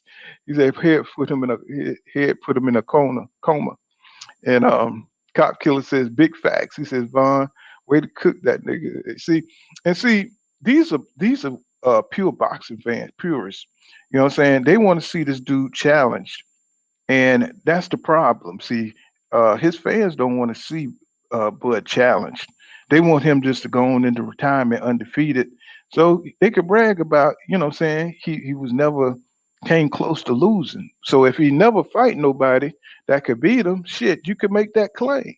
Saying? If you never fight a great fighter, or you never fight a great fight, you know what I'm saying? You know what I'm saying, you can say whatever you want to say as you walk into the Hall of Fame.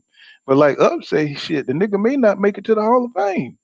You know what I'm saying? All this talk of the Hall of Fame, he may not make it. I mean, maybe that bullshit undisputed thing he got, maybe. You know what I'm saying? But you know what I'm saying, that's iffy. Nobody ain't gonna remember that dumbass shit. And Dongo, ain't a great rival to beat. You know what I'm saying? He is not a great rival. You know what I'm saying? Ingenious 11126 says, Byrne is a bit of a hype man. He says court jester say he doesn't have the intellect or maturity to be good counsel to Bud. I believe that too. And Do It All 36 says, he says Crawford fight. Let's see. There's a baby on him. He says Do It All 36 says Crawford fight tickets on Groupon for $89. And Key Hype says Bud is a miser. He don't like to spend money. That is why he says he is a boss and don't have to hire a lawyer. He said that shit's crazy, bro. Let me see, D-Town boxing. What's going on, D-Town? I don't know if you can still get on or whatever. For some reason your device didn't connect that time. You probably out of range of your internet or something. Let me see if I could drop that. So D-Town, see if you could try to get on up here. He says Bernie was happy with Crawford ducking Errol Spence Jr. Yeah, because he don't want to get his ass beat. Now that we know what we know, I would have been interested to see that Pacquiao fight. I would have been interested to see that. One City Assassin says Crawford could have hired Al as well. Exactly, but see, he's so worried about getting cheated, or the fact is he didn't want it to work out. You know what I'm saying? So he don't have to worry about that fight happening. What's going on, young billionaire in the building, bro? You know what I'm Hey, saying? hey, how you doing, Mhm. OG Pool, man? I really appreciate the intro that you give me, man, and just the compliments and stuff, man. Thank you for that, man. You somebody I really respect. I love your channel, and you keep it a buck all the way around. But can I ask y'all a question, man? How Mhm. long can a fighter live off of accolades, man? And I'm not trying to diss a fighter's accolades, but if you're still an active fighter, I don't want to hear about what you did in another weight class for 5 years. I'm Mhm. tired of that. And I'm a big Bud. I was a big Bud fan, man. You know how I Mhm. told you I used to rock with him and believe everything he used to say. But every Mhm. time you do an interview, you keep talking about what you did previously, but you're still an active fighter and you're a champion at 147. I don't want to hear about 35 and 40 no more. And I don't want you because that does nothing for the 147-pound division. And that's starting to really, really, really irritate me. And shout out to everybody else on the panel, but that's something that and the Bud Crawford fans, they live off of that. Yeah, he was already undisputed. And that's the thing. It's like they give him an out so he doesn't have to let Errol get his opportunity to become undisputed. It's like a feather in Bud's cap where they like, see, my guy's undisputed, but Errol Spence would never be. And ha ha ha, Bud Crawford's fighting Evanesian. Ha ha. You get what I mean? It's like playing keep away. And I don't respect Mhm. that. I don't respect that. But that's all that's just what I want to say first. I just want to see y'all's opinion on that. I don't respect playing keep away with the belt and being like, I was already undisputed. So it don't matter if I fight you. It don't matter. You need me more than I need you because I already been undisputed. That's some little kid shit to me. That's like taking your ball and going home at the court if nobody picks you. Like, nah, nobody could play now. You get what I mean? I don't know Mhm. how people keep making excuses for that sucker move. But Mhm. I don't know. It got no place in boxing, bro. You know what I'm saying? Like I was trying to make the analogy about Tommy Hearns and the spirit they had, when it came to fighting each other. It wasn't about no belts. It wasn't about no keep away. It's about, I think I'm better than you, and I'm coming straight to you to prove that I'm better than you. Where's that spirit? You know what I'm saying? Where's that Maurice Hooker fight? Where's that Terence Crawford after the Maurice Hooker fight? Don't come in here. Don't try to do that body thing. You know what I'm saying? We looking for that Terence Crawford. No, we got some weird ass shell of a dude that's trying to put the fight behind him, who's trying to put his reputation before a man that just went and snatched 3 of the belts from one all different champions, you know what I'm saying, 147, right? And then you trying to shit on these guys' resume and you haven't even fought them. You know what I'm saying? Not in their prime anyway. You know what I'm saying? Do you think Terence Crawford would have fought Kell Brook in his when he had the IBF belt? Do you think he would have fought Sean Porter when he had the WBC? Shit, it was hard to get him to fight Sean Porter when he didn't have the damn belt. You know what I'm saying? So, you know what I'm saying? Anytime Terence Crawford, you know what I'm saying, gets in a situation where there's a fight, you know what I'm saying, that might be worth something, you know what I'm saying, he don't want to do it. You know what I'm saying? You got to drag that nigga in the ring to fight the best. You know what I'm saying? To fight better competition. So this does not surprise me that he walked away out of these negotiations. Something everybody was telling you, he's not gonna goddamn sign the contract. You know what I'm saying? He's gonna keep bringing up issues. You know what I'm saying? He want EJ to walk out last. You know, shit that, you know what I'm saying, you put out there so somebody will refuse to fight. You know what I'm saying? So this is why I say even next year he's not going to fight this man. He's probably going to fight Adrian Bronner. You know what I'm saying? Because they're trying to build that BLK Prime bullshit over there. You know what I'm saying? And from what I understand, you know, Crawford may have money in that shit. You know what I'm saying? So, you know, that's just the way I see it, man. I just don't think this nigga is interested in you know, any fights. You know what I'm saying? Fighting any hard competition. I don't think he want to prove anything. I think you hear him in the interviews when he say, I'm fighting for money. You know what I'm saying? I don't fight for legacy no more. I don't care what the fans think. When you start hearing fighters talk like that and start talking about the accolades and entering the Hall of Fame and motherfuckers not knowing what it feel like to have them belts, that's sucker shit, bro. That is sucker shit. You know what I'm saying? So young billionaire, you're right. You know what I'm saying? I'm right there with you. You say nobody's interested in seeing him fight David Avanesian. You know what I'm saying? That's just not a fight that's gonna push his legacy forward. That's not a fight. He shouldn't be in the ring with a David Avanesian. He needs to be in the fight with he needs to be in the ring with Errol Spence Jr. He would have got way more than $10 million to fight Errol Spence Jr. So we know it's not about the money. It's about the ass whipping. That's what it's about. And they're gonna eventually turn around and sue Crawford because they're not gonna make their money. Salute, young billionaire. Salute, man. Love looking at them videos you got over there, bro. Poor, but I got to get up out of here, man. Salute, yes, sir. Thanks for sliding through, bro. Hey, blessings, man. Young billionaire, that's the thing that we've been saying over here. We've been saying that man been playing keep away. We've been saying that man don't want that fight, bro. Like I've been saying it for the longest. I seen the man energy, bro. Like man, he thought Earl was sweet. He thought we were gonna still get the same Earl before the accident, and that's why he was so hyped too. But see, Earl fighting fight Ugas first ruined it. See, Earl should have went ahead and fought Crawford first when he wanted it, and it would have been something different. See, Crawford seen what happened to Ugas, and that made Crawford go back and think, like, hold up, this ain't that drunk Earl that's coming in there without strength and conditioning. Because see, Earl fought 2 fights. He fought Danny Garcia, Mikey Garcia, and Sean Porter without strength and conditioning. Mm-hmm. Crawford thought he was gonna get that same without strength and conditioning. Nah, he got that Earl Spence from that Ocampo, that Lamont Peterson, that killed Brook Day. And Crawford like, oh hell nah, we ain't signing up for that. We gotta get paid. He like Terence needs some farewell money if he about to fight Earl. And that's what he keeps saying. As long as everything makes sense, as everything's right and it's fair. See, Crawford need at least 25 mil to fight Earl. I'm just being real. If it ain't 25 mil on the table, anything less, Crawford ain't going for it. Because Crawford knows this is a career ending as well as a career defining fight. Because even if by some miracle he beats Earl, he's not gonna be able to fight for a while. Because if you fought Earl, you're gonna pay for it. Whether you win or lose, you're gonna pay for it. Because Earl is relentless. And Earl done got to the place where he absorbs people's shots. He trains with light heavyweights, taking their shots just so he can be able to absorb shots and do his 47 palms. So he absorbing shots and rolling with shots, feeding off shots, catching shots, sparring shots, and throwing shots at the same time just so he can make you feel it. He feel like if he put out enough punishment, you gonna stop throwing before he stop throwing. And that's the name of the game. It's chicken. Who gonna stop first? And 90% of the time, it's always everybody else. Because Errol, he's prepared to go the distance.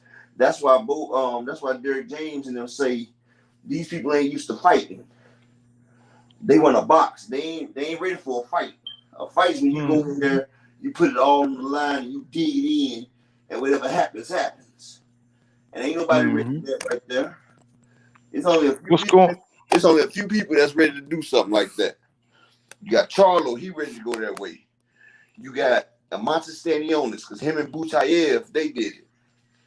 I think Boots will do that. Virgil Ortiz, he's down for that. You know what I'm saying? It takes special fighters that's going to be able just to say, the hell with it, let's do this. And Crawford that type of fighter. What's going on, Don Sapansky, Yolanda? I see you out there. I just want to holler at you, Queen. Thank you for sliding through. Hey, go ahead, bro. And you know what else that he said? He said Al Heyman is putting Errol Spence in every position to win the fight, and that bothered me. I was like Al Heyman can get in there and fight for him, and this I just want stuff to be fair. What do you mean when you just say you want stuff to be fair? Like, bro, everything is in boxing is off of what you can draw, what you bring to the table. And so if they're offering you this certain percentage, it's because that's the percentage that you garnered. That's the percentage that you earn as far as what you can draw. Give him way more than what he deserves. Bro, and that's what I'm saying. When you say you want it to be fair, and Al Heyman is doing everything he can for Errol Spence to win the fight, that sounds like you unsure yourself sometime. And I don't even like thinking like that. It just, I don't know. I just get irritated with Bud, man, because he just keep putting his foot in his mouth. Well, what it sound like, damn. What it sound like is a bunch of bullshit. They more than accommodating that man. Yeah, it just sounds like he just putting shit out there. He's planting seeds, because nobody's privy to the conversations that's going on behind the scenes. So since EJ ain't saying nothing, he took the opportunity, to lean on public opinion, to lean on it his way. To make it sound like they were offering him a bullshit deal when they was trying to give him everything. That, from what I understand, they gave him everything that he wanted. And he just don't want this damn fight. He don't want this ass whipping, or he's just looking for a major, something that, say a major payday that you can't deny. 55, bro. They was giving him 45 to 55%, dog. Like, it's a 10% difference, bro. When you are 1/4 the pay-per-view seller is Errol. They still was trying to give you 45%. Steven Espinosa said it was damn near 50-50. Yeah, I remember that. Yeah, I remember that. But see, he wants this up front, like he getting it with BLK. He don't want to have to worry about if he gonna get his money or not. See, he's so used to failing. There you go. Say that one more time. What is he used to? He used to failing, and he used to get his money up front regardless. He used to get his money no matter what. So he's scared that if the fight fails, he don't get paid. And see, what he got to realize is you with Errol Spence. I know your hoopty might break down on the highway, but you in Errol's Maserati. He got good highway miles. That's like a motherfucker scared to ride. Got AAA. That nigga got AAA. That's what I'm saying. That's like you riding in the car with a motherfucker and your car breaks down on the highway. So now you don't want to drive on the highway because you think if it break down the highway, you're gonna be stuck. But now you in Errol Spence's car. His car don't break down on the highway, but that's like you getting in the car with him and being nervous that the car gonna break down. Nah, nigga, relax. This car gonna ride smooth. It's gonna give you good highway miles. That nigga used to ride in Kias and shit. You know what I'm saying? Yeah, Kias.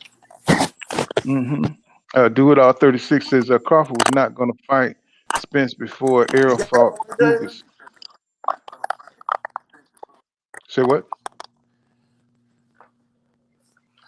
Let's see. Cash Crypto said Bud, how ass needs to bring that bet $1 million energy back. Yeah, man. It's like it ain't coming back, bro, because this nigga, he's trying to, if you listen to him, he's trying to put the fight behind him. Every time he's talking, You know what I'm saying? He talked like the fight is behind him. You know what I'm saying? When he brought up that Aram prior shit and talking about Sugar Ray Leonard talking about that fight never happened. This fight is just gonna be one of those big fights that never happened. I said, bro, you need to go ahead and retire with that shit, bro. You don't need to be putting that kind of shit out there. And then when Brian asked him, we want to fight? Sure, I want to fight. I did everything I could do. I could have done to make the fight happen. I'm like, bro, I was saying that don't even sound right, bro. You know what I'm saying? All you had to do was sign the shit and stop putting in revisions. You know what I'm saying? And for a motherfucker who been wanting this fight for fucking 5 years, bro. For a motherfucker been wanting to fight for five, you don't got that kind of energy as somebody who wanted to fight for five. You've been waiting for 5 years. You would have done like Devin Haney. You know what I'm saying? You just would have took whatever deal to get in there to whip his ass, and you know what I'm saying? You become the man, right? With a rematch clause. Because this fight, I don't know about y'all, but I want to see two fights. You know what Yeah, I'm I saying? mean, and OG Pool, he been saying how his whole team been calling Errol a drunk, and they gonna knock his drunk A out, and he ain't all that. And as soon as you get the opportunity to really make the fight, you got all these obstacles, and you wasn't treated fair, and they agreed, but you wanted to fight in December. They pushed it to next year, and I have to wait an extra 6 weeks to get in there, and I'm just no, I'm not gonna wait on my hands for no man to feed my family. But I've been fighting once a year since Cal Velasquez fight. It's a bunch of BS, man. He been fighting once every 12 months, but now I'm not gonna wait on my hands for no man. Man, Pool, Exactly. OG, what's up with this? People ain't looking at these contradictions. Oh, I don't have no signature fights. I don't have no great signature wins. When he was sitting down with Andre Ward, he said, I don't have no Mm-hmm. Mm-hmm. no dance partner. But now when he's sitting with Kate Abdo, I got numeral signatures of wins. I said, what is he talking? If Because people, Andre Ward would have told him, man, that's a bullshit win, bro. That's not no signature win. But he man, feel like he had a woman right there. He could throw the wool over her eyes. But Kate Avenue ain't stupid. Yeah, and they see the contradictions, young billionaire. They see it. It's just that they hate EJ that much, and I don't get it. So that's why I say these guys can't be real boxing fans because you're gonna roll with the guy who's trying to push boxing forward. You're gonna ride with the guy who's trying to get the best fights. But we live in times where motherfuckers they just I don't know they casuals and they just rock with who they like. They like you know what I'm saying they fighting style or whatever or who they're emotionally tied to. But I mean, if you look at the way Crawford moved, he never moved in the way of fighting the big fights. You know what I'm saying? He always trying to get scraps on the side. He's always fighting like a Jose Benavidez. You know what I'm saying? Always fighting like a green bean. He's always fighting motherfuckers who don't deserve to be in the ring with him. You know what I'm saying? When all the Danny Garcias and Keith Thurmans are right there to be made, you know what I'm saying? You saying they pricing themselves out. And then you turn around and shit on their careers saying that they took losses but they put themselves out there. You know what I'm saying? They jumped into the fray to fight each other. So you're going to take a loss if you fight somebody worthy or somebody who's if it's a 50-50 fight. You know what I'm saying? So you may take a loss because you're fighting a worthy adversary. You ain't fighting no worthy adversaries, my nigga. You know what I'm saying? All you doing is sitting back and criticizing everybody and taking calculated risk, you know what I'm saying, in your career. So, that's why people are starting to say, yeah, man, you ain't that dude, bro. You need to go ahead and get your ass up out of here. You got Javante Tank Davis talking about fighting Terence Crawford, which is the ultimate insult. You know what I'm saying? Because this dude is a fucking And lightweight. Tank could knock him out. Tank the same size as Gamboa. Right. You know what I'm saying? But that's a big insult, man. You got motherfuckers at 135 talking shit to you. You know what I'm saying? Like, man, we'll get his ass up out of here, bro. Because they sense the weakness in Terence Crawford. They see how he moving too. They like this nigga ain't real. You know what I'm saying? So we'll Trying to come up take here that pound for pound number one spot. Like shit, if this the pound for right. pound number one, let me get a piece of that. So if you can't force nobody to fight, that's the problem with boxing. You can't force nobody to fight you. You know what I'm saying? And Terence Crawford got the spirit. He got the game all fucked up. He got it all wrong. That's why I'm glad that the sanctioning bodies are getting together and they said they cleaning up the boxing. The sanctioning Mm-hmm. bodies getting together and they ordering fights. And if you don't make the fights that's ordered, then you go down in ranking or you lose that belt. And I'm glad they started to do that because they should have been did that. Well, Should have been Mauricio cleaned this shit Sulio, up. he can't clean it up when he got referees talking about, you know what I'm saying, cheating and shit, you know what I'm saying? And he's saying that's okay. You know what I'm saying? And he making franchise See, championship he doing belts and that shit, because duck belts. that Wilder shit popped off. And see, now that gives credence to what Wilder was saying. See that right there, and that's on the WBC's dime as well. So now that makes that Wilder shit a whole lot more credible now, Now, because you it happened know, on WBC as well. and see, Wilder been saying these motherfuckers juicing. He knows who's Yeah, juicing, but they and he tried to make knows. it seem like Wilder was lying and all that shit. But now this shit right here shows that it happened on WBC's watch. But we, boxing insiders like Young B, they know this shit happens. They know who they letting get away from out of Valor's reach. You know what I'm saying? I mean, when that nigga went to damn Britain, I said, there you go. I said, when soon as he left America, I said, it's on and popping now. When his daddy was crying, you know what I'm saying? I don't want him to fight in America because America watching your ass, bro. But as soon as you went over there to Britain, you know what I'm He couldn't saying? get They his hooked. supercharge. Yeah, that nigga just like Bane and shit. They put them goddamn cables in his fucking ass Because and they said over here juiced in his ass America, up. they said the little young boy Jared Anderson, they said he beat the shit out of Tyson Fury in sparring. Right. It was Jay, what his name? Jared Anderson. Yeah, like you Jared say. Anderson, he said I'm the best boxer in the world. He said he's the top in the world because of the way he put it on Tyson Fury. After that, Mm-hmm. Tyson Fury had to fly back home and get his juice. He said, "Hold up, hell no." Y'all gonna watch that Chocolatito versus Juan Estrada this weekend? For I the think it's this third weekend. time. Yeah. For Let's the see. third time. That's gonna be a good fight this weekend and shit. You know what I'm saying? Y'all got to watch them flyweights, man. They be getting it in, bro. And But they then running Von from P. Bam Rodriguez though. Of course, man. Bam the shit, man. You know what I'm saying? But he had a tough fight that last one, man. God damn. That dude was a rough motherfucker, boy. Then Bam was, I was like, damn, Bam. He pulled it out though. You know what I'm Yeah, saying? he He pulled fighting. it out. Every fight he's fighting is a champion or former champion. I think he went back down to 115 on that one, Nah, that was a belt wasn't it? defense. Oh, okay, okay. So I thought I thought he was gonna drop the belt. I think Robert got to he was gonna drop the belt and go back down to 115 and let his He brother was, but his brother and ended up let his losing. brother. hmm And His see, brother ended up losing, so now he's staying up there with the belt. okay, okay. So I'll be damned, I dropped my damn belt. Von P. King Deacon says this fight is more historic than TC than EJ, and then EJ TC ducked the chance to be two-time undisputed champion. He said the first four-belt welterweight undisputed champion in boxing history. 35% of 1 million plus fight. 1 million plus fight. Yeah, that's another thing. You know what I'm saying? Well, how you gonna turn down history, bro? You know what I'm saying? How you gonna turn down being undisputed a second time, bro? Do you understand, especially against Errol Spence Jr.? You know how big that would be? He would definitely be in the Hall of Fame. It wouldn't be a problem, bro. First You know what I'm ballot. saying? Right. And then for you to turn down not only a historical fight to make the most money that you've made in your entire career shows you this nigga don't want to fight. It's just too much evidence, you know what I'm saying, that this dude do not want this fight. You know what I'm saying? So I'm not optimistic about this fight If he next year. beats Earl, then he gets to go up and fight Charlo. That's a chance to be 3 times undisputed, and you'll be considered one of the greatest of all time. Look at this. Look at this nigga here.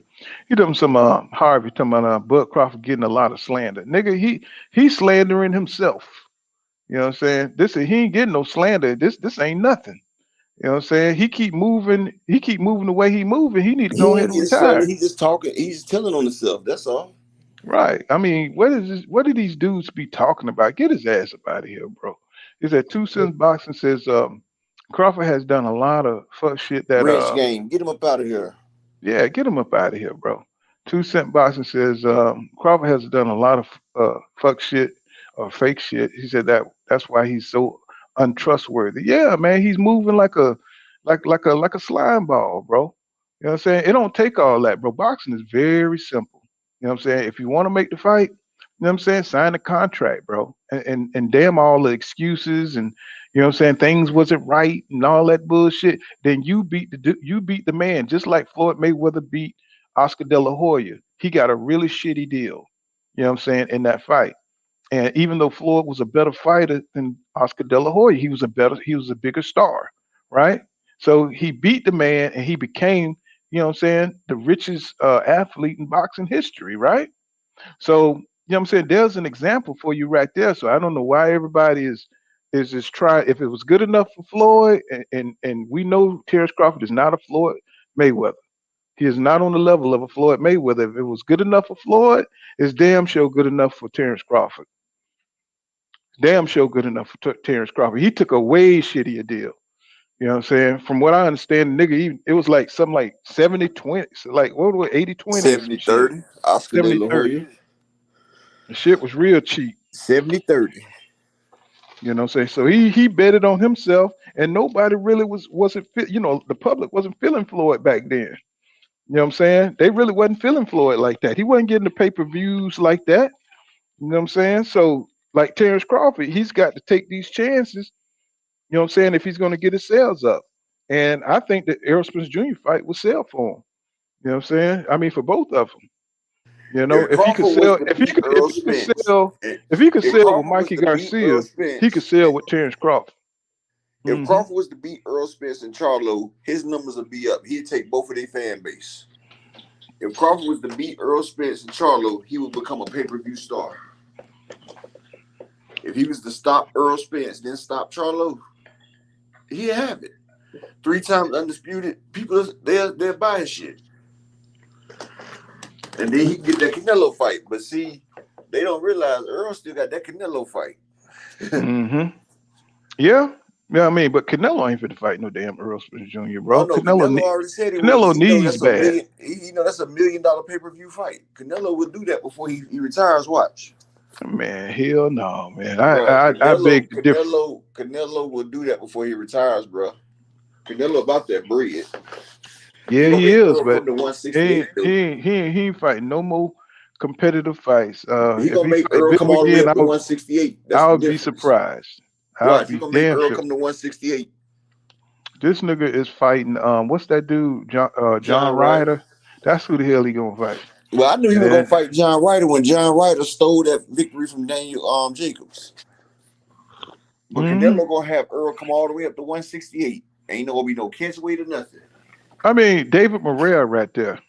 David Benavidez right there. You know what I'm He ain't saying? about to This fight is, them. He of about to course bring a not. nigga up 2 divisions like it did Amir Khan. He gonna bring Earl up 2 divisions. Man, he ain't gonna fight no goddamn Errol Spence Jr., bro. Hey, he was Hey, gonna fight Earl at the 164, but he didn't want to take the Jamal Charlo fight first. That's the okay, we'll reason why. see. We'll see if it happens. You know, I'll be the first to tell you I'm wrong. I'll be Because the first to tell you. he said because they had a two fight $100 million contract for him. But But what he kind of was shit saying is that? Why would you bring a 147 pounder all the way up? What are they talking about? Fighting at a catch weight at once? It got to be 164. 160. It got to be. He You know what said I'm saying? they did 164. But you know, Earl used to walk around at like 180 though. He used to. I mean, I understand all that, but I'm I saying, but feel if like you, Earl, it's one thing to walk around at a weight, and it's another thing to fight you know at something? a high If weight. he offers Earl to fight at 168, if Earl beats Crawford and get undisputed at 147, and Canelo offered him to fight at 168, I would take it. Because I believe Earl could beat him at 168. Floyd beat Canelo, and Canelo was 20 pounds over him. But the difference is, I Look at think this shit. Earl, This dude telling me some Bud sells 190K. Man here. Let me get this nigga up out it of was here, man. 160K, not 190. Let me get this nigga capping and shit, man. He added 30 more to it, didn't he? Mm-hmm. It's like that must be Bud Crawford. Bud highest one was 168, Harvey. And Spence averages around 350. Let me see. Keeping it real says the man didn't want to fight. Stop making excuses for Bud. Exactly. But you know You know what I'm something? saying? If Bud fights Spence and Spence get undisputed, and then they revisit that fight with Canelo for 168 for 50 mil. If I was Earl, I'd take it because that's a chance to be 2-time undisputed. Earl go up there to 168, knock his ass off, and then drop on back down to 154. Yeah, but I don't think I don't think got a catch weight. Can you win? I don't think you can win them belts at a catch Nah, weight. I'm talking about fighting at 168. Oh, okay. Oh If you shit, can fight at 164, what's 4 more pounds? And man, Earl hell Earl nah. be I mean, I fighting had though. to see it. I had to see it, man. Check this Once out, that's man. different. Earl be fighting Karen, against Sir Marcus Brown. Sir Marcus Brown is a light heavyweight. I hear you. I hear you up, but I have to see it, bro. You know what I'm saying? I got to see what the nigga look like at 154. You know what I'm saying? I mean, that's my man and everything, but I want to see what he look like. I mean, we skipping goddamn three weight classes. You know what I'm saying? Let's see what he look like against them niggas. You know what I'm saying? I think he gonna look good, but you know what I'm saying? You got to But get this is what I'm saying. acclimated. You got to get I acclimated, mean, bro. yeah, he can get acclimated, bro. But like I said, it's about your skills. Like Floyd is a damn 140 pounder, really. Floyd went and fought that boy at 155. You feel me? Floyd fought that man at 155. Floyd came into the fight at 148, while Canelo came into Six. the fight 160 something. You remember Mhm. he had over 20 pounds over Floyd, and Floyd was still popping his ass. Floyd was still beating his ass. Earl is not no small guy. When Earl on fight night, Earl already beat in the 160s, pool. He beats in the 160s when it's fight Mhm. time. That's why people say Earl's a damn middleweight, because when Earl comes to fight, he's not in the 140s and 50s no more. He's like 160 something. So 168, adding a couple more pounds ain't gonna be too much of a stretch for him. That's where he's at. Earl be Okay. sacrificing a lot to go down, bro. Yeah, Earl is a well, damn a beast. And he sacrificed a whole lot to get down to that 147. That's why he tired of that shit. Because he rehydrates at least 17, 18 pounds. And that's just yeah. facts. Well, I want to see it. You know what I'm saying? I want to see what he look And you like know, up he's there. still bigger than Canelo, because Canelo like 5'7", 5'8". Earl 5'9". And Earl has a longer reach. And then It's you like I know can't. Earl gonna be at a different weight now, so he gonna have even more stank on his shit. I feel like Earl fighting at 147 could pop Canelo and drop him. When he got his extra power, it's gonna be a fucking goddamn. Mm-hmm. Let me see. But yeah, I feel like he destroys that nigga if he up there. Even if Earl come in at 160. Let me see. Let me see. I was gonna read Jonah Turner. He says. He said, now you see why the money's getting up front is important. Oh yeah, that's fucked. Yeah, Ask Turner, you Regis. right though, Turner, because that's fucked up how they did Regis program, bro, and they paid Zepeda. Turner, that's one thing I gotta go with you on, John Turner. Getting that guaranteed money up front. That is it. But that's what it depends on what type of promotion you got. PBC ain't that company right there.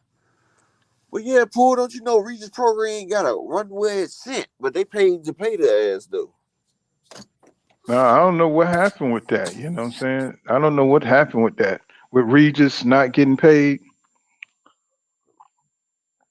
he's supposed to be. You know what I'm saying? Who's supposed to be? Who's Regis with? Probellum?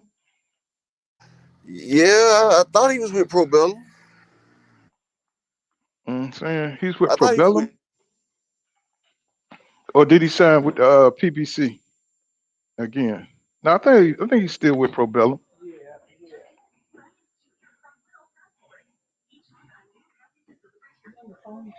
Okay.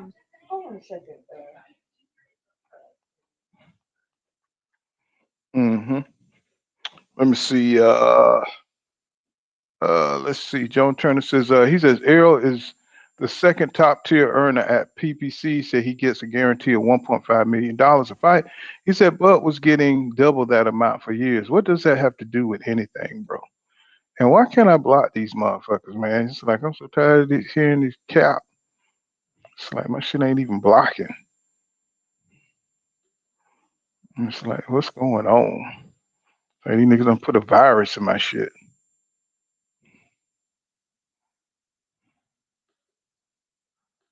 Let's see. Let me see. All right, so Mohammed said amnesia is another sea-level fighter. Crawford adds to the rest of the sea level fighters. He is overrated. He has his overrated on his overrated resume. Wendy Windy City Assassin says full kind of boxing. Did Bud ever reply to Tank about getting knocked out? I don't think so. I don't think he ever replied to him. And I said Von P. King Deacon says he said Jonah Turner, he said, stop lying, bro. He said ears told dude and Bob to their faces. He said, I ain't getting he said, I've been getting more than you. Go back and watch the video, bro. He said, you all cap, just like Doug Crawford. He said, all y'all fanboys are the same. Like I said, you can't argue with Bud fan base, bro. They just make up their own shit and keep it moving. That's just how it go. And let me see, Cornelius Edwin says, yeah, he says TC talking. He's he's already in the Hall of Fame. He says no other champion has talked all that excuses, but TC doesn't have the heart of a champion. You say he doesn't take if he doesn't take the Spence fight. I agree, bro. I agree. I agree.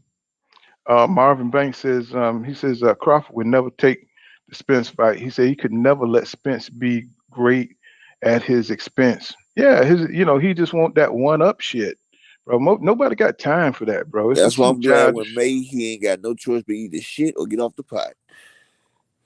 Shit Yeah. or get off the pot. Either you fight Boots or you fight Spence or you get out the way.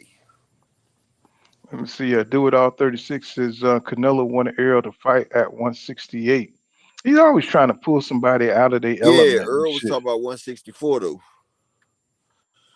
Yeah, But he always trying to pull somebody up out their shit, man. It's like, come on, bro. It's a TZ Frank says Errol would do Canelo like Bivol did. Please. Now you want your blue cheese? He's got that work rate, man. EJ got that work rate, bro. Canelo ain't used to all that bullshit. You know what I'm saying? He's not used to that kind of work rate. You know what I'm saying? That pressure that EJ gonna put on him. And Jonah Turner, he's talking to Vaughn. Let's see. Let's get it in. Oh, okay. He says that was up talking to you, bro, not me. You know what I'm saying? that was EJ wants to do it at 164. Canelo was talking about 168.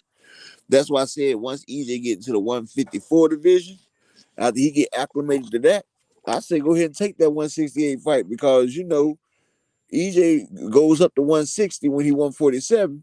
So if he 154, he probably go to about 168, 170. You feel me? Mm-hmm. Mm-hmm. Like Conor Ben was ready to jump too, but he ain't got to do what Conor Ben did. Mm-hmm. Uh, Jeff R says, "What's up with all this spam in the chat?" He says, shaking my head crazy. That's the problem with dud defenders. You know what I'm saying? So they got something to say about their hero. He's a Windy City Assassin says PBC was sued for paying fighters too much, not by paying their fighters at all. And Humble Servant says the undisputed weight champion, Errol Spence Jr. versus the undisputed 168 champion. Crazy marketing. Yeah. I mean, I ain't saying the fight wouldn't be big as shit. You know what I'm saying? Because we all know Canelo, what he bring to the table. We know what EJ bring to the table.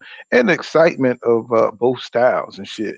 That would be some crazy boxing right there. That for man, that would do so much for boxing. That would bring a lot of eyes. That fight might even be a bigger fight than Terence Crawford. I mean, I'm sure it would be. It would do better numbers. It would be bigger money. But it's just for the. I just don't see Canelo. He just seems like he's in decline to me. He don't seem like he's improving. Canelo can't stick with Spence because Canelo's slow.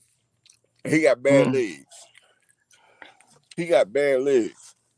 Yeah, but Canelo, he knows that Spence gonna come forward. That's what he's banking on. Yeah, but Spence hits harder than Canelo though. Well, I'm just saying, what I'm saying? That's why he would want to fight. He wouldn't have to chase Spence down. You know why? You know why Canelo's sleeping on Spence though? Bivol was able to neutralize Canelo with a jab. Spence jab is better than Bivol's. He been broke Canelo eye socket. You don't think he can break Canelo eye socket? Anything's possible. You know what I'm saying? I think I think he would have to get acclimated to heavier weights fighting for 12 rounds. I have to see it. You know what I'm saying? It's just I can't just say EJ would just. I think he would beat him, but I don't think I would have to I mean, see you what it know, looked like. Floyd beat him 20 pounds less. Oh yeah, well Floyd's a defensive master. You know, he's got that special defense, you know what I'm saying? So it's different. He can fight at heavier weights because you can't hit Floyd. It's hard to hit him. He can move. You know what I'm saying? For EJ, he's gonna take some shots. You know what I'm saying? So, you know what I'm saying? I think EJ will beat him, but I just have to see EJ fight for 12 rounds with that weight on him. You know what I'm saying? You know what I'm saying? I think he could beat Canelo, like you say. You know the big advantage EJ got? Yeah, his work rate. Canelo gets gassed too fast. Mm-hmm. By the end of the second round, after EJ done caught him with a couple body shots, Canelo gonna be out of gas. You see him in the Triple G fight? Canelo won't have no wind. I'm just surprised because you know EJ is an athletic fighter. You know what I'm saying? That's what I said. I said Canelo. Yeah, I understand what you're saying. I said he'll gas Canelo out fast. Mm-hmm. Yeah, But I mean, see, that's his problem. He keep thinking that size shit matter. Floyd showed him that it don't matter. And plus, Errol ain't no small guy. If Errol start working out 24/7, he'll balloon up there. yeah, I mean, it's an interesting fight. You know what I'm saying? But right now, I just want to see him go the regular route. You know what I'm saying? I want to see him become undisputed at 147. You know what I'm saying? Yeah, I don't want to see him thinking about no goddamn Canelo. I want to see him go at 154. That's the See how biggest he do fight, there. though. That's a million pay-per-view buys right there. And then maybe after he become undisputed at 154, then think about Canelo. Not before, not a moment before. You know what I'm saying? But that's a million pay-per-view buys right there, pool. Motherfucker can't turn that shit down. Canelo offer you that fight. Oh, he gone if that shit get offered. You best believe. He get that Canelo fight. You best believe he gone. Jamal Charlo is Charlo is 160, right? Mm-hmm. He the 160 champ, right? No. Yeah. He's 160. Jamal Charlo Charlo right. is the 160 champ, right? Mm-hmm. All right. Did you see him and Bivol standing right there beside each other? I think for a brief moment, yeah. He looked like he was tall.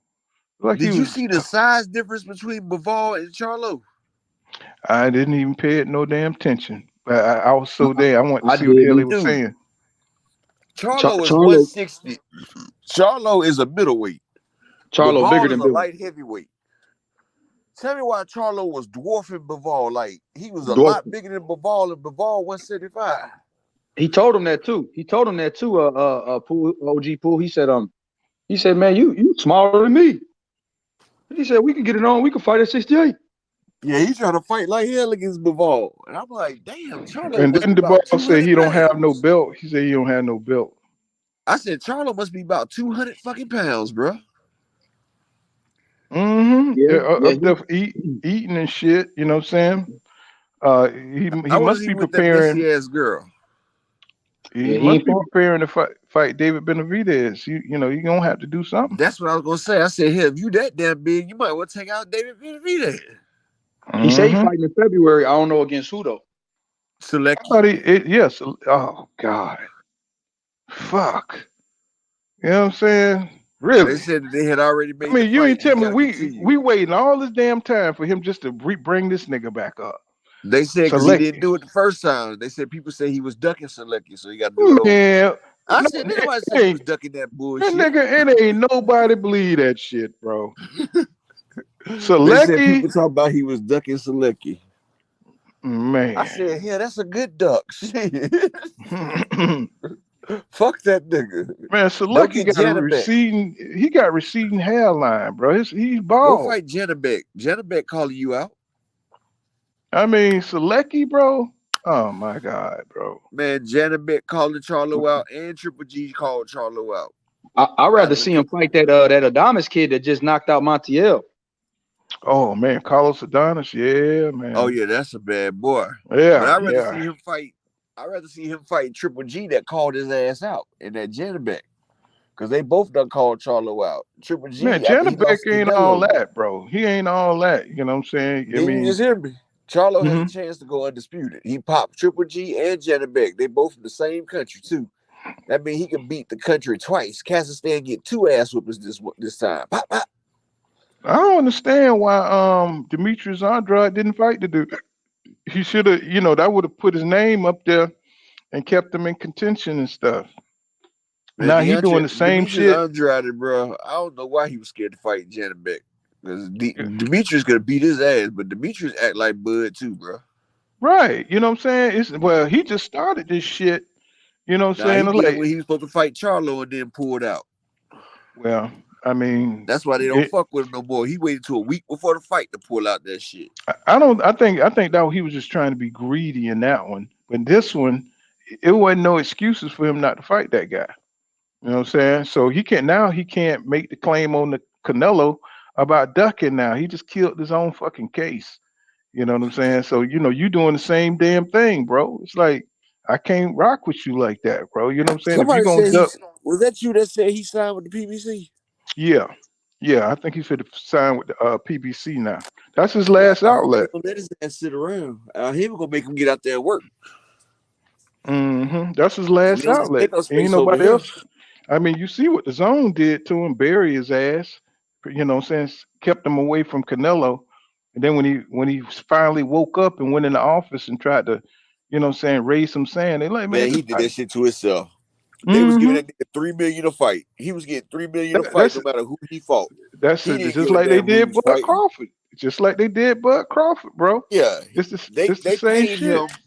They paid him not to pursue Triple G and Canelo, and he was okay with it. Right. They let him know in the contract, look, you're not gonna be messing with Triple G and Canelo, but we're gonna give you $3 million to fight. And he was happy with it. And then we started getting to the end, and they wasn't talking about restructuring. Then he started trying to get with that Canelo and Triple G smoke. And see, when you get used to fighting easy competition, guess what? You get lazy. You know what I'm saying? You get like Bud Crawford. Yes, sir. You know what I'm saying? That's what happened to Demetrius. He done lost his edge, nigga. You traded your passion for glory, nigga. You know what I'm saying? $3 million a fight to make him what Marvelous Hagler say? You know what I'm saying? When she start touching them M's and shit, it's hard to run. Don't be hungry no more. Basically, you gotta train like you broke and you homeless and shit. Cause when a nigga first coming up, he broke, homeless, got a family to feed. Niggas are animal. Can't nobody beat no nigga that's starving. He still dressed. He dressed like he homeless. You know what I'm saying? But the nigga ain't dressed. He ain't hungry though. You know what I'm saying? If like he did Deontay Wilder, when he first came in, knew he had to get that money to save his daughter and shit. Man didn't have too much boxing skills, but guess what? He can knock you the fuck out. Fuck this is for my daughter. Blah. And he what? Shit, Deontay Wilder got some money, bro. Man, Deontay Wilder is paid. That Tyson Fury fight, they both walked away with like 50. But check this out. That's why Tyson was like, hell yeah, I'll fight Wilder again. But check this out. They looking for a damn fourth fight, bro. I think he beats him in the fourth one. He beats him in the fourth one because now his damn skills is translating now.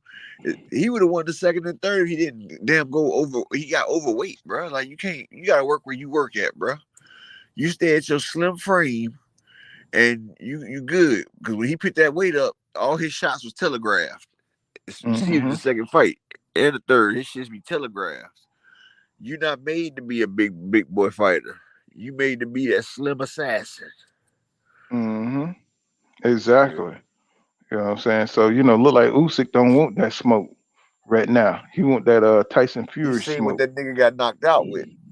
He said he didn't even extend his punch all the way. What the hell? No, he said, I just think he look at why there's a high risk, low reward. You know what I'm saying? But I think it'll be a big ass fight. It'd be a big payday. It'd be a bigger payday for the Tyson Fury fight. Yeah, but I'm just saying the way he looking at it, he wanna be undisputed. You know what I'm saying, with Tyson Fury. You know what I'm saying? He looking to be undisputed at the heavyweight division. You know what I'm saying? So that's how he looking at it. Undisputed. Because he undisputed in cruiserweight. Yeah, so he looking at that 2-time title. Clarissa Shields, she's showing these motherfuckers how to get it done, man. She ain't wasting no time. making her fights and showing that she's championship Hell no, caliber. she got it in. Every fight she made was a champion fight, just about. Mm-hmm. She had 2 fights that wasn't for a belt. I The other mean, ones, it was for belts. she's definitely the GOAT. You know what I'm saying? She is living up to that title. She is the GOAT. You know, 3 times. showing these dudes how to get the And shit done. 2 times. She 3 times. Ain't that crazy, bro? I'm talking about just that's man. Every In time I less than think 20 about that shit, fights. that is crazy. Less than 20 fights. You can't tell me her resume ain't popping. That is crazy, bro. That is crazy. Let me read some of You know these. who What's going resume on, was B looking Dog? like hers at first? Mm. The way they had started Lomachenko out, his resume was looking like that. They was only putting top names in front of Loma. Hmm. And tried to act like that Orlando Salido didn't work. It's weird because we slide into a new era of boxing. You know, we got the Jerron Booth sentences, and you see the Lomas getting old, and you know we got Devin Haney, we got Shakur Stevenson coming up. So we slide into a new era Yep. of boxing. Keith Thurman, Earl, Bud, they be gone the next 3 to 4 years. Yep. You know what I'm saying? So we You got the definitely Frank slide. Martins and shit. Mm-hmm. And they just easing their ass on up out of there. So we got to get these. They got to get in the ring, I still boy. pay money to see Joshua versus Wilder. They trying to get that now. Mm. Yeah. Yeah. Yeah. Shelly Finkel working on it right now. They just sent Joshua and her the offer. Man, that would be a hell of a fight, bro. That's gonna be a hell of a fight. I Two still watch heavyweight that, even though they man, both got losses. man, that's gonna be boy. That's gonna be a huge ass fight, bro. Britain That shit versus right United there. States. I better do a Shit, million pay-per-views. Easy. man, and you know that nigga gonna have all kind of anxiety problems. Cause that nigga scared. That nigga so goddamn scared of Wilder. I don't know what it is, but I guess Wilder just look like one of them niggas that it just tell you beat your ass, bro. You know what I'm saying? And AJ, he ain't feeling it, man. They the same side. They the same height too. Man, he just Both do of them 6'6". he just do not want that Deontay Wilder smoke, bro. You know Now what I'm he said he saying? wants it now. Shit. You know what I'm saying? He said, I we have to will see it to fight believe it. Wilder." He said, "We will fight Wilder. Let's give us Wilder. Let's see, Wilder B don't have the Dog. skills." Let me see. B Dog says they better. He said they had better performances following those matches until Jennebeck proved it's a fluke. He said he's been exposed. Mm-hmm. It says he says yes. He says JR said Carissa is the GOAT. She definitely is, bro. You know what I'm saying? Every time she fight, man, it's like you just get chills because she always gonna have one of those grit moments where she And she don't shows even be that she knocking got people out. championship grit. You know what I'm saying? That's what I love about her fights, and she put so And much you know she don't emotion. even be knocking people out. She just be beating the nigga down. Right? You know, she hit old girl like 12 times and shit, bro. You know what I'm saying? I counted Savannah that though, shit. Savannah hit her ass hard as hell one time. Clarissa said she couldn't even see. It was like lights out when she got hit. But she said she just kept throwing. Hmm. And Nebraska Maid says he said Bud. He said once said in an interview that he was at his best in training, that no one could beat him. He said he knew that his stamina wouldn't hold up against Errol. He said his body wasn't ready for that punishment. And see that's the thing a lot of people don't understand is that Crawford legs protects him like Ali legs did in the mid 60s. You know what I'm saying? He could stay away from that punishment. You know what I'm saying? As he got older and he got into his 30s, you know, after that 3 year layoff, he came back. He was a different fighter. He couldn't get away from them shots, you know what I'm saying, from Joe Frazier. You know what I'm saying? The shit, he couldn't just lean back and, you know what I'm saying, float back. You know what I'm saying? That's Crawford problem. He's not going to be able to stay away from a young dude like EJ who can move. A lot of people say he's slow footed, but he stays in his technique. You know what I'm saying? He can move the way he want to move. He can box. He can bang. He could do all that shit. You know what I'm saying? And I think Terence Crawford understands that. You know what I'm saying? Y'all let Crawford bullshit y'all, pull the wools over your eyes if you want to. He knows that man is versatile. You know what I'm saying? And he's got a strong will, and you're gonna have to break his will. Crawford can't break Errol Spence Jr. will. Nope. Not in the Burr Spence goddamn can ring. break Crawford though. Hey, but you know Exactly. what? Crawford is in a lot of fantasy fights. You know, Jamel Charlo, Spence, but he's not fighting either one, and he ain't. It don't seem like he's looking forward to fighting either one. And that's the thing about Crawford, man. It's like he's not doing nothing that it takes to fight neither one of those guys.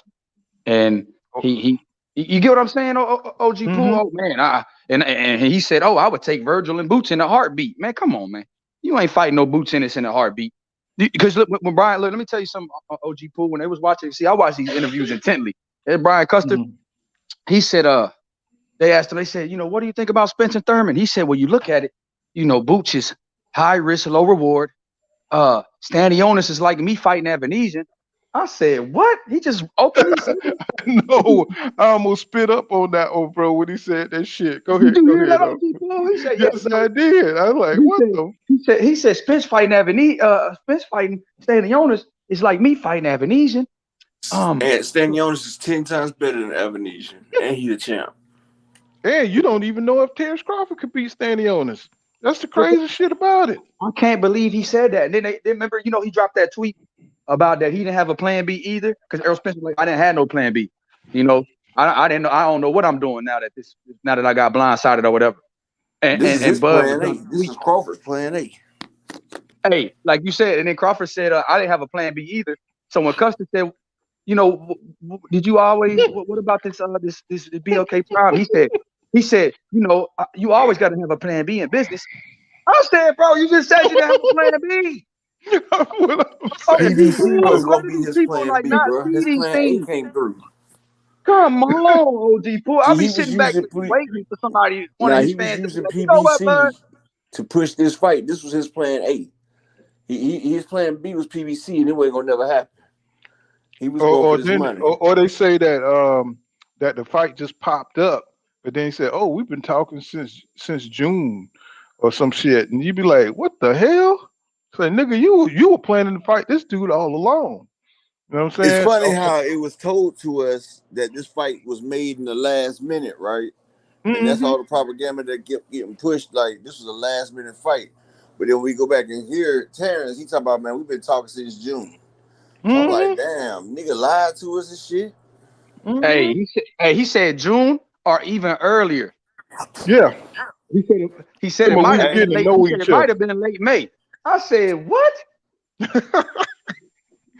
said we were just getting to know each other. As soon as Ugas fight stopped. We trying to get to know each other like we going on a date or something. Like we courting a woman. I remember why it took so long for Crawford to respond after Errol called him out after the Ugas fight. Because he had already let them know, man, let's talk about this Evanesian. That's why it took him 15 minutes to respond. He was already getting that shit lined up like, yep. That's another chapter that's gone. And it's a thing, though. OG Pooh, I like Crawford. It's just making it hard for me to stand and be like, you know what, Crawford, man, he's thorough. He mean what he say. Because, like, you know, I used to go to bat for this guy. And I used to come on here and tell y'all, like, I used to go to bat for him. I used to think Crawford, you know, is the boogeyman. Like, he really wants everybody. But I can't keep standing for this. You get what I mean? Like, and I feel like a lot of fans got to start doing that and being honest, man, because you can't be a fan of the fighter over the sport, because at the end of the day, that fighter ain't staying forever. But boxing is here to stay. And so when a fighter does some things that are not super honorable and contradictory, because when Spence was on it, all I heard from Spence, from Crawford people, 4 years we've been waiting. 4 years, man. We looking for Errol. Errol said he want to fight Canelo. Errol said he don't even care if the fight happens. But when Bud Crawford say the fight's behind me, when Bud Crawford said it's 50-50 or no fight, and if it is 60-40, it should be 60-40 my way. I want Bud, you know what I mean? It's so many different interviews with Bud Crawford that said, you know, if it don't happen, it'll just be one of the great fights that don't happen. I'm like, what?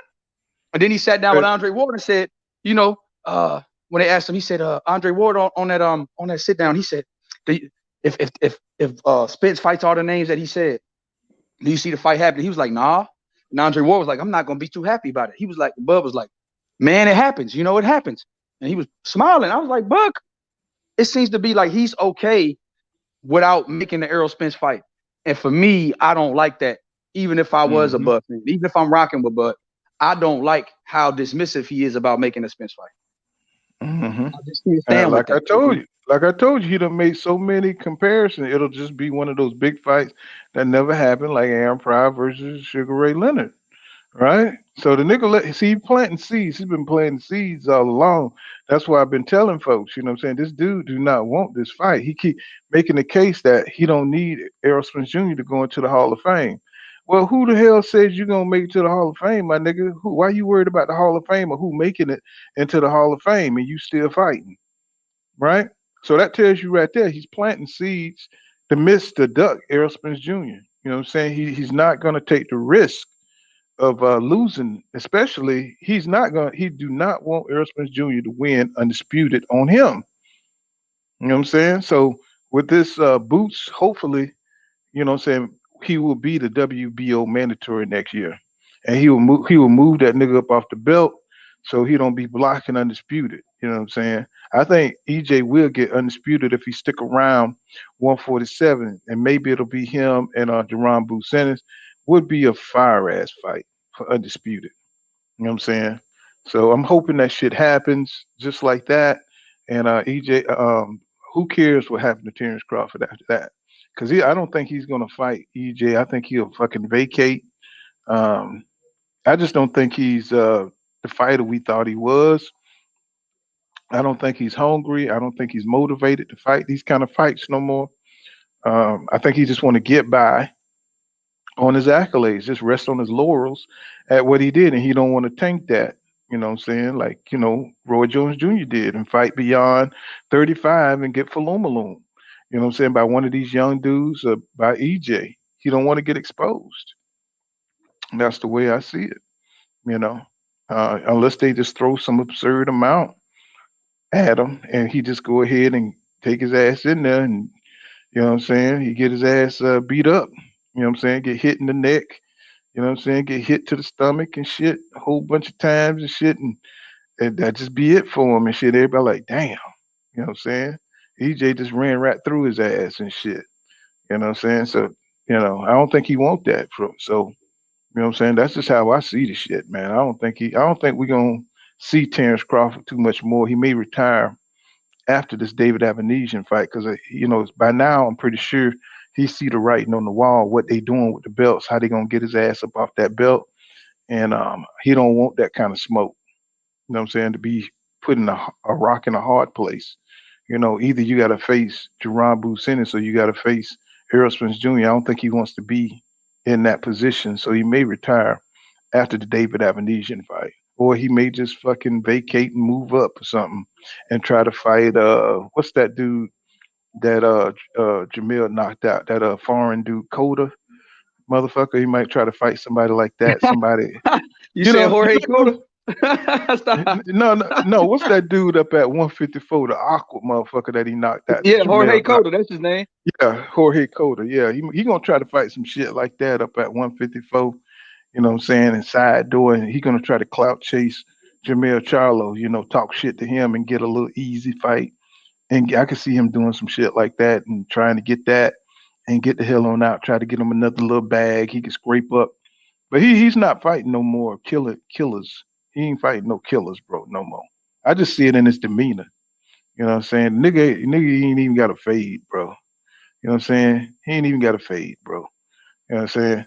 So it's a Sundown, the legend in the building. He says, Harvey, get off Bud Cock. He says, yeah, he does. He does. He said he does broke 2 eye sockets. Get the fuck out of here. He says, got all 3 belts, sales, more pay-per-views, and he said himself he would see who's holding up the fight. He said when the time comes. And that's what happened. You know what I'm saying? You see Terence Crawford on some bullshit.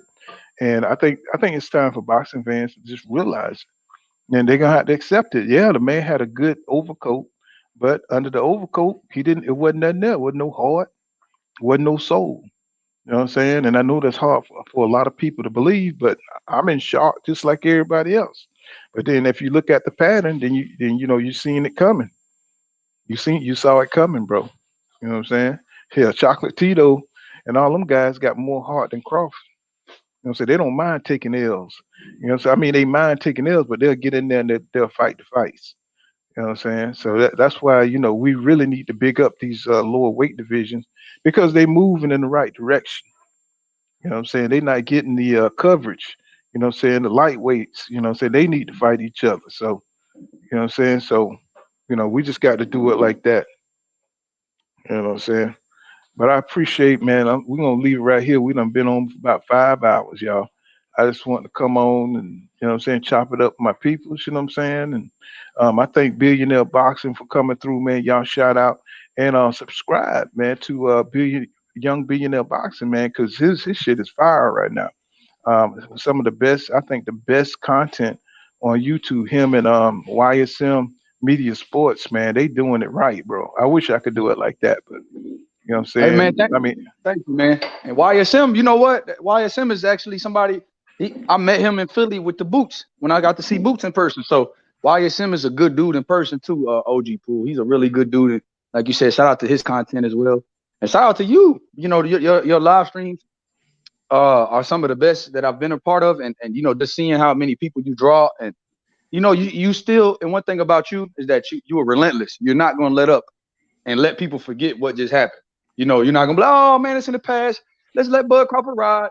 You one of those guys that's not gonna let this stuff, let anybody forget what just happened. Because a lot of people are pacifying another grown man, and you're not about to do that. Like let somebody off the hook, and it's not about to happen. And I respect you no, for that, OG Pool. I respect no, you for man. that. We real boxing fans over here. You know what I'm saying? We regular boxing fans, but we real boxing fans. And it is what it is, bro. You call a spade, and I think you get respect on that level. You know what I'm saying? And yeah, man, yeah, I like YSM, you know what I'm saying? He let me use his content and stuff. I don't abuse it or nothing like that. Just if I see something where, I want to point out, so I'm not one of them dudes that just gonna abuse your shit. You know what I'm saying? So, what I'm saying? So I talk to him on the back channels and stuff. He's a cool ass guy. You know what I'm saying? And I appreciate him. And I appreciate your stuff too, bro. I love how you go out there and meet the boxers and stuff, man. I would just be flipping out, man, if I could interview these guys. I was trying to get David Benavidez, but I'm just, all over the place. And I know here David, he'll interview with most people on YouTube. So, you know what I'm saying? I'm Hey, trying to get. Mhm. OG Pool, shoot me your contact, like an email or something in a private chat, man, and I'll try to set something up with you. Okay, okay. Let me see. I don't know how Yeah. to do my email in the private chat, but let me see. Oh yeah, okay, I could do that. Let me see. Yeah, before you get off, or even when you get off, I'm gonna just stay on. You know how you end the stream? I could just stay on with you and exchange contact info. Okay. Yeah, I'll just stay on. I'll just stay on when you end the stream, and then like stay on for like an extra minute and give you my contact or whatever, or my email, and then we can like try to set something up. Okay, I'm putting it in there now. So let's see. So you can send that to me. Let me see. Add. Okay, there it is. Let me see. So you can send that. That's it right there. But yeah, we're gonna leave it right there. We're going on about 5 hours. You know what I'm saying? So I appreciate everybody sliding through Cop Killer. You know what I'm saying? Bruce, Gas, Boxing, Jazz, and more. What's going on, my brother? You know what I'm saying? And Von P. King Deacon, Do It All 36. You know what I'm saying? I think I made you a moderator. Nitty G, what's going on, my brother? And thank everybody for sliding through. B Dog, Mr. Dixon, and y'all subscribe to Upper Echelon. You know what I'm saying? Upper Echelon got that 47 palms over there, bro. Let me tell you something. Y'all don't know nothing about that. He got a series coming out about comparing everybody to Errol Spence Jr. to Goku, and what's his name? Terence Crawford is Vegeta. So he got some creative stuff over there. You know what I'm saying? So we're taking it to another level, man. And he got some other channels over there over there at his over there in his domain. So I like to thank everybody for sliding through. I'm tired as hell, y'all, but I'll see you guys in the next one. This has been Pool Kind of Boxing. Make sure y'all smash that like button, subscribe to my channel, and y'all check out Young Billionaire once again. You know what I'm saying? Renee Box Young and Just Do Boxing in the TWT team. If y'all like great boxing content, y'all contact them guys and subscribe. Okay, see you guys in the next one, and I see you guys later. Remember what I said, y'all. Law don't go right here, law dog. Savvy. Peace out, y'all. Okay.